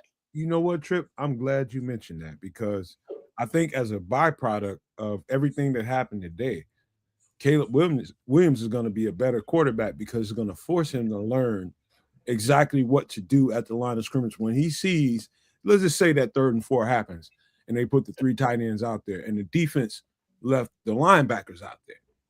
Okay, he's got to know what to do when he identifies that. Yep. Number one. Number two, if they take the 3rd linebacker off the field and put the nickel out there, does he know to adjust to a running play to the strong side? Little things like that makes the quarterback better. And so I think as a byproduct of it all, the fundamentals of what Ben Johnson wants to do is going to make Caleb a better quarterback, because it's going to help him identify things by way of the advantages that Ben Johnson just provided for him. You got to identify the shit. I'm glad you went down this road, because here's really where we are. I'm going to step a little bit further away from the draft conversation.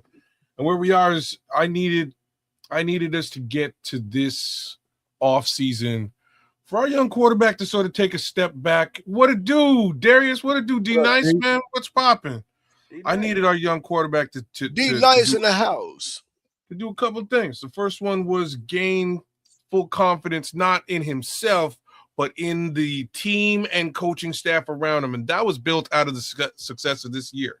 So now he believes in what's happening in Chicago. With that, and in his tool belt, he could step away from the game and work on the things that his coach has identified, because he believes in the coach and the coach's vision. Coaches already stepped out there and said, hey, look, the young man needs to work on his footwork. He needs to work on his footwork, needs to get his things square. And with that footwork in check will come the passing percentage. And that was exactly what I was sort of waiting for this guy. What he has in him is a little bit like the one quarterback I'm going to compare Caleb Williams to is Joe Burrow, for one reason. Joe Burrow gives 0 fucks about down number 1, down number 2. I don't care what down it is, as long as the completion is there for 10.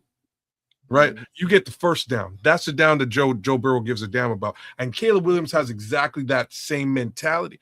Because he has that mentality, y'all, all he needs to do now is just work on the mechanics, the footwork, get those things in place, the offense that is built around this young man is going to be something ridiculous come September. So if he's able to pull those mechanics into play, pull the footwork into play, I think we're going to see offense in Chicago that we've never seen before, y'all. And that is saying a very big statement. The next level for him is identification. It really is. It's being able to see exactly where the weak points are, where there's a crease for him, where there's an opportunity for him. And by way of what I just got through describing, it's going to create that for him. You got an extra linebacker on the field, you already know to attack that. You got that linebacker off the field, and there's a safety or a nickel cornerback out there, an extra one. Now you know, okay, is this box providing a running attack for me? Can I audible to that? Yeah, nay. The center's going to help you with some of that too, because that's part of his job as well. And so the next level for him is don't make the game hard, find the easy peasy. And that's the identification part of it. Knowing exactly where the weak points are when you take that extra linebacker off the field, when you got 3 tight ends, don't make it hard, just roll and go find the dump off and let them run. And beyond, but look at the weapons. And now granted, we've looked at Xavier Thomas before, but now that we've drafted him, actually look at, what envision what he could be in a Ben Johnson offense with the end arounds, with the orbit passes, with the bubble screens, and just looking at his usage. He's not a gadget wide receiver. He's not a, somebody you just put out there for one thing. He has a route tree. He's comes back in across the middle of the field. And the thing is, once he gets the ball in his hands, now he's elusive. He's a weapon, and ain't nobody catching him from behind. Man, look, that's not something that we've had in this offense or on this team. As I think I saw a stat, I don't know how true it is, but with the official time of 4.28, the Bears have never drafted somebody this fast before. How true that is, I don't know. Listen to it. I hear. Go ahead. Real quick, Samo. Just listen to it. I'm gonna just draw it up for y'all so y'all can see it. It's a 3rd and 4. It's a play action to the right. Caleb is rolling to the right. Number one, you got to honor Caleb because he can either drop this thing off, throw it. He's got the running back coming over there. He's got the tight end in the flat, and he's got a receiver that's coming from the wide side across the middle. So you got a 3-layer situation that you got to deal with. You got to deal with the running back, you got to deal with the tight end in the flat, and you got to deal with the wide out that's going across the top of the field. And you got Caleb. He's got a 3-layer option and himself, which makes 4. And I don't care what defense you got going on out there, they can't handle that if Caleb makes the right decision. Listen, that's why I say identification is the best, is the next level for him. Knowing exactly where to put the ball. And he actually addressed that in his little presser too, man. He, like I said, he had an assignment given to him by Ben Johnson. Get your footwork in order, because I expect your passing completion to be 70% or better. Period. No ifs, ands, or buts. And Ben told him, I'm not accepting no damn excuses. Yeah, ball placement is going to be everything for Caleb this year, man. Which means that accuracy has to be on point, man. We talking about these receivers. There's a guy that we haven't even mentioned, man, that kind of made a name for himself. He was he was a UDFA. Shoot, don't forget about Ja'Day Walker. Ja'Day Walker. All day Skywalker, baby. Listen, man. We got weapons, Third down, whether nomad 3rd and 4. You got 3 tight ends. You got Luke DeBurton as a wide receiver on the field. And you got Xavier Thomas as the other receiver on the field. What you gonna do? You can't come stack the box. You can't come and stack the box. Because guess what? You try it if you want to, and watch what Xavier does. He burning every DB. You're gonna give me what I want. That's what's gonna happen. You're gonna surrender. You're gonna surrender something. If I got Xavier Thomas on the field with 3 tight ends that can block and catch and run routes, and they have size, and they have a little speed to them, like what the fuck how you gonna stop that? That's like having a gun to your head. Like, oh, you putting the gun to the defensive coordinator's head and say, "Hey, pick your points." Mismatch heaven. Can you imagine what this run game is going to look like with Swift and Monangai? They're gonna have a bomb ass year. Man, it's gonna open everything up for them. I'm glad you brought that up because that was exactly Open what I was up. thinking. So if it's a mismatch everywhere else and shit is the fan, we still got two of the better pass catching backs, at least in the NFC. You know what I mean? Like both these cats got great hands and can and are dangerous after the catch too. So what are you gonna do out there, right? So I'm excited about what the offenses all look like. Like some people are let me say it again in maybe a little bit different words. So we are all used to smash mouth football. We're so hyper focused on defense. Mm-hmm.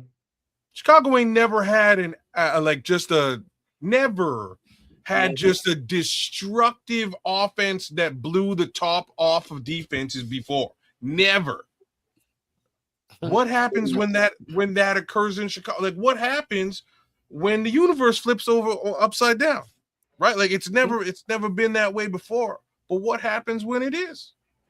We don't see. Let me tell you guys something, man. All the people that are out there flipping out about what just happened in this part of the draft, just tell them, y'all check out the Nomad Network. And we can give it to you in detail and tell you exactly why ain't no reason for you to be tripping. And anybody out there that has a problem with what they just saw, it's just probably some portion of the fan base that just wants something to be bitching about. Pay no attention to them folks. But the people that are totally and legitimately confused about what just happened, tell them to come here. Give them a link, give them a tag the name, whatever you need to do, but tell them to come over here. Because the way we're breaking it down right now is totally understandable for anybody that doesn't understand why these things happen. We just broke it down for you. Mismatches. That's it. And Caleb being a byproduct, his advancement being a byproduct of what Ben Johnson did today. Holy shit. Javon, you just kind of made some serious sense, though, Javon. Look at this little post here, though. If you're up 2 to 3 scores every game, you're going to need a really, really great, really fast secondary on defense now, aren't you? Holy shit. All right, man. It all fits. Doesn't that make sense now, though? So they're going to blow teams out. Those teams can't run the football. So we have a sieve with respect to running the football. You know, we lost Andrew Billings. Maybe we still have a sieve and we've got a problem stopping the run. Teams can't run the ball if we're up 2-3. Remember when we were saying before the show actually got really, really going? Javon. The team speed and how we increased the team speed from the defensive tackle to the linebackers all the way back into the secondary. And I said this, and I still believe this. We might be right there in the leading category of, to me, coverage sacks because of the team speed. That quarterback is going to be choking on the ball because if you throw that ball because you're getting chased out of the pocket or you just moving around and you just think, all right, it's going to be some coverage sacks going on. Yep. I'm telling you, we're gonna be high in that category, up in the lead for coverage sacks right now. Team speed is an MF right now with the Bears. Yes, sir. Yes, sir. That's crazy. I really didn't look at it the way that Javon just broke it down in a couple of sentences, man. Shout out to Javon because again, this what Ben has done is he's upgraded. He's created mismatches everywhere, and he's upgraded that offensive caliber of this team. Which means, how do you get back? You need to pass the football to catch up. We just got 2 new safeties. We've got 2 of the better corners in the NFC right now, in my opinion, in Carla Gordon and Jalen Johnson. No disrespect to Tyreek Stevenson, but between him and Terrell, and maybe Zay Frazier, good luck. That's going to play out the way it's going to play out. Good luck. So let's hope. And I hear everybody in the chat. I hear all you guys who's all real worried because I'm of a similar mind, but I'm coming around. There are a lot. The DT group this season is super deep. So I'm not worried about them finding a defensive tackle there two tomorrow. I think they can find that edge rusher. I've named him a couple of times today. I think they can still find an edge rusher a little bit later on. You know what I'm saying? Oh, absolutely. You know, like we just had a post come up regarding the 3-tech. I don't really think we have a 3-tech issue myself, because you can actually move Javon. You got Javon Dexter, and then Shamar Turner can play 3, but having Jamar Turner next to Javon Dexter is going to make it easier for that 3 technique, because now you can't double him like he was getting doubled before. So there's so many different components to this that everybody's missing, because they're so focused on one position, one particular player. Well, Get the bad taste that you may have for a player out of your mouth, because you want a specific a particular player to be in that position, and look at it in its totality and what they're building, and the veterans that they brought in from free agency. These guys, they didn't just bring them in just to be camp bodies. These guys are coming in to contribute. This is a different defense, and what I'm learning is, this lets me know that majority of our fans only watch Chicago Bears football. Once the Bears go off, they don't watch no more football after that. Because if you watch other games, other teams, especially any team that DA was the coordinator of, you should not be worried. Trust me. Right. Well, it doesn't seem like this is a win now draft. Simply, was that Clever? Who said this is a win now draft? You know, Ryan Poles has been constantly saying we want to win the North and not give it back. That implies a non-closing kind of window. You know, there are people like, well, Caleb's still on his rookie contract as a quarterback. We have to win now. And it's Says like, who? Exactly. It's like, says who? I mean, Ben Johnson just got here last season. It is a win now draft. I don't know what people were saying about it not being a win now draft. I think we're gonna win now. But it's not an all-in sell out the future for now draft. No, I can. That's what Bishop was saying. Like, people expecting us to win the same way we've been winning for the past 20, 40 years with defense. We're not going to win with defense. We never won. We haven't been winning getting defense. That's a good point. We haven't won shit with defense anyway. So we're trying something different. Thank you. Open your fucking minds. Open your eyes to what the NFL is now. It is a scoring league. If you cannot score, your ass is going to be sitting at home when the playoffs come. We got lucky this year. We got fucking lucky this year to get into the playoffs and to be able to do some damage. Ben Johnson knows the defenses that he has to face. He knows I got to be able to beat Seattle. You don't think Ben Johnson sat home and say, I got to be able to beat this fucking defense. What do I need? I'm going to need another good tight end. I'm going to need that fucking burner wide receiver. And you know what? Right. Oh, I just lost my center. I'm going to need my athletic ass center, my bull to pull around the edge that can pull and hit shit.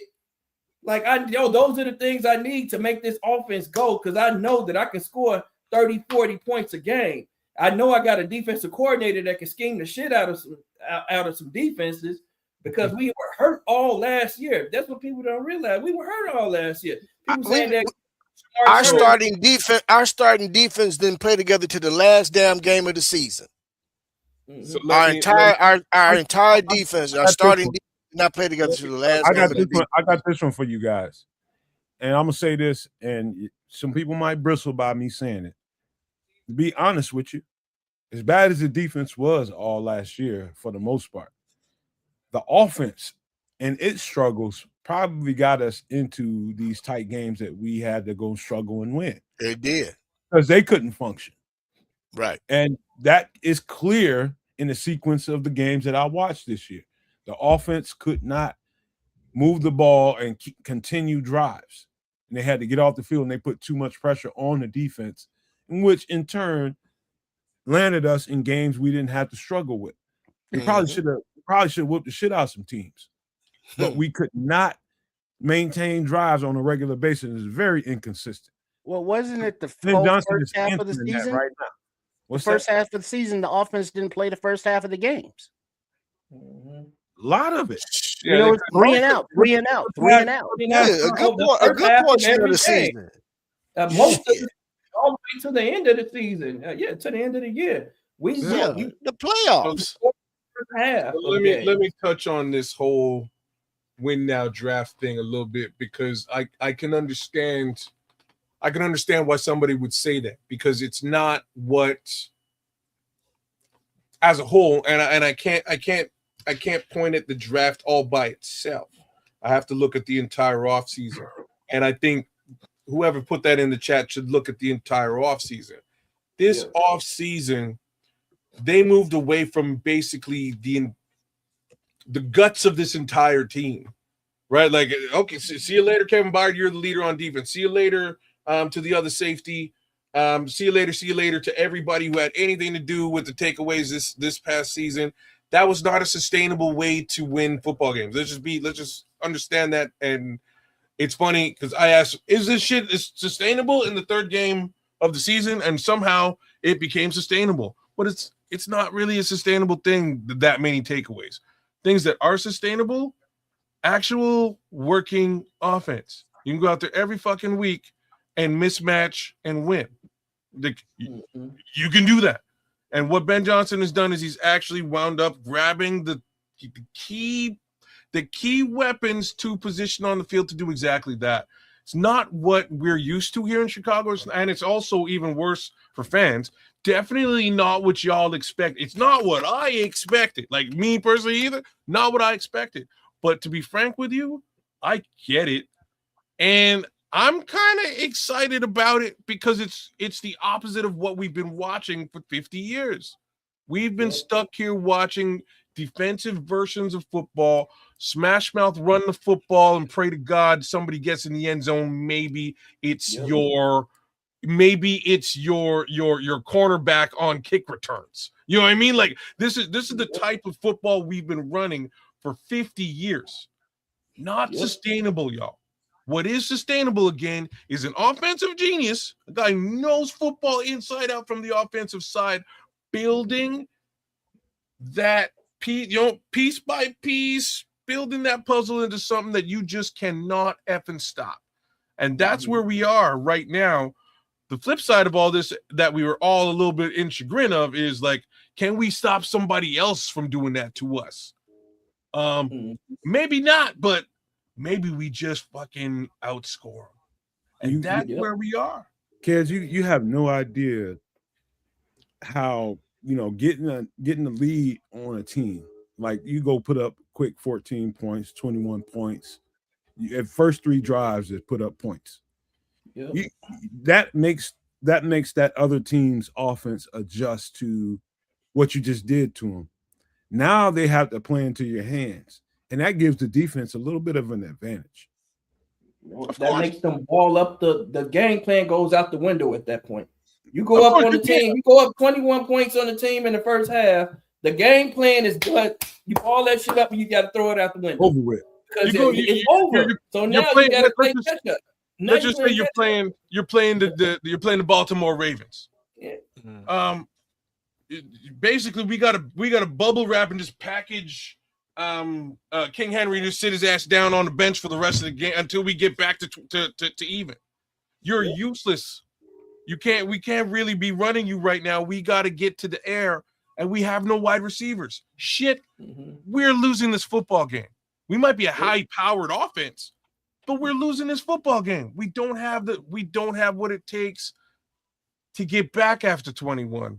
We're trailing. We got to pray this defense comes to play and does a damn job.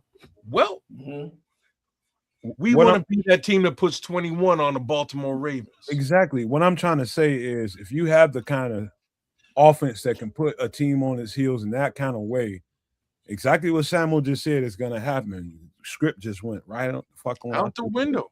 Yeah. Now I got to play catch up. So I got to figure something out. I got to make so many adjustments now. And everybody's saying the defense didn't get better. The defense got better, man. First of all, we're going to have better linebacker play. If you all remember last year when I keep forgetting this guy, when Darrell Jackson came in the game for TJ and Tremaine, We had a primarily better for defense. Tremaine. Talking to Yeah. DeMarco. Primarily for DeMarco Tremaine. Yeah, for Tremaine.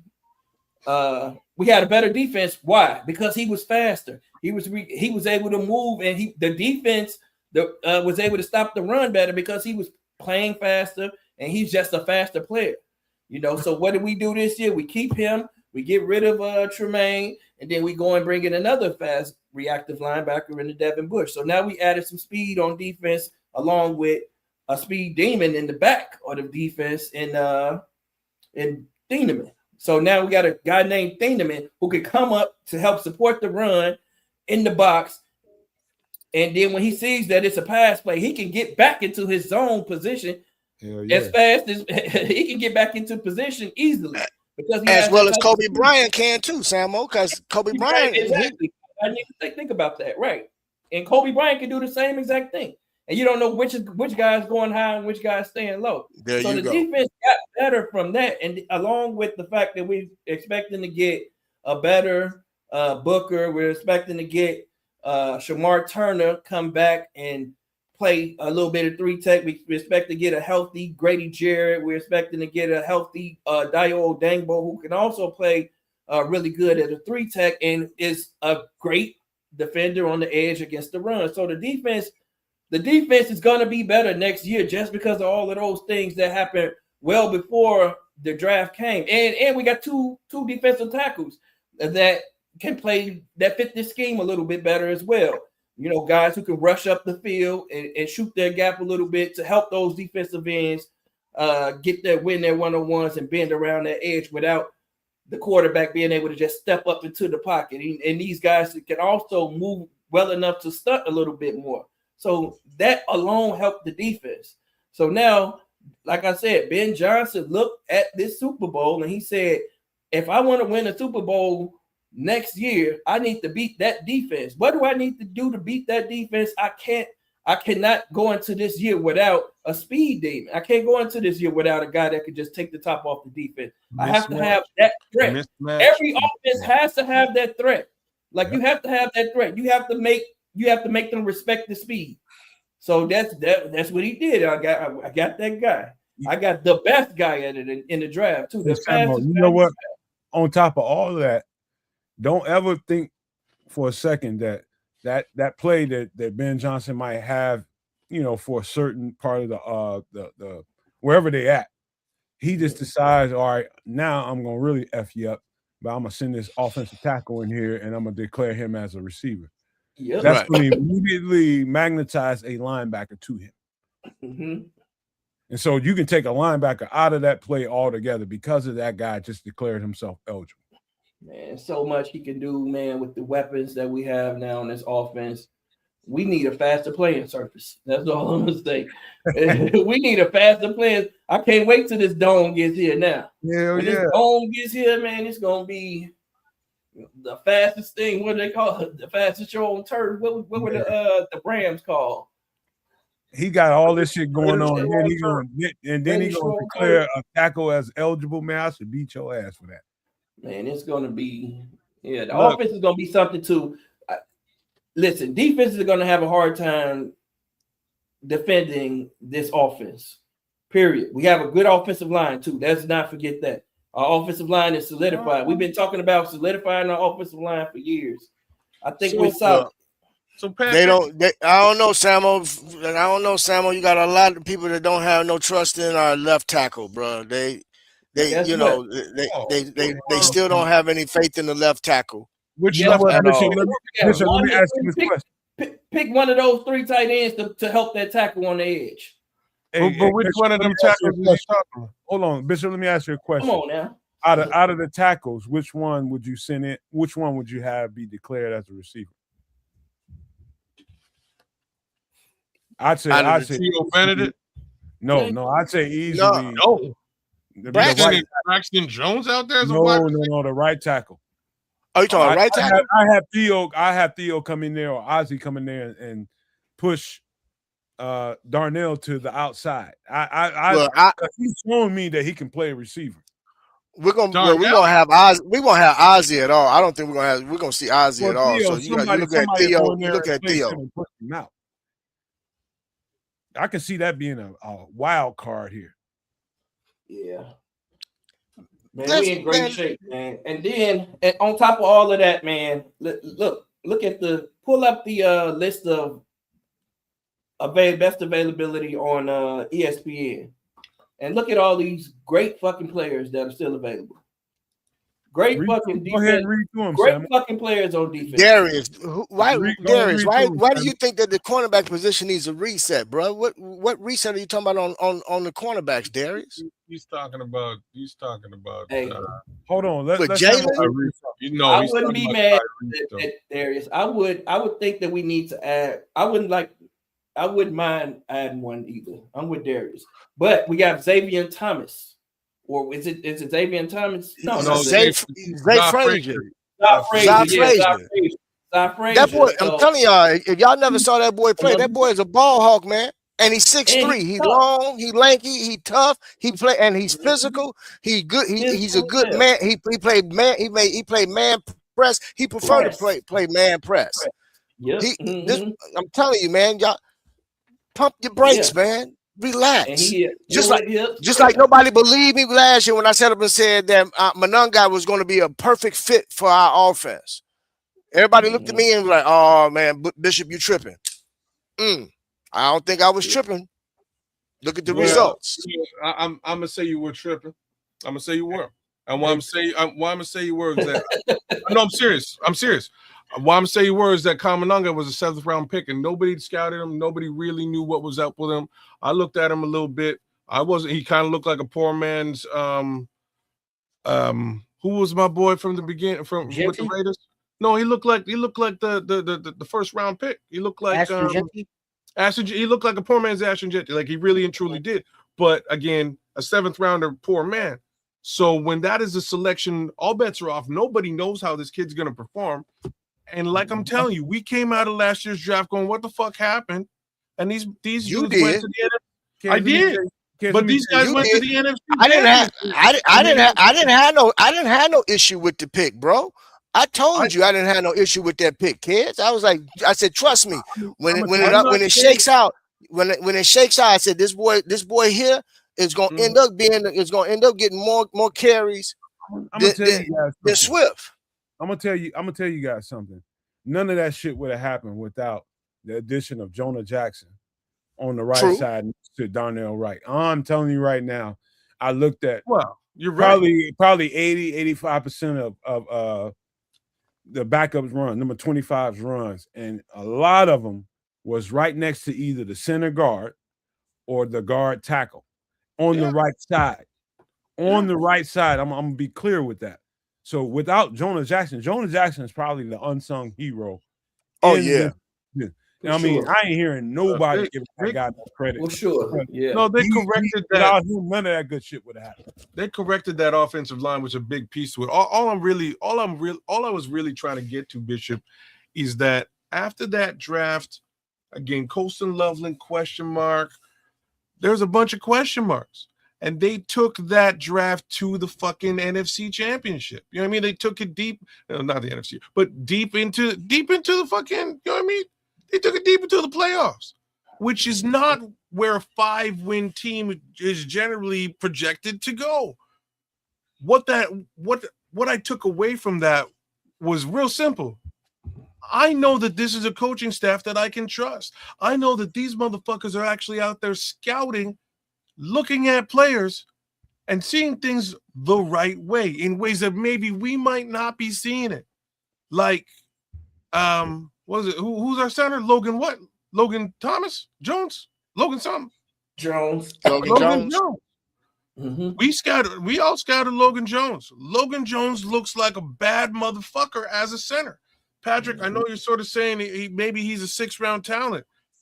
That's not what we saw when we scouted him. I'm going to say that out loud. He looked much better than a 6th round talent to me at the center position. Would I have selected him when they selected him? Personally, no. But they saw something I trusted. And that's how this shit goes. Let me tell you something. I know this for a fact, and I'm touting the network and all we do over here. That includes Samo. The fact is that we got a few football savants around here. And we know the shit, man. You can tell by the detail of what we're talking about around here and how it's supposed to play out. That's savant talk. That's people that really know football and intimate details. You know, that's what we do. That's what we do over here. We might not be the biggest channel. I don't give a fuck. It doesn't matter to me. People, you know, they cake for whoever they cake for. But if you want to know real deal football conversation and how this shit really plays out, this is the channel to be at. Because we have broken it down all off season, and we're doing it right now as we speak. We're breaking it down in details in a way that is palatable for you to understand how the reason why they made these picks. That's it in a nutshell. You got to understand why. And we've broken that down for everybody so they understand it. And so don't think all is lost because they spent the last couple of picks on offense. Don't worry about that. They got that. We got 4 more picks to make. But they did what they felt like they needed to do based on the board that they had. And I think once you see it all come together, I think you will be more appreciative of what just happened today. Because I can definitely see it. And I can't force you to see it, but listen to the channel, watch what we talk about, and I'm telling you, you're going to understand some things a whole lot better. There's some football heads around here, man, real deal football heads, and I just love this conversation right now because it makes me dig deeper into my bag. I just love it, man. Yep. Like I say, I and like coaching staffs past, you would hear me cussing up and down at how ridiculous they are, how bad the general manager is, etc., etc. I actually believe in this coaching staff. I'm not even going to sit here and say how much I believe in Ryan Poles, but I believe that Ryan Poles shut the fuck up and listen to this coaching staff because these guys know what's going on.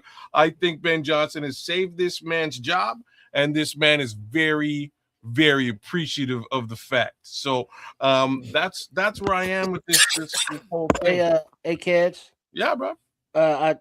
I lost the actual tweet, but I think it was the new who's the new assistant general manager? What's his name? Oh, that was say his name? again? Yeah, What's whatever his his name? name is. Whatever King or something. Yeah, Jeff King. King. Jeff Jeff King. King. Yeah, I think it was him that quoted as saying when talking about Xavier Thomas, that when they put his tape on, they just kind of felt Ben doing that rocking thing he does when he gets excited. He just He's in there there like fucking a crackhead, like a Rain crackhead. Man, like Rain Man Like a and crackhead. shit. Ooh. It's like you got some more than 2-8 speed demons. They're gonna put defenses in a blender, bro. I'm gonna They tell are. you right now, they're gonna put them in a straight Look up what I blender. can do Because with we know the the bag of offensive chips. mind that Johnson is. And so we've been discussing the 13 personnel. We've been discussing the variety of positions that and the versatility that these offensive guys play and can do. And we've been talking about the mentality of Ben Johnson wanting to just bury other teams with points. So with his patented little excitement thing, and it's like, oh, look at Ben, y'all. Yeah, I think he likes this dude. And it's like this is his second year as a head coach. So we keep stacking these kind of drafts, we should be good. And I understand, hey, we can't stop the run. We can't get to the passer. So we got to draft a defensive tackle on edge in round 1 or 2. Other than that, we didn't address it. And it's like, dude, yo, calm the fuck down. It'll be okay. So as far as the relationship with Ben Johnson and Ryan Poles goes, to me, it's as healthy as it can be. And I've been saying this for the past 2 years. And kind of defending whatever heat Poles is getting, and I've been saying it, but I don't know how well it's been received until now. That it never really was Ryan Poles that was making all these calls. It's the healthiest relationship is the head coach and the coordinators around him, the guys that the position coaches are the lead on this, and Ryan Poles is the face of it. All right, that's the healthiest relationship. Kids. look, Wait, kids, because you cut me off every time I say that, And because I'm gonna cuss you out for saying it. Then I'm gonna give go you ahead, some love. man. Go ahead. Go ahead. Then I'm gonna give you some love at the same time. So look, with you saying it, like I said earlier on, the culprit in the room was Matt Eberflus. So if you've got who's stupid? You got Forrest Gump. It's a great comp. If you got Forrest Gump as your head coach and he's doing all the picks, real talk, it's your fault. Like the onus is gonna fall on you because you allowed Forrest Gump to eat all the chocolates in the box. You know what I'm saying? Like that's you allowed him to do it, just like Forrest Gump. You know what I'm saying? So he got a lot of heat in that situation. That heat falls on the lap of the GM. Fine. Terrible coaching staff.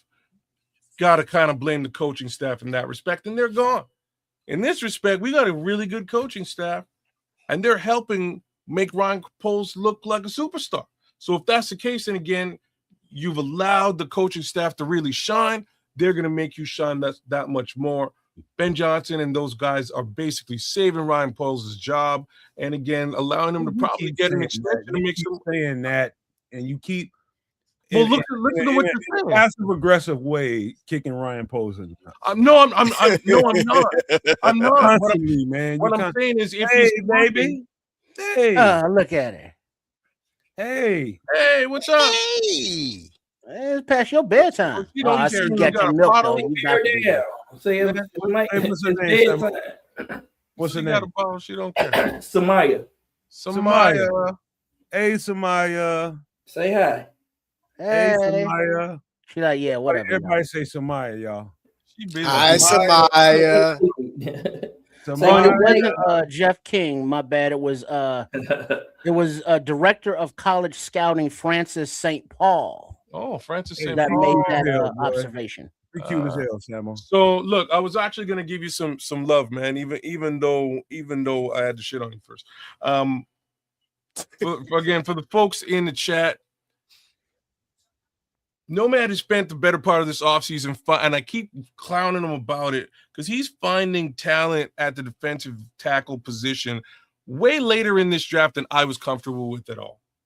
And I'm going, what the hell? Why are we looking at these guys who potentially might be undrafted free agents, might be in 5th round, 6th round, 7th round? We're about to jump into that general area of the draft. We have a real need at those positions.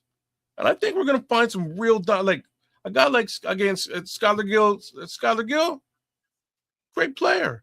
Landon Robinson, great player.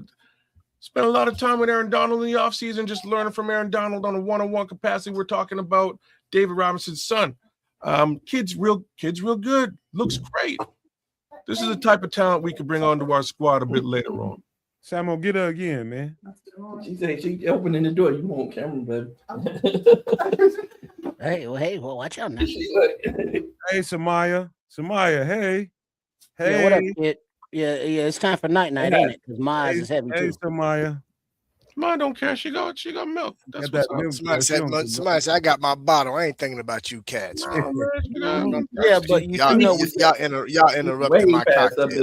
we gotta be here at like 10:30, right? And it's going on 11:30. So Samaya, it's time to go to bed. It's time to get in It's bed. past- It's past triple R bedtime too. I know it is. He don't know how to act.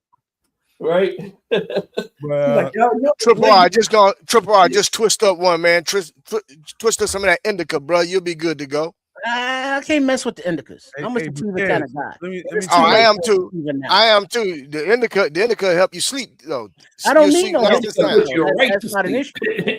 That's the. I don't need no You're going to bed regardless. Well, I do, and I'm gonna twist up some indica right now. Yeah, because if I indica at bedtime means like if I gotta go pee, I gotta go pee. I can't be asleep.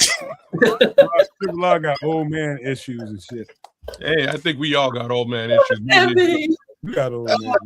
He's like, Because you be laying there sleep off your indica all nice. He wake up in the morning dreaming about why peeing. these sheets wet.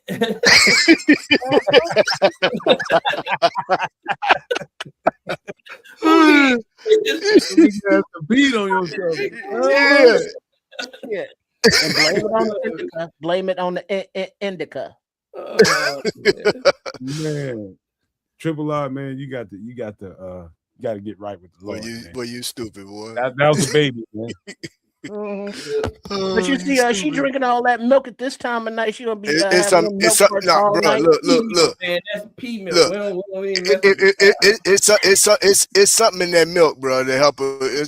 She gonna be out as soon as she finishes. She gonna be out.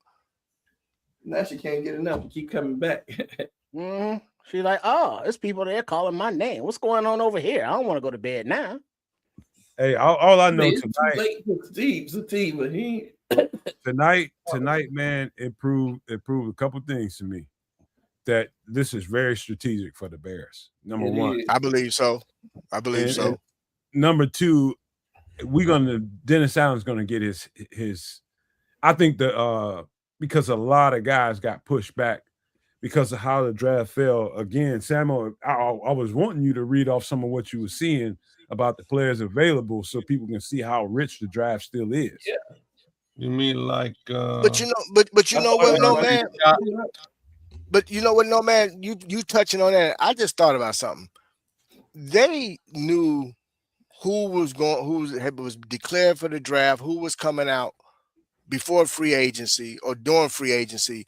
So I strongly believe that he grabbed who he wanted out of free agency because he felt that based off of who was going to be in this draft, there wasn't a lot of great fits for what he needs. Now, will they draft guys for the defense? Absolutely, as depth pieces, not as starters, but as some form of contributors throughout the season, and get these guys ready for any event of injury they can plug and play. You know, but I strongly believe that they made the decisions that they made with regard to the free agents that they brought on to be immediate contributors because they didn't feel that those type of players was going to be in this draft. Okay.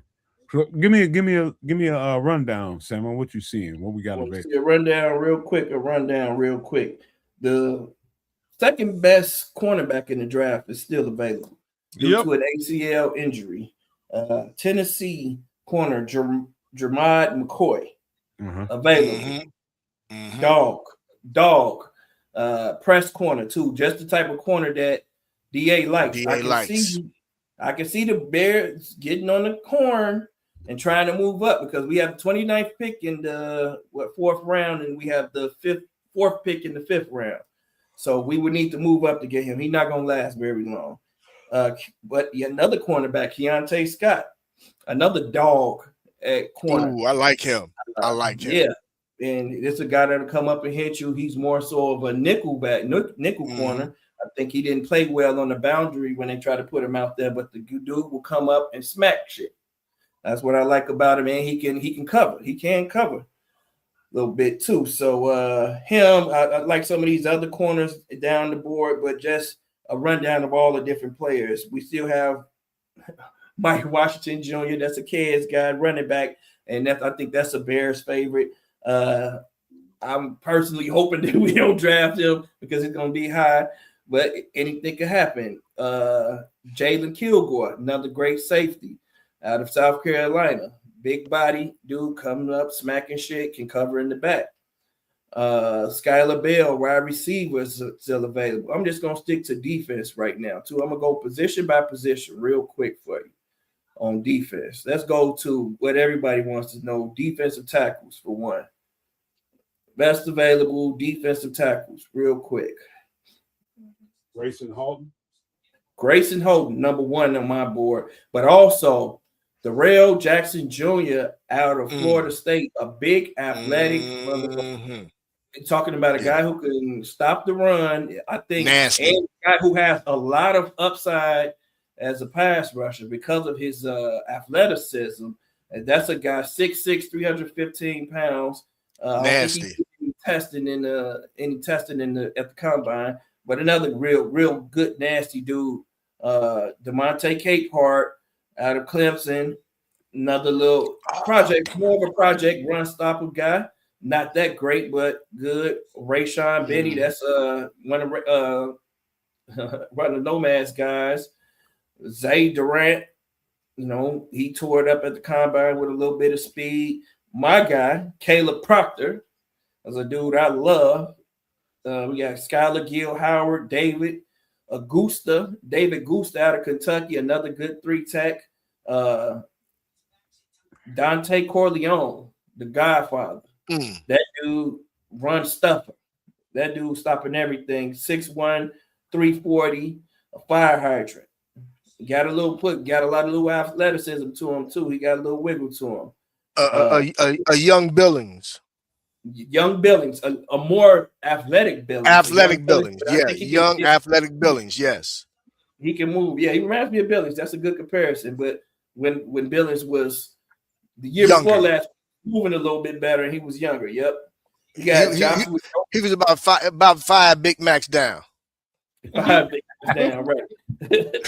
You got as far as fits for the Bears, you still got Dani Dennis Sutton. You got LT Overton edge. You got George Grubbs Jr. out of Florida. You got Mason Rigger. That's the guy we just did the other day, remember? We got Logan Fano, another guy I think we did the other day, not too long ago, where you guys did. Patrick Payton, I remember doing him last year. Remember this? We talked about Patrick Payton last year. So yeah, there was a few guys. Oh, Anthony Vincent. It's a guy like Duke. Vincent Anthony. I'm sorry, Vincent Anthony out of Duke.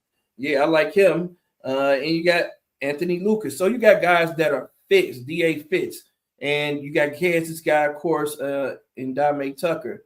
So those are guys that are fits for the defense that, you know, are still available. One of those guys are going to fall to us. Linebackers still available.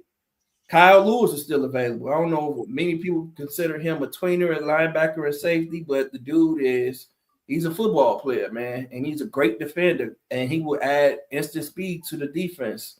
So built like a safety, but he's been playing linebacker a lot. Harold Perkins is still available. Harold Perkins Jr.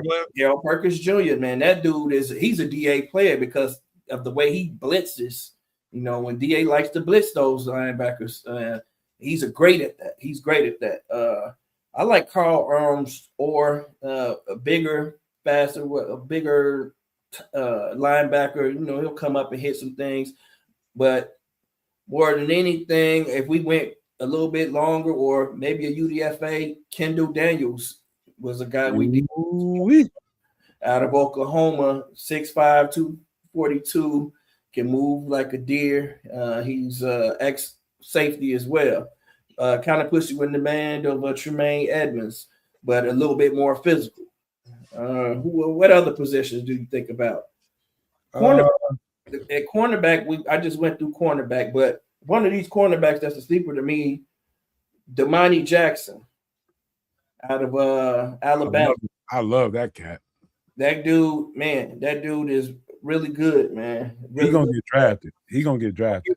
6'1", just a lot of talent, man. A lot of talent. Ephesians, what's that Price got? Yeah. That dude from Washington. Yeah. That's a big body. That's the big body cornerback that DA seems to like a little bit.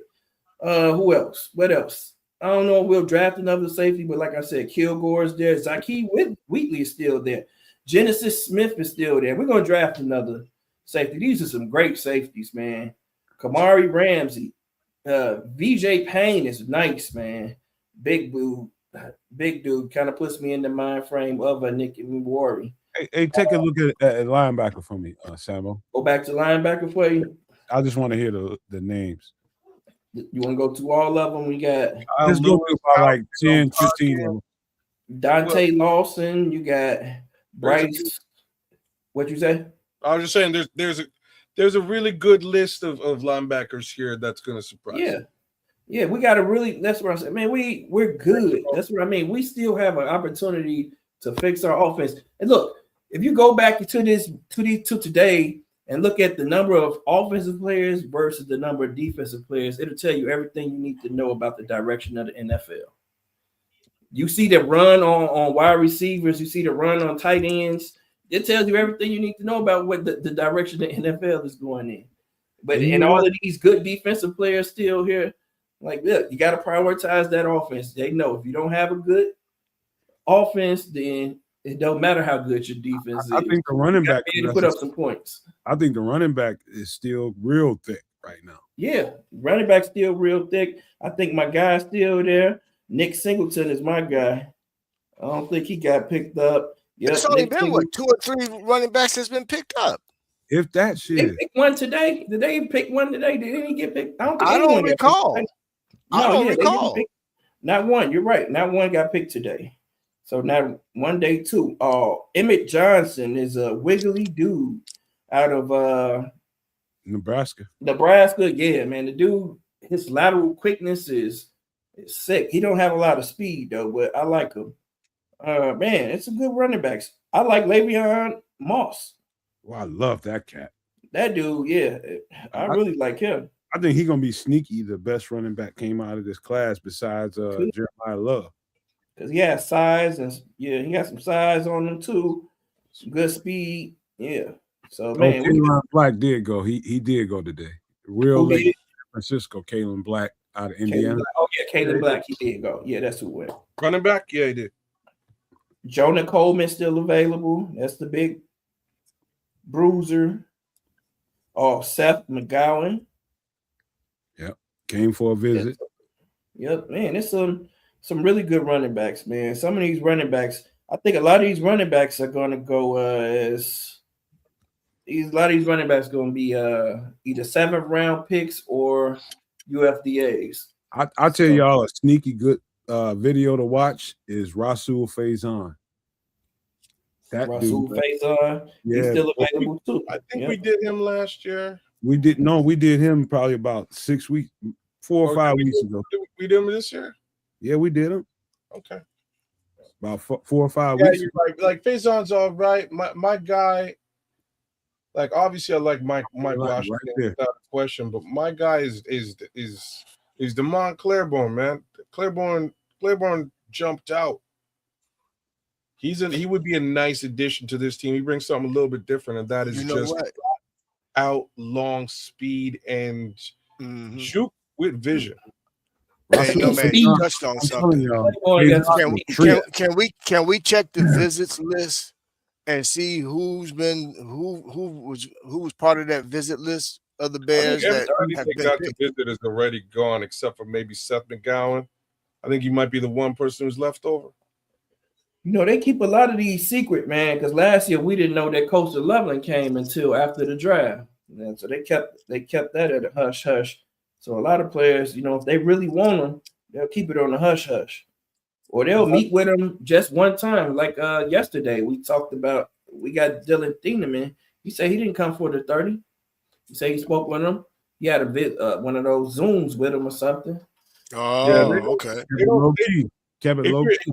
Yeah, they didn't think he would be available though. That's because he's like, I know that they Right. were interested, but you know, I think the general feeling was, man, he's too good to be available, which was the general feeling for all of us.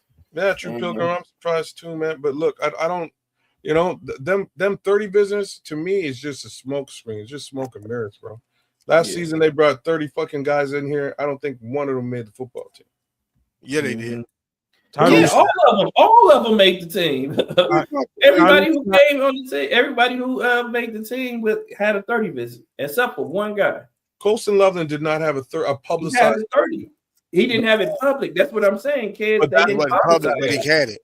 They kept The ones that they publicize ain't the ones that they're trying. That was not the guys you're gonna get. Yeah, that's what I'm trying to say. All right, so we're gonna pull that down so we can get ready to close this thing out, man. So we can get ready. Yeah, that's what I was asking to pull up, Trips. That's exactly what I was asking to pull up. Yeah, I'm looking at. I should have shared it. I'm looking at it right now.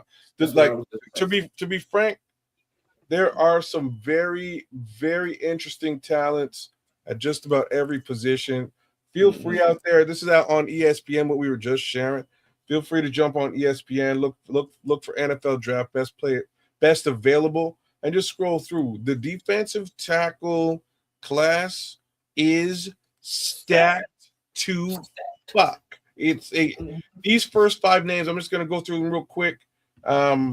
Xavier Harris, Grayson Halton, Darrell Jackson, DeMonte Capehart, and Rashawn Benny. I could keep going, but Caleb Proctor. you know what I mean? Like these Right. 5 guys are very, very, they're very solid talents. Yeah, the thing is separating the three Legitimate techs from the players, nose yeah. guards. It's the This three techs from the nose guards. This is absolutely fair. I don't, you know what I mean? I don't want to get super deep into the DT list. The list is ridiculous. The list is ridiculous. It is crazy. So I'm fairly confident. You know what I mean? I'm fairly confident that they'll be able to do what they need to do at that position, whether it's 3 or nose. Right? If they want to go nose, which is what I expect them to do, they should be able to do that here. They can still get both. I think it's nose heavy, less than 3 tech. So Landon Robinson is not a 3 tech. He's a 3 tech. I'm fucking with you. He's definitely a 3 tech. Caleb Proctor is a 3 tech. We got a couple 3 techs. Good 3 techs in there. I'm messing with you right now because I know they could potentially get both this deep in the draft and have them be effective players and parts of this defense, right? And I've been saying that about the edge rusher position too. At this point, it's just what is your sensibilities? How do you want to skin this cat? You know what I mean? We ain't got no choice but to get a good player in this part. If we're gonna go D tackle, and if they go 3 technique, I can understand it. If they don't, if they go tip and nose tackle, it's about a good 5 to 7 of them that you can't miss on, really, in my opinion. Yeah, bro. So my next, so that leads to this question then: is it a possibility, because of the amount of talent that is still available, that you can trade back, pick up a couple extra picks, and just load up on and have your depth pieces for available to take a look at? You trade one of these picks. I don't know, but we got to close this MF out. I'm with you, man. I'm with you both. I'm done. I have my sandwich. I'm happy. I'm happy with this draft, even though it is not what I would have done. But like I say, who gives a shit about me? Man, if they get one more pick, I care, kids. Hey, who gonna be able to come play tomorrow, man? That's all I want. Bishop. Like I say, I will be here as soon as I can. It will be a little bit later than needed. If we're starting at 10:30, I have a 10:30, so I'll probably be about a half hour late.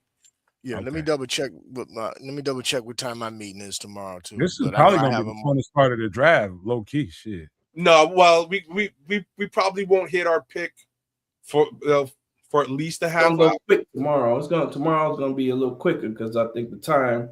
Yeah, it's like every minute. Like 2 minutes or something. Yeah. Okay. So it's gonna go quick tomorrow.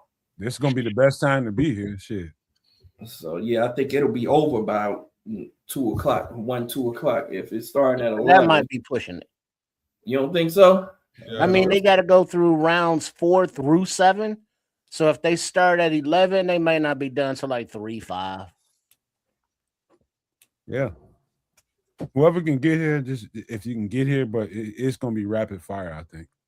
Yeah, my meeting is at 10 a.m. It shouldn't be no more than half hour or an hour at the latest. So I'll be in between, probably by 11 o'clock. I'll be jumping on.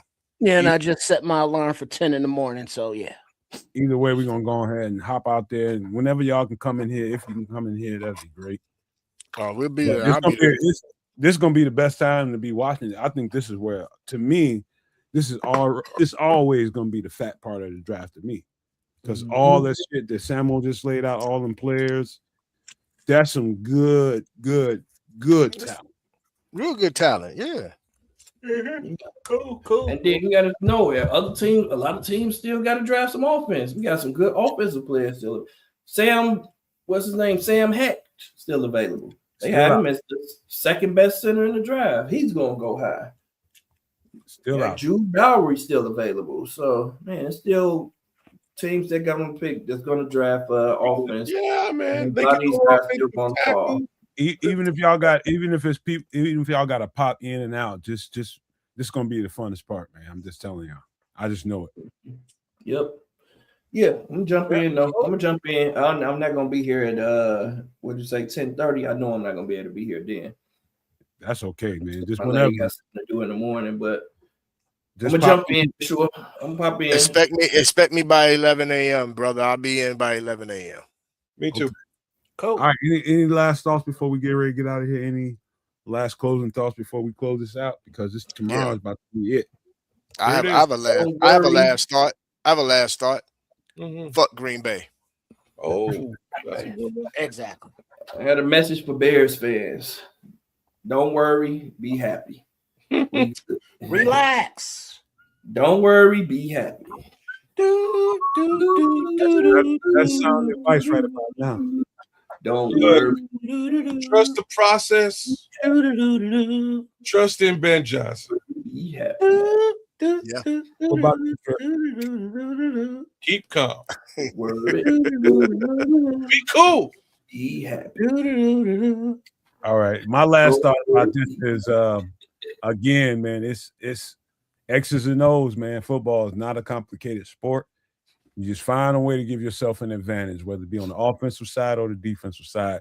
And they figured out a way to do that offensively today. It looks like that way to me. And so we're gonna see what happens tomorrow defensively. That's what I expect tomorrow. A bunch of defense. But we'll see what happens. And I don't want to leave you guys with